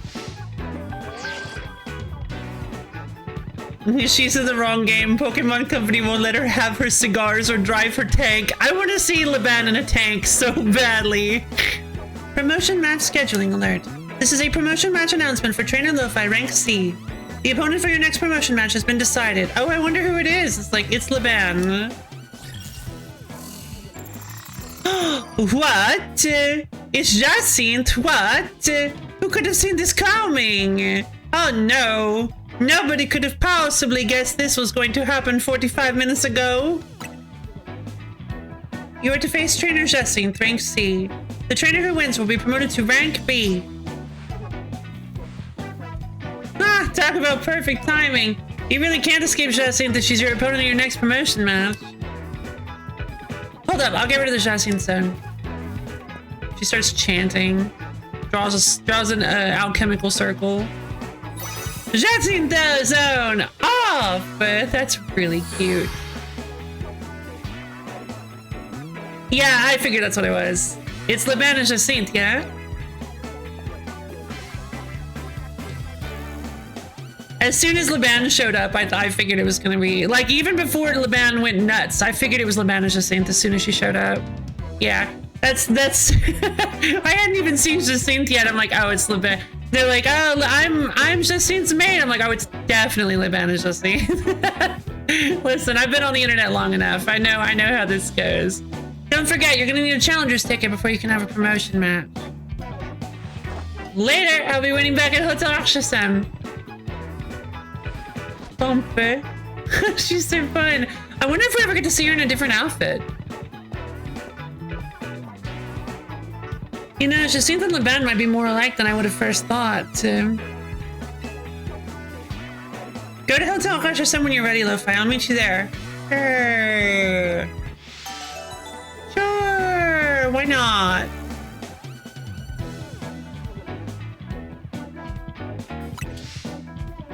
It's so funny how unbalanced this game is. Because, I forgot I had Hot Girl. I just don't think Hot Girl would have been very... What? What do you mean? Oh, because my promotion match hadn't been decided yet. Wait, what? I thought I had a ticket. Hey, I thought I already got my ticket. Darn it. Okay, well, I guess we gotta go get points now. I thought I already got those. Okay, well, I normally do take care of this ahead of time so I don't have to spend all this time grinding out points, but okay, sure. Nuh-uh, gotta grind at night. Yep, well, it's time to grind at night. Let's do it.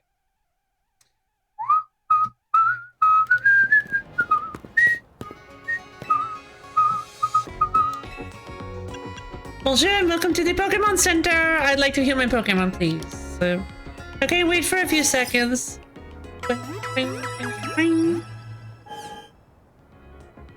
Meganium and the rest of your team should be all better now. His name is Green Bean. I'm all good. Come back and see us again whenever you need. Yes, please.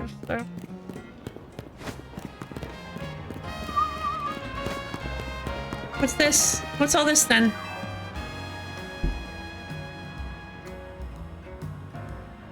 Grandpa, my Honedge seems like it's under the weather. I even took it to a Pokemon Center, but that didn't help. Oh, I know what's happened. Its cutting edge has gotten dull. Yeah, I'll say. Look at that thing. It's like a good 3 inches across. How do I fix it? The kid's named Aesir? Yeah? If you want to sharpen the sword Pokemon Honedge, there's only one thing you'll need. Oh, that's great. Pupitar! What?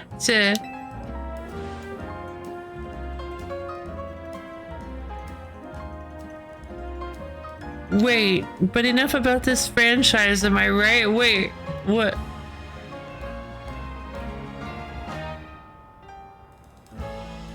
What do you mean? Oh, the edge is gone dull? What do you mean? Pupitar's body is incredible. I had it, okay. Pupitar's body is incredibly solid, so solid that slashing at it will naturally sharpen Honedge's cutting edge. I don't know about that. I don't know about that. And besides, I don't have a Pupitar with me. I don't.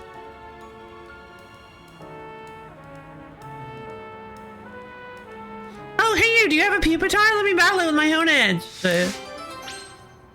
No. Okay, that's all we're getting apparently.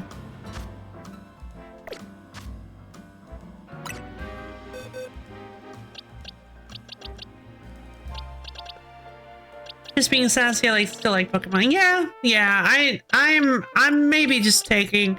I mean, yeah, I don't know why this is bothering me so much. Again, I'm definitely taking this too seriously. There's just maybe it's because I really, really wanted to like every aspect of this game. I wanted it to be the best Pokemon game, and maybe that's why I'm being so critical of it. I really enjoyed it at the beginning. I thought it was really, really fun at the beginning. I liked the way the story was going. I was fine with it. I had high hopes, I did. And honestly, I kind of liked the Canary section. It was fun. I think Canary is a total brat, and I think it's kind of fun to do something like that, but I do think that Canary I feel like you should have had her still be nice to her grandfather, because she's kind of the worst. It seems like she kind of takes her grandfather for granted, and that makes me really sad because I don't like that kind of thing.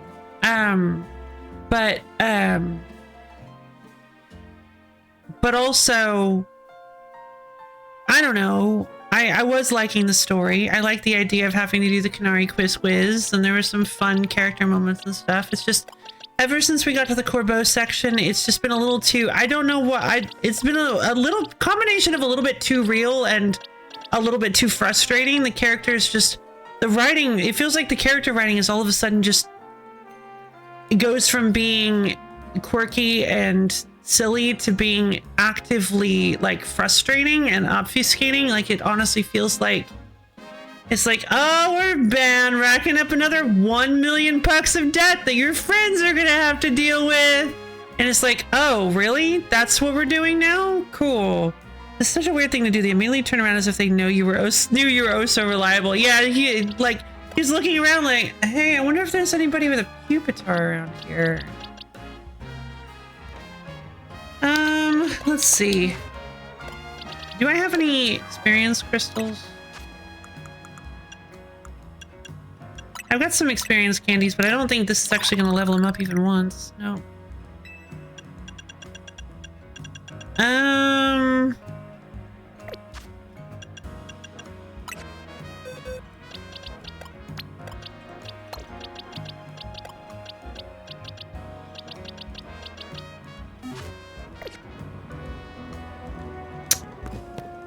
I need to get a Pupitar.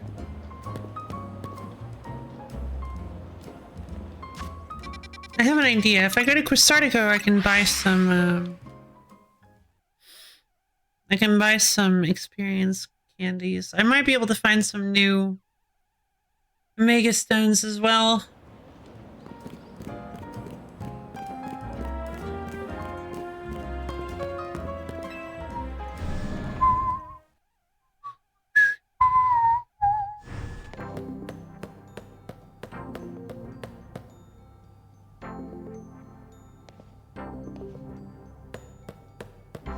And again, it just feels like a lot of the decisions they make in this are like potentially good ideas, and then they kind of trip right at the end of the execution.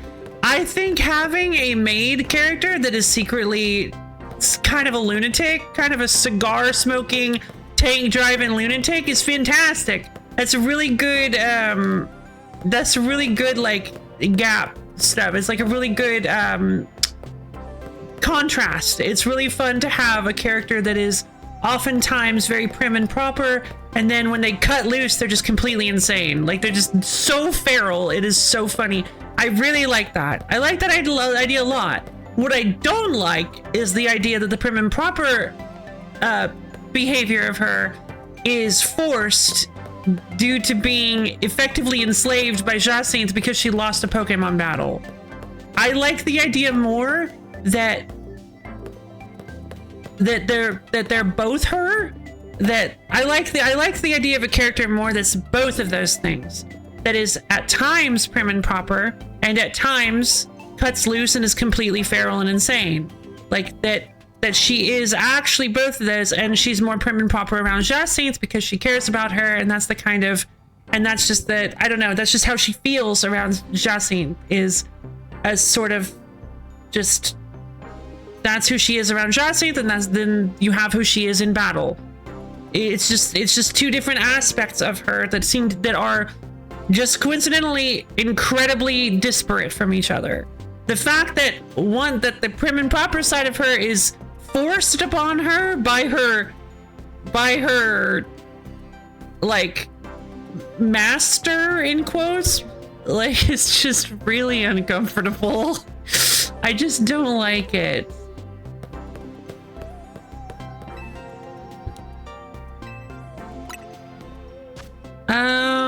Let's see. Scolopite, Gardevoirite, Galladite, Scarmarine, Agonite, yeah, Excadrite. Cool. We got some fun ones here. There's Lopunite. I would actually like to get the Lopunite. You're not sure what kind of character arc that's supposed to be. Exactly. It doesn't really feel like one. Like, it's just... Yeah, exactly. It doesn't really feel like one. Come back anytime, sure.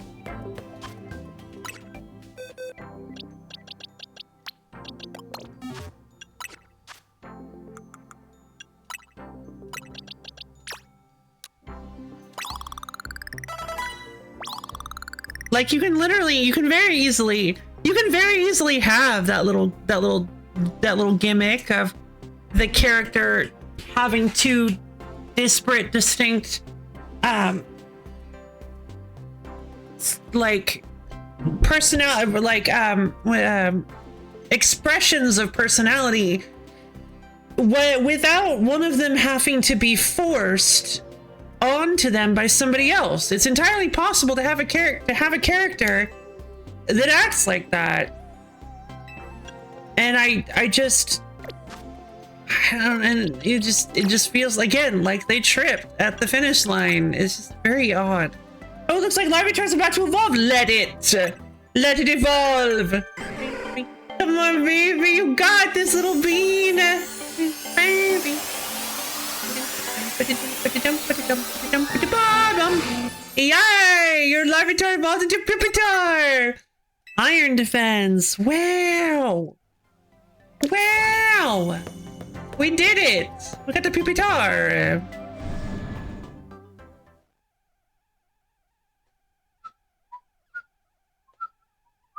Fans seem to be cooler with it, but yes, I am a fan. Yeah. Wait, what is this? Whoa, whoa! My baby just become Cocoon. Just like Bagon, even when they're no match for Mega Cascoon. For Primal Cascoon. Yeah, I love Primal Cascoon.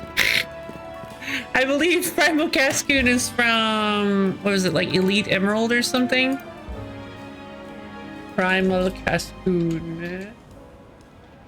Primal Cascoon is a little too good? Yeah. Oh, is it Emerald Redux? Oh my god, is that what it actually looks like? Oh yeah, that's right! The most broken Pokemon ever created. It's me and my Primal Cascoon against the world.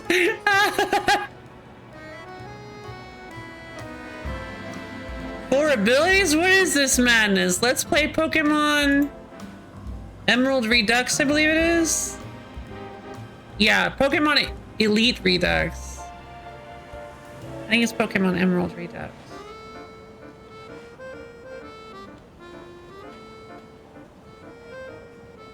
First of all, this is the best ROM hack I've ever played. The one bit of feedback I give is the Primal Cascoon's tackle and string shot to a lesser extent break the game.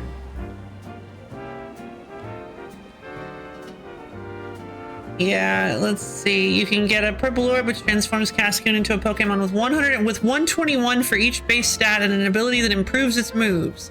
If you catch a Cascoon, it can only learn Harden, which now buffs all stats. Bug Bite drains HP and steals items. Iron Defense still raises defense but also protects, doesn't fail after repeated uses, and Electro Web prevents switching out. With just these 4 moves, it's very strong and has an excellent innate that switches its type before being hit by a move to something that is either immune or resistant to damage.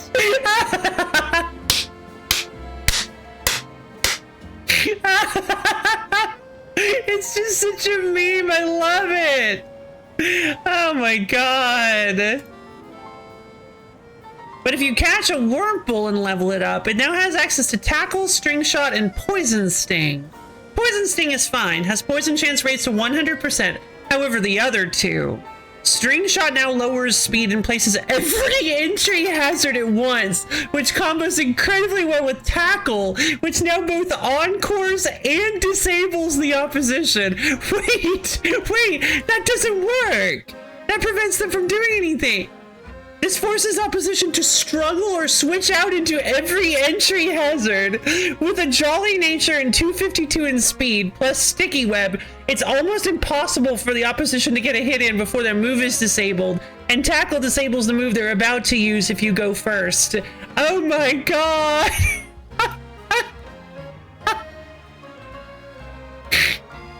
I love Primal Cascoon. It's just one of my favorite little Pokemon jokes. It's one of my favorite Pokemon things anybody has made for a ROM hack. Because it's exactly the kind of thing exactly the kind of joke I would make. Like, what if we took Cascoon, like the most useless Pokemon, and just made it really, really strong? Just a total sleeper. Just a little guy. Just a little silky guy. Excuse me. You give him an orb and he go brah, and get really strong. He eats the orb and becomes God. Hello, Monsieur. Monsieur? Make sure you've only got a single pupitar. What? This is such an annoying side quest. Alright, I mean,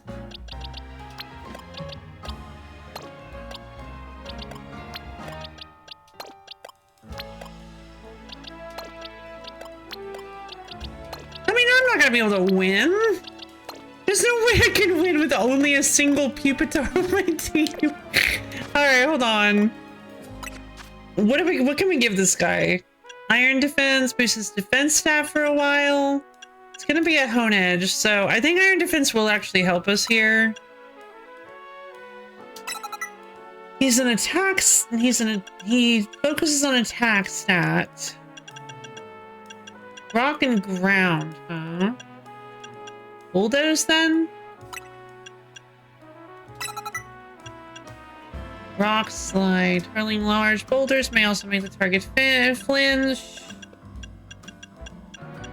Attack and defense changes lowering his movement speed. Curse is interesting.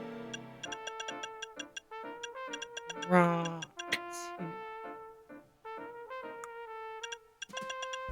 Rock throw, 50 power 6. 60 power 10. I guess we'll go with Bulldoze, Rock Slide, Rock Tomb, and Iron Defense. I have no idea if I can pull this off. The Pupitar. Hey, you have a Pupitar with you. Do you think you could have it battle my Honedge? Yeah, I'll battle you. Great, let's do this. It's a level 90 Honedge. I see how the grade schooler. Oh, it's a sheath. Oh, it actually has a sword in there. That's so cute. Oh my god.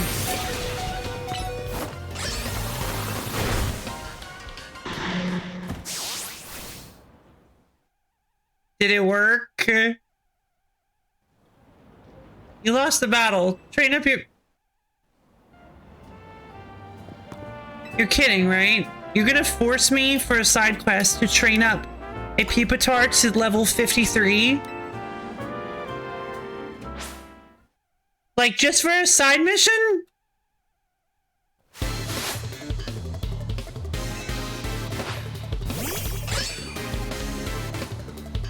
Okay.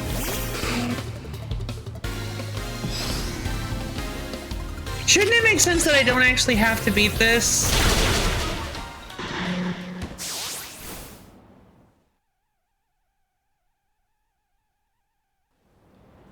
Alright, well, I'm not doing this one then.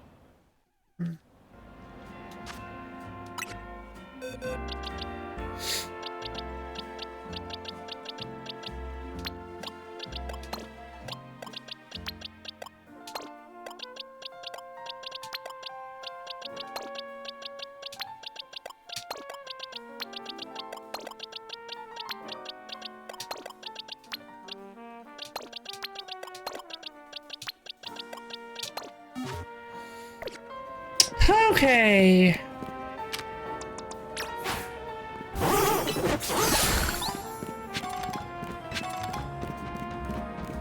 They knew what they were doing is just caging you and killing you. Yeah.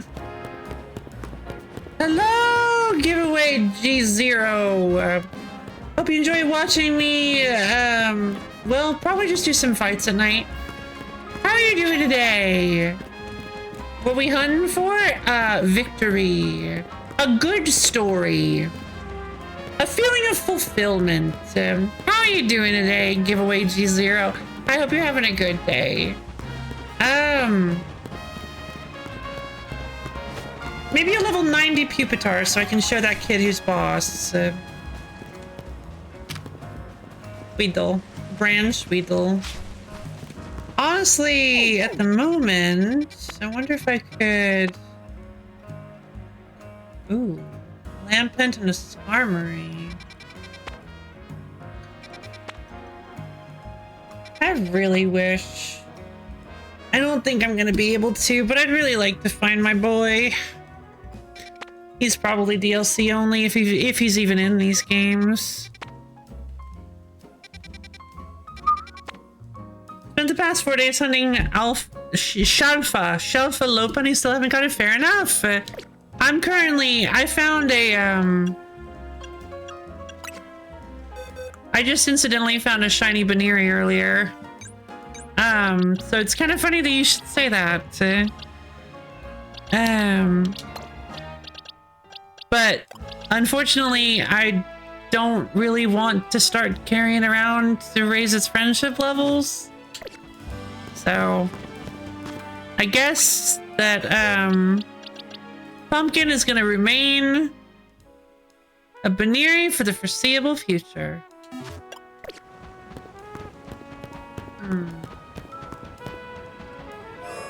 Also, I have no money to go clothes shopping. All right, we're done with our hard work pacifying rogue mega evolution. So let's switch into something a little bit cuter. Ooh, I do really like this cardigan blouse set. I think I wore this recently, but I can't get over it. I love it so much. The chino pants, I mean, it really fits. Let's see, we got the black damask with the, let's go with the light gray. That's a good contrast. And then if we go with the, I mean, the cargo boots look really good. Could I perhaps, black and yellow, purple, pink? That's a little too much. The black and yellow is kind of cute. I'm not really feeling it. I don't know about the loafers. What's on boots just don't really, I don't know. They look kind of cute. They're a little off, but I just don't really feel like I have anything that really works here. I suppose purple and yellow kind of work. Maybe I could just go with the all blacks. Yeah, let's go with the all blacks. We'll just have like an accent type outfit. I could go with the simple knit beanie, the black beanie. I do love my black beanie. I love this thing. No. I never should have bought those headphones. Yeah,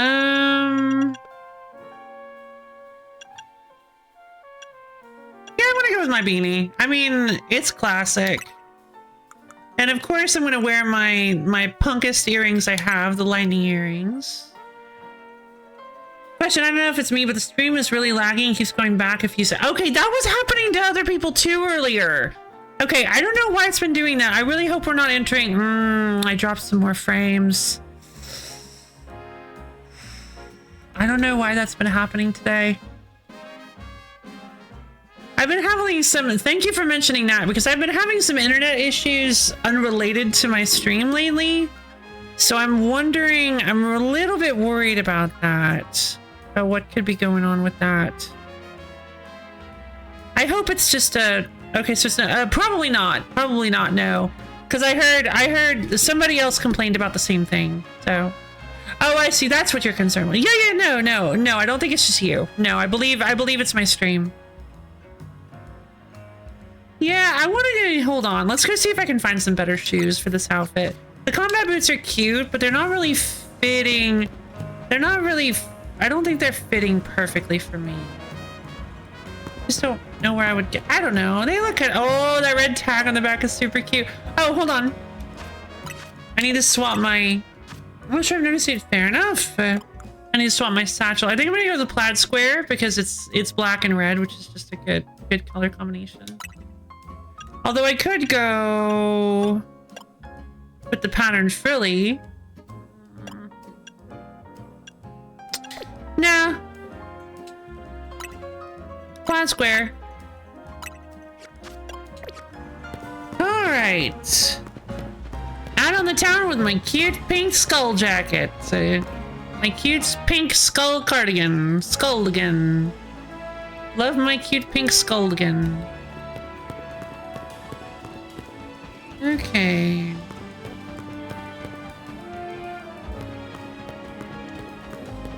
Another sushi high roller. Oh.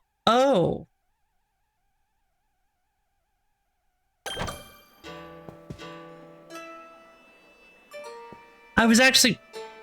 Oh, listen to the music.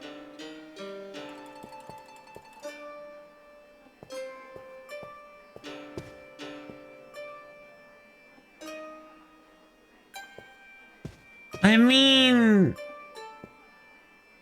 I've been waiting to get the DLC until I actually beat the game, since apparently it's a, it's like a consecutive thing, like it's like an appendment to the end of the... Oh, look at them! They're just doing the exact same thing! Wait! They're twinsies! Look at them in the back! It seems to be an appendix to the end of an amendment. Appended? It seems to be appended to the end of the main story. So I would like to get the DLC, but I was gonna wait until I beat the game before I did that. I love this music. Welcome, welcome. Step right up. This is the one restaurant in town that'll really move you. Welcome to Sushi High Roller. So what can I do for you? You want to try your hand at 5 Ultra Fresh battles in a row? Your first taste is on the house? Naturally. But you'll be facing off against Pokemon. I mean, yeah, I'll try it. Got it, then follow me this way. Full course of battles, high rolling. I remember this one being... I remember the last one we did of this was really tough. For the first course, enjoy the sampling of bug Pokemon with a meadow pattern garnish. Bon appetit. What do you mean meadow pattern garnish? What are you talking about? Trying to battle the gourmet's Pokemon. What, all at once? Wait, I said that I wanted something like this, but I don't know if... I don't know if I'm ready for this. Come on, baby. Mystical Fire!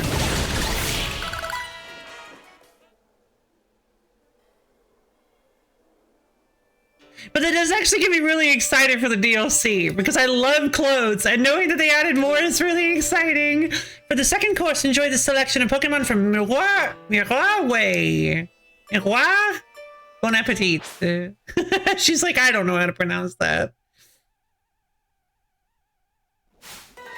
Oh, okay. I don't have any ground moves.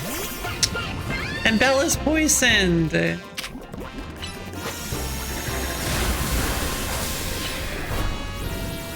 Flame power! Parabolic charge. A little under levels for me. For the third course, enjoy the selection of Pokemon from the Lost Hotel. So ghosts. Gonna need to swap out then.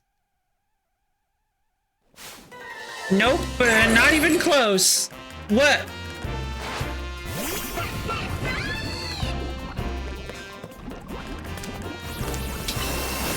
Don't die! No! Alright, come on, Blunt. Let's go. You can do it. Oh, I died. You can't move anymore.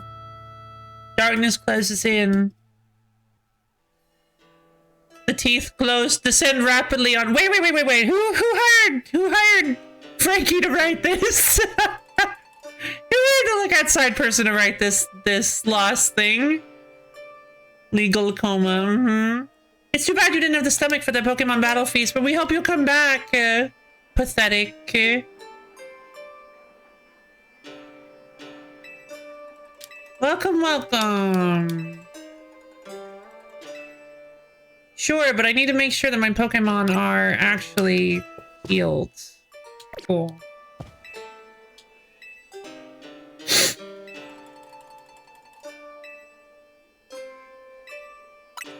I'll try it. Got it, then follow me this way. I can do that.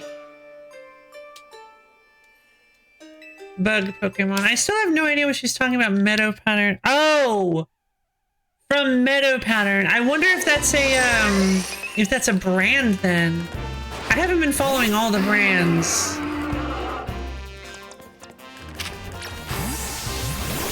Oh, jeez. Come on, baby, just hit him. Mystical Fire. Ah. Okay.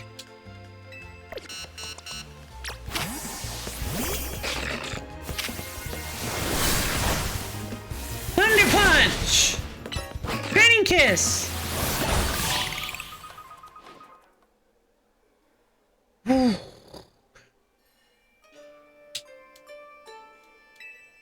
Huawei. Enjoy this selection of Pokemon from Gerard Way. Come on, Beatrix. We got this.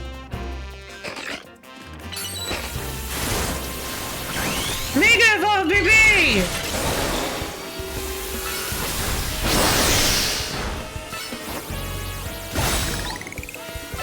Play rough!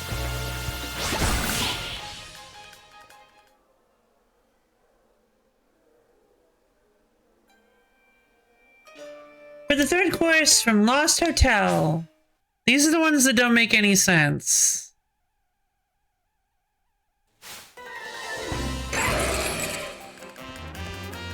So Lucario's now part steel, right? Does Lucario become part steel when... No, Beatrix! Oh god!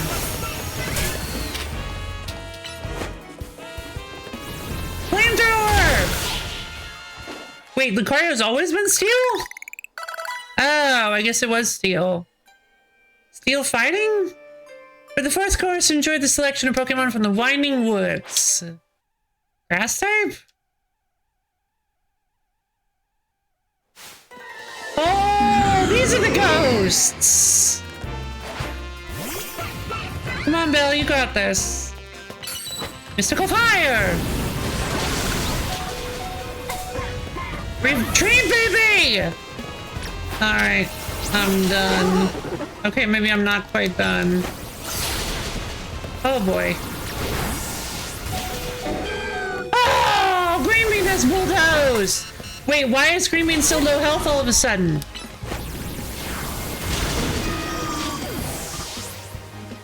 What happened? They're targeting me. That's so annoying. Wait. Why do I only have to take out one of them? For the fifth course, enjoy the selection of Pokemon that like evolution stones. That's less descriptive than the other ones were. An Iron Fist. Ah, I get it. Oh, no. Alright, hot girl. Let's do this. Mega Evolve, baby!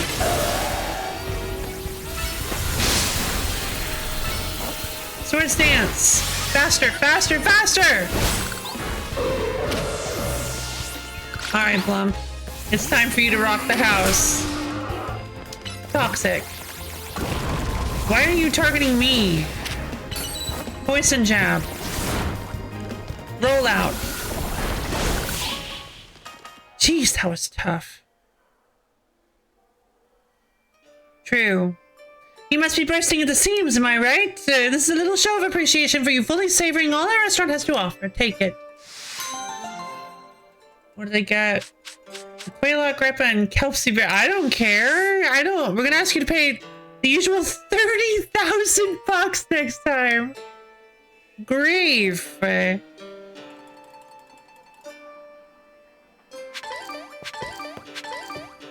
There's 10 of them. I don't remember what these things do.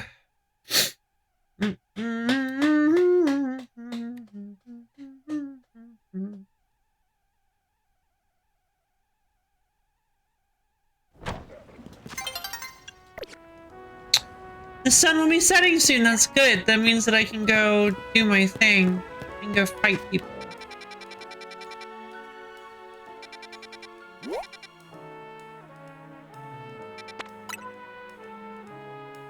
Right, there's a Geibel here.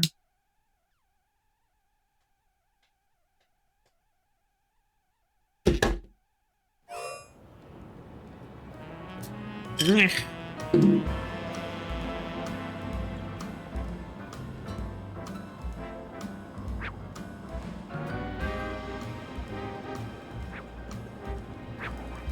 See, I don't really understand why, if they were able to do that, I don't really understand why you can't have, like, double battles against people. Or, well, actually, I guess I can understand why you can't have double battles, but you can fight two at once. 1 on 2. Oh. For a second, I thought that was a tiny Bastiodon. Just kind of hard to make out what it was while it was coming down.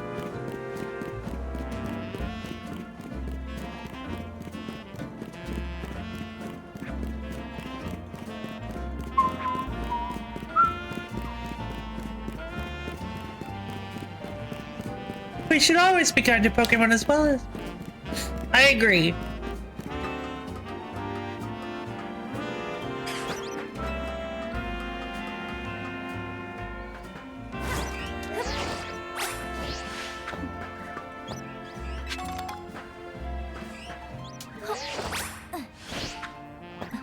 Got it.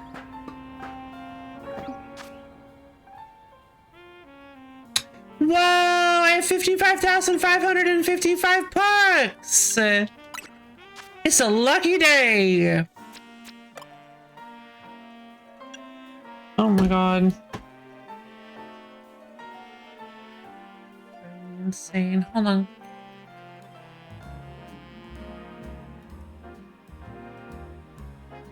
What, like something in my teeth?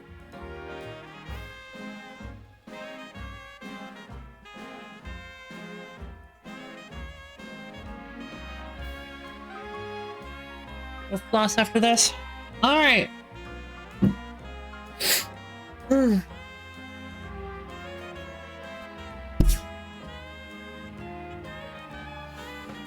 An ordinary pebble entrusted to you by the Pokemon known as Zygarde is completely unremarkable and is definitely not Zygarde's Megastone.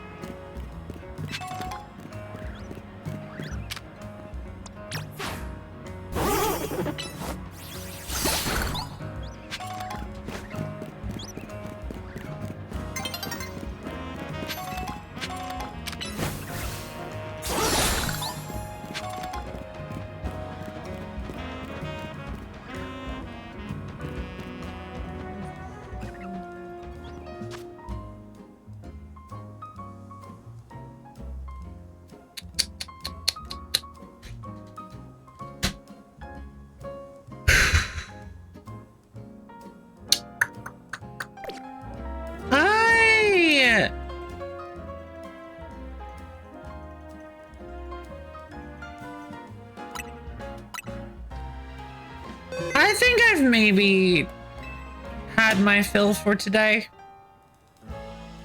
I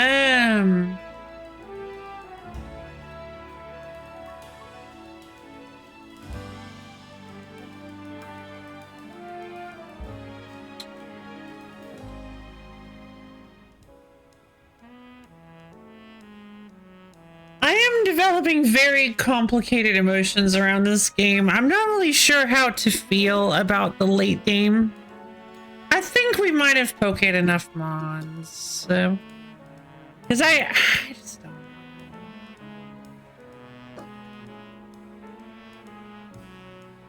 I think it's pretty nifty.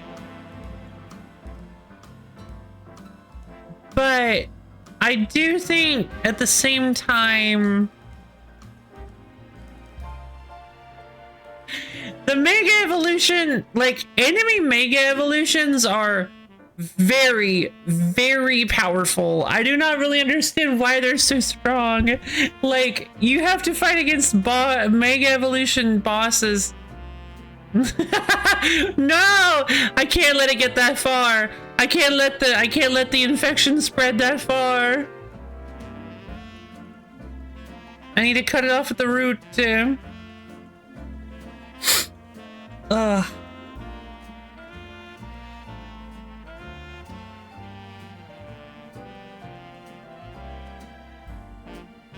Oh, brother, this game stinks!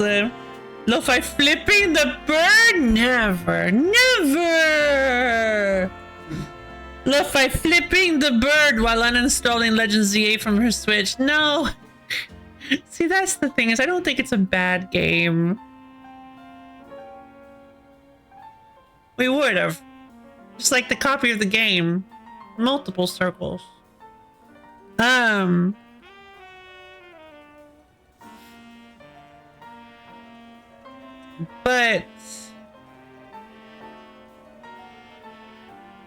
you had to open.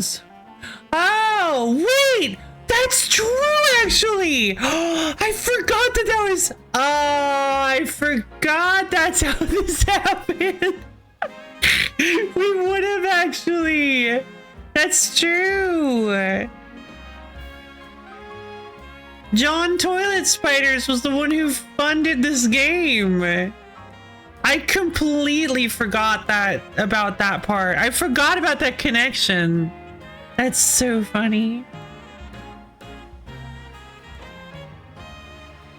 And honestly, yeah, it was all skill. It was all me in quote. It was all skill in quotes, but definitely me. I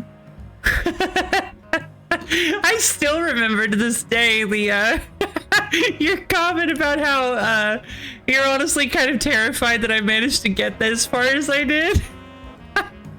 I felt a little bit of pride there, honestly. I felt my head swell with pride a little bit.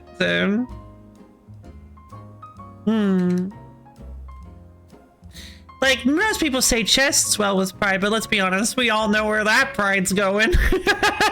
Thank you!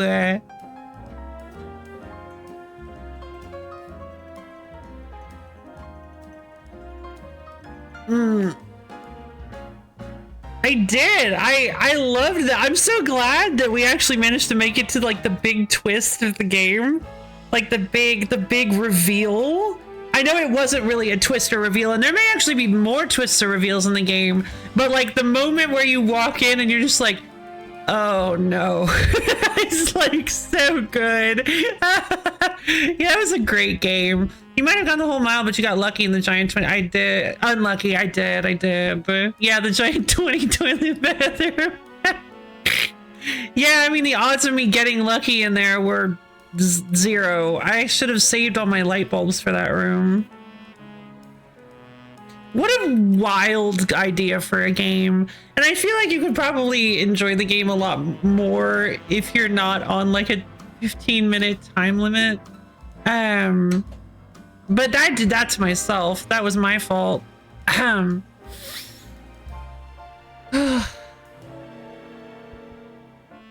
the gun. No, it wasn't. That's so funny. Oh, I see. It's like, oh, they want to complain that we have a.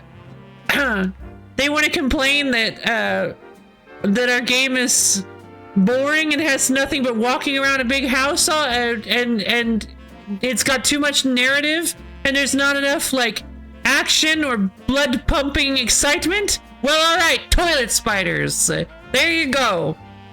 Virtually 0 narrative. Literally, your life is on the line at every second. Kind of ruined the tension of the game by making it a prize show if you consider toilet spiders to have. No, I'd say you kind of upped the tension to like a billion degrees. I feel like it was perfect. You made it even worse than it already would have been, because most of it would have been me like, I don't know. Like, just paralyzed with indecision. But because I had very little time, I just was like, whatever! Throw them all open! Oh, God!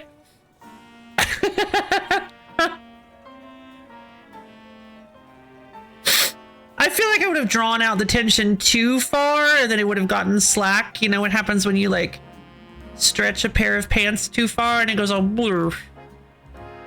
You know?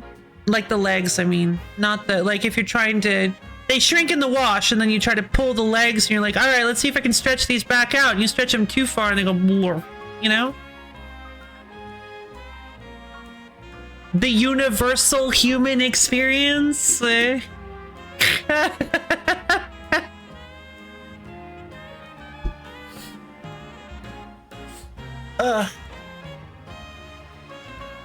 How did you manage to have it? That's what I was saying. I don't know. That's what I was saying. It's a lucky stream, but it's also the end of the stream, so I guess not. I don't know. It just wound up that way. I'm very happy it wound up that way.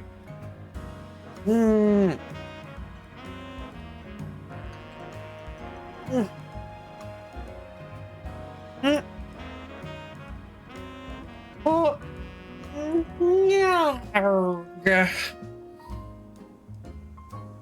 Okay, that was a good stretch. All right. Oh no, I consider toilet spiders to have so much tension. Anyways, being critical of something is still be a valid way of enjoying something. Oh, okay, so we're done with toilet spiders. Okay, all right, pivoting, I suppose. Okay, the conversation is moving on. I've never been good at that. No, you're okay, you're okay.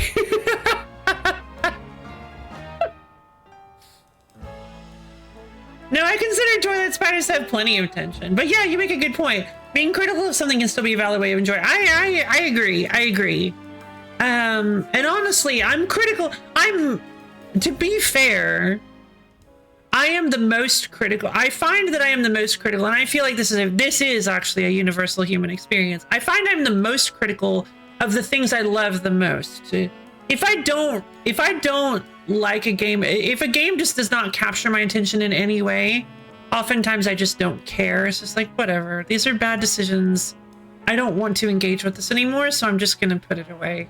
But if it's, no God, but if I'm actually taking the time to rant and rave about the things that I don't like about something, it's either because it's blowing my mind how bad they managed to mess this up, or, well, I mean, actually, yeah, that's the thing, is it's always because I feel like the product has a lot of potential. I feel like it could have been so much better, and these choices are kind of actually ruining the game, or anime, or movie, or whatever have you. Like, because yeah, if I'm not pointing out the issues, even though it has a ton of issues, it's probably just because I'm like, whatever, the whole thing is issues. I don't really resonate with this, and I don't even want to engage with it. But oftentimes it'll be like, oh, this is such a cool idea. Oh, I love these characters. And then they make a ton of terrible decisions. You're like, no, it could have been so good. I said that one queued up before we even got to the toilet. Oh, I see. No worries. You're fine. And you make a good point.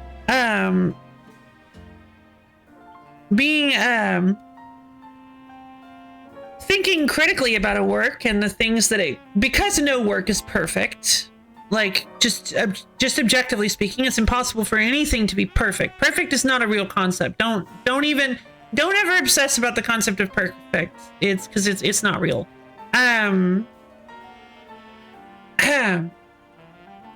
Easy for me to say, am I right? But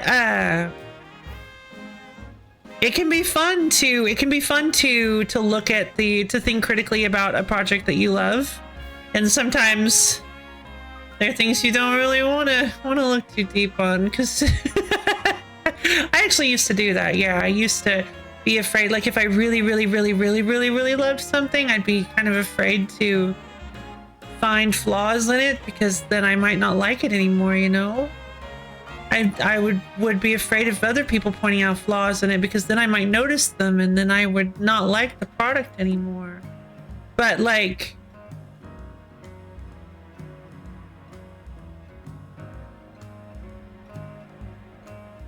yep, not really sure where to go from there, but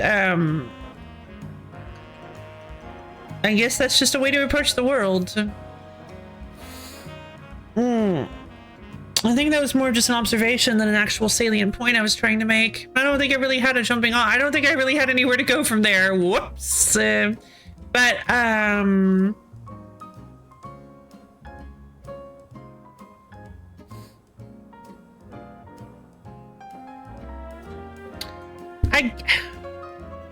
want to jump off your point about being critical of something and still be a valid way of enjoying it, and I guess I don't really have anything to add to that, because I'm not sure. Yeah, I'm not really sure I have anything to add to it, but it's a good point. It's a good point. I want to, because I feel like I could, but it seems that I can't.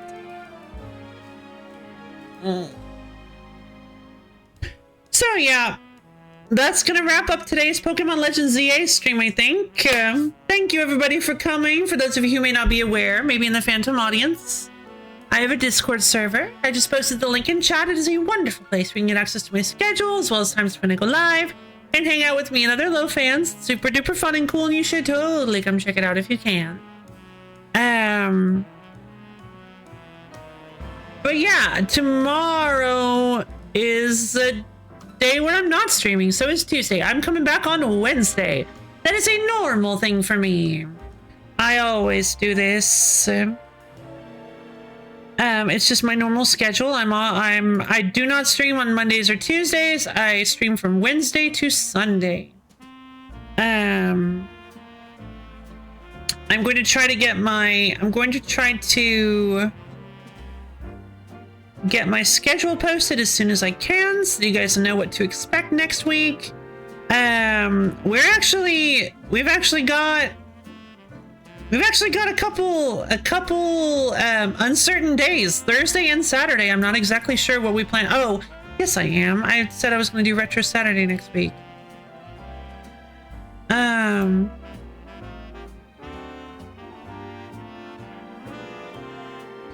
Let's see.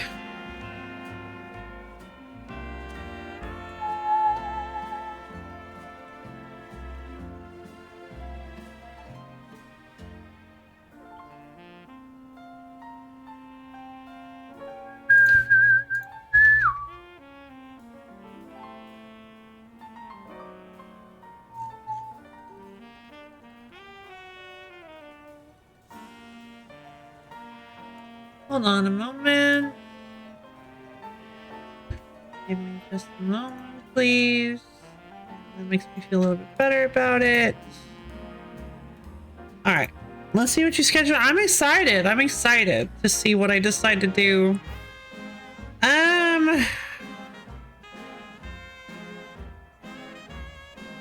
So here's the thing. The thought just popped in my head. I may want to take a break from Pokemon Legends ZA next week. But I'm a little bit worried that if I take a break, I'm probably just going to put it on hiatus, you know? That thing that I do constantly. But also, I don't want to keep playing if it's going to make me upset like this. I don't play games to feel rage. Like, this is just keep it. I mean, I could, but that's the thing, is like,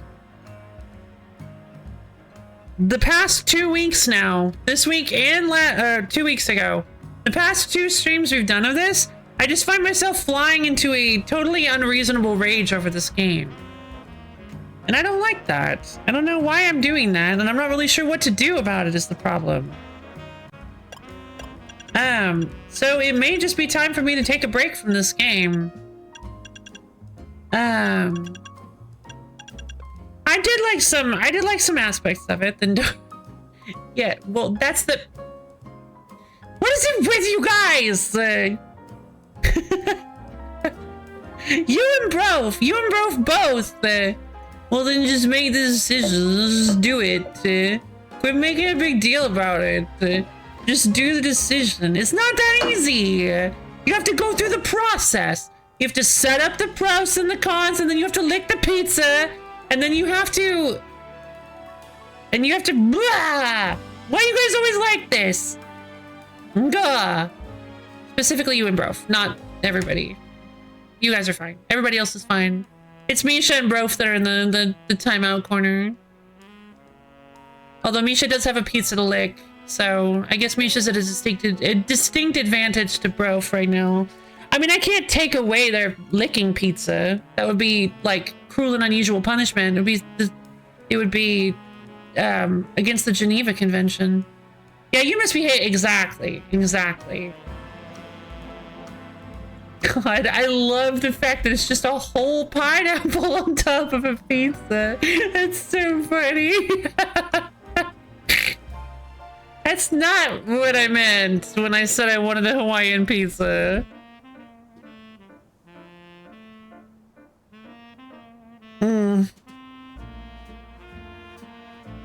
Yeah, that's the thing, is I'm just outlining that's just how I do things. I'm outlining, you say just don't keep it, or it's like, all right, keep it. It's like, all right, then don't. I don't know what the problem is. Well, the problem is that there isn't a problem. I'm just laying out the choices. That's what I do. I have to lay out the choices and the situation, the circumstances surrounding them. That's just how I make decisions. I can't just be like, don't want to play it. Okay, cool. Let's just make a decision without giving any thought to it at all. That's how I've ruined. Anyway, just give it thought the next 2 days. We can't. I'm not asking you to. But thank you. Yeah, no, I am giving it thought. I'm just giving you guys my thought process.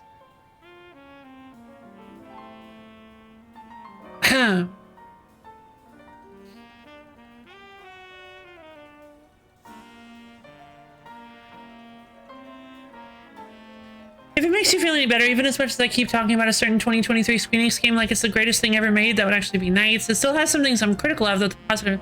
Yeah, that's the thing, is it's all about the weighting of it. It's all about the balance.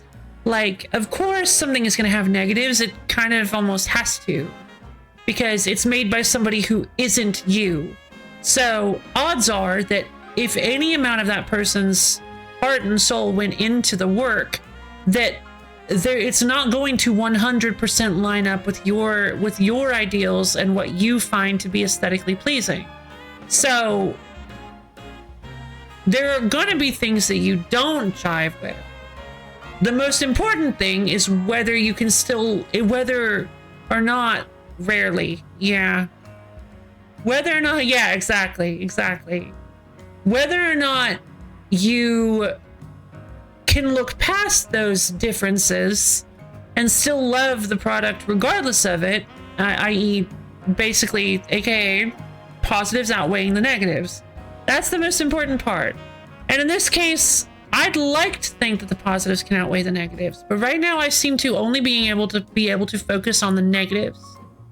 And I don't like that. So I think sometimes taking a step away from the stressor can allow you to reapproach it with a fresh view and come at it with fresh eyes, and sometimes allows you to reset your brain and just rethink the whole thing. And I think that's what I would like to do, because even a week away from it doesn't seem to have actually helped me. So maybe another week or two away from Pokemon would be good for me.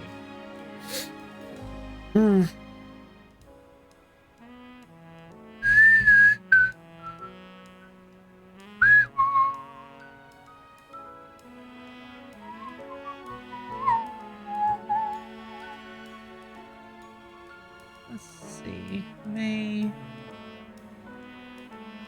Okay. I will allow it. Oh, thank you, Manvea. Thank you.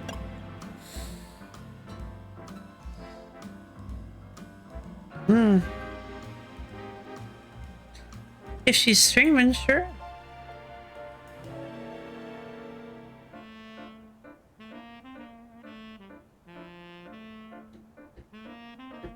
There she is. What's she doing? What's she up to? Oh, is she doing a collab? No. How to travel through time. What is this? Oh, maybe this is a collab. Is this a collab or are these like old Yuna's Sunday podcast? Oh, I didn't know she did podcasts on Sunday. Wait, what do you mean I'm... Oh, subscribe. Okay, gotcha. I was like, what do you mean I'm not following Yuna? That doesn't make any sense.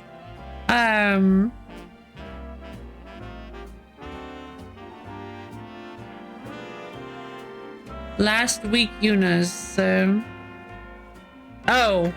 Yeah, I was thinking it's like Yuna's from like back in time. Interesting. I didn't know she did a Sunday podcast. That's really fun. Podcasts are awesome. So let's see. Yeah, I guess we can raid Yuna. I have no problem with that at all. Okay. Let me set that up. I guess that's all I need to do is go for the button. Alright everybody, so do not leave before, do not immediately leave please, because we're going to be raiding Yuna, best captain. I love Yuna so much. Oh, Universe, right, sorry. We're gonna be if you guys are regulars, we're gonna be raiding Univirtua, a fellow VTuber. She's just the most wonderfulest. She has much more of a sailor mouth than I do, so be prepared for that, I suppose. Let's see. Yeah, so thank you again, everybody, for coming. I hope you had fun today, because I know I did too. Yeah, mostly. Suitable for a ship captain, indeed. Even space sailors need a good old-fashioned language face. So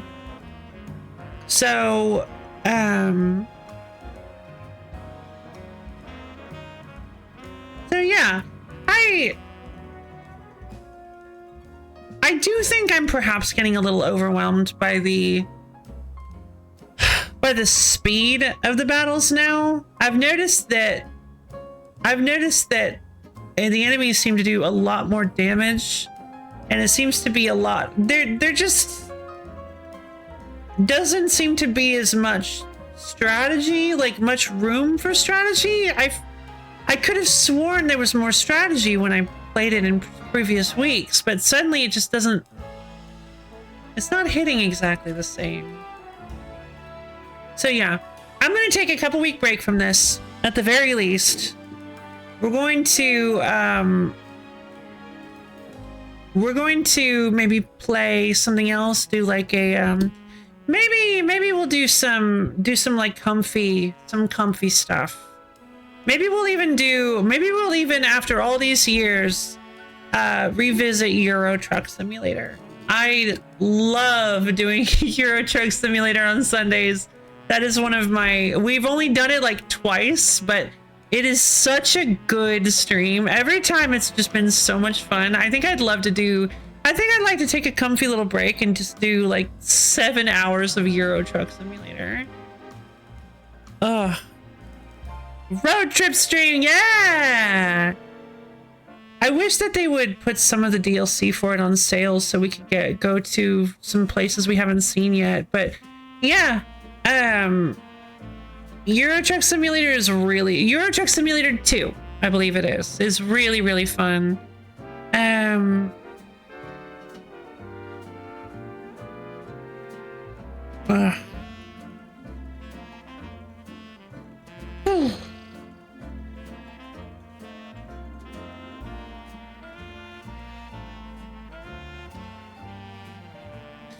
So, I think that's all I've got to say about the game. We've talked at length about it.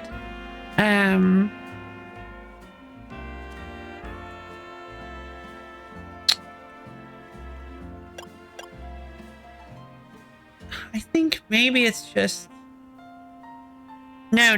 I need to let up.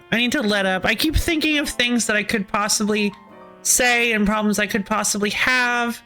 But it's just that I just need to cool off. I'm gonna take a nice relaxing night.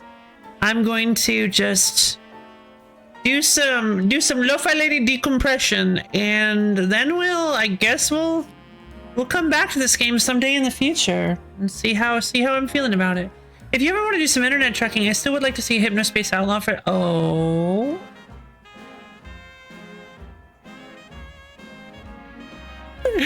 God, Hypnospace Outlaw is gonna be like one of those games that's gonna be like when I finally play it, it's gonna be the culmination. I have talked about playing Hypnospace Outlaw for like 3 years at this point, and I've just never really, I don't know, I've never felt brave enough to actually like try it. I don't know. I feel like I've never felt like, all right now is the right time to play Hypnospace Outlaw. I don't know why. I don't know why I'm so nervous about playing it. But I guess the longer we wait, the more it gets built up. I've been thinking about it. That's fair. That's fair.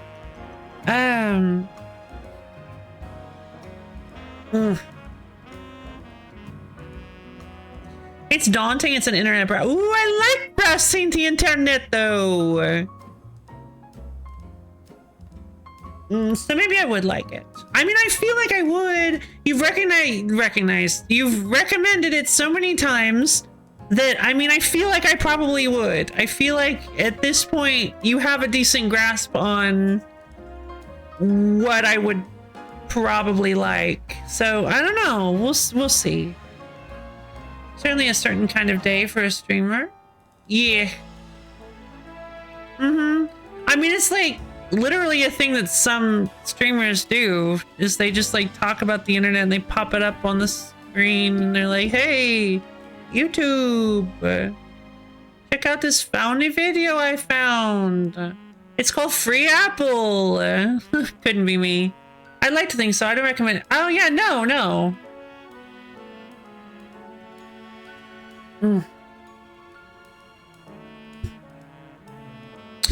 No, we could honestly use more clothing recommendations from Mellowbee. Waka waka. All right. It's an apple. I've been seeing a lot of people reading PDFs of old video game magazine PDFs.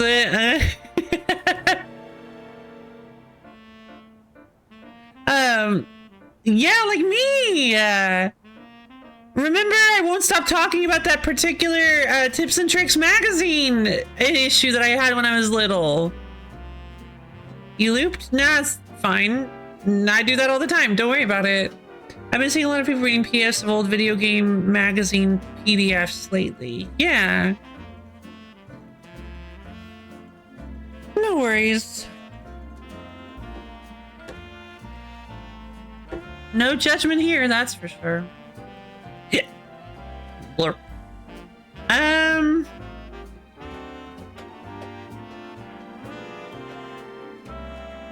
Oh, by the way, I'm really not excited to watch our band do Mega for Alligator. I don't know if you guys have seen Mega for Alligator, but I've been exposed to it, and oh dear God, it's awful.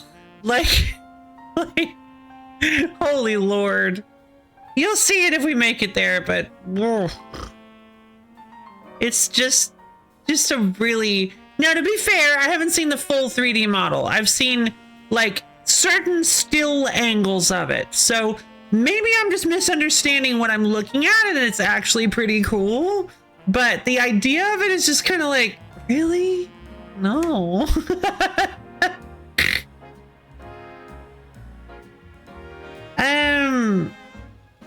But anyway, I think I need to go.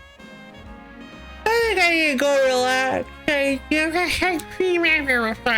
I need to go relax and decompress and maybe take care of some chores and whatnot. Just whatever I feel like doing today. So I'll let you guys go. And yeah. I love each and every one of you, and I hope you all have a wondertaining, coolerific, stupendiful next 2 days. And I'll see all of you guys. Get yours! Yeah! On Wednesday!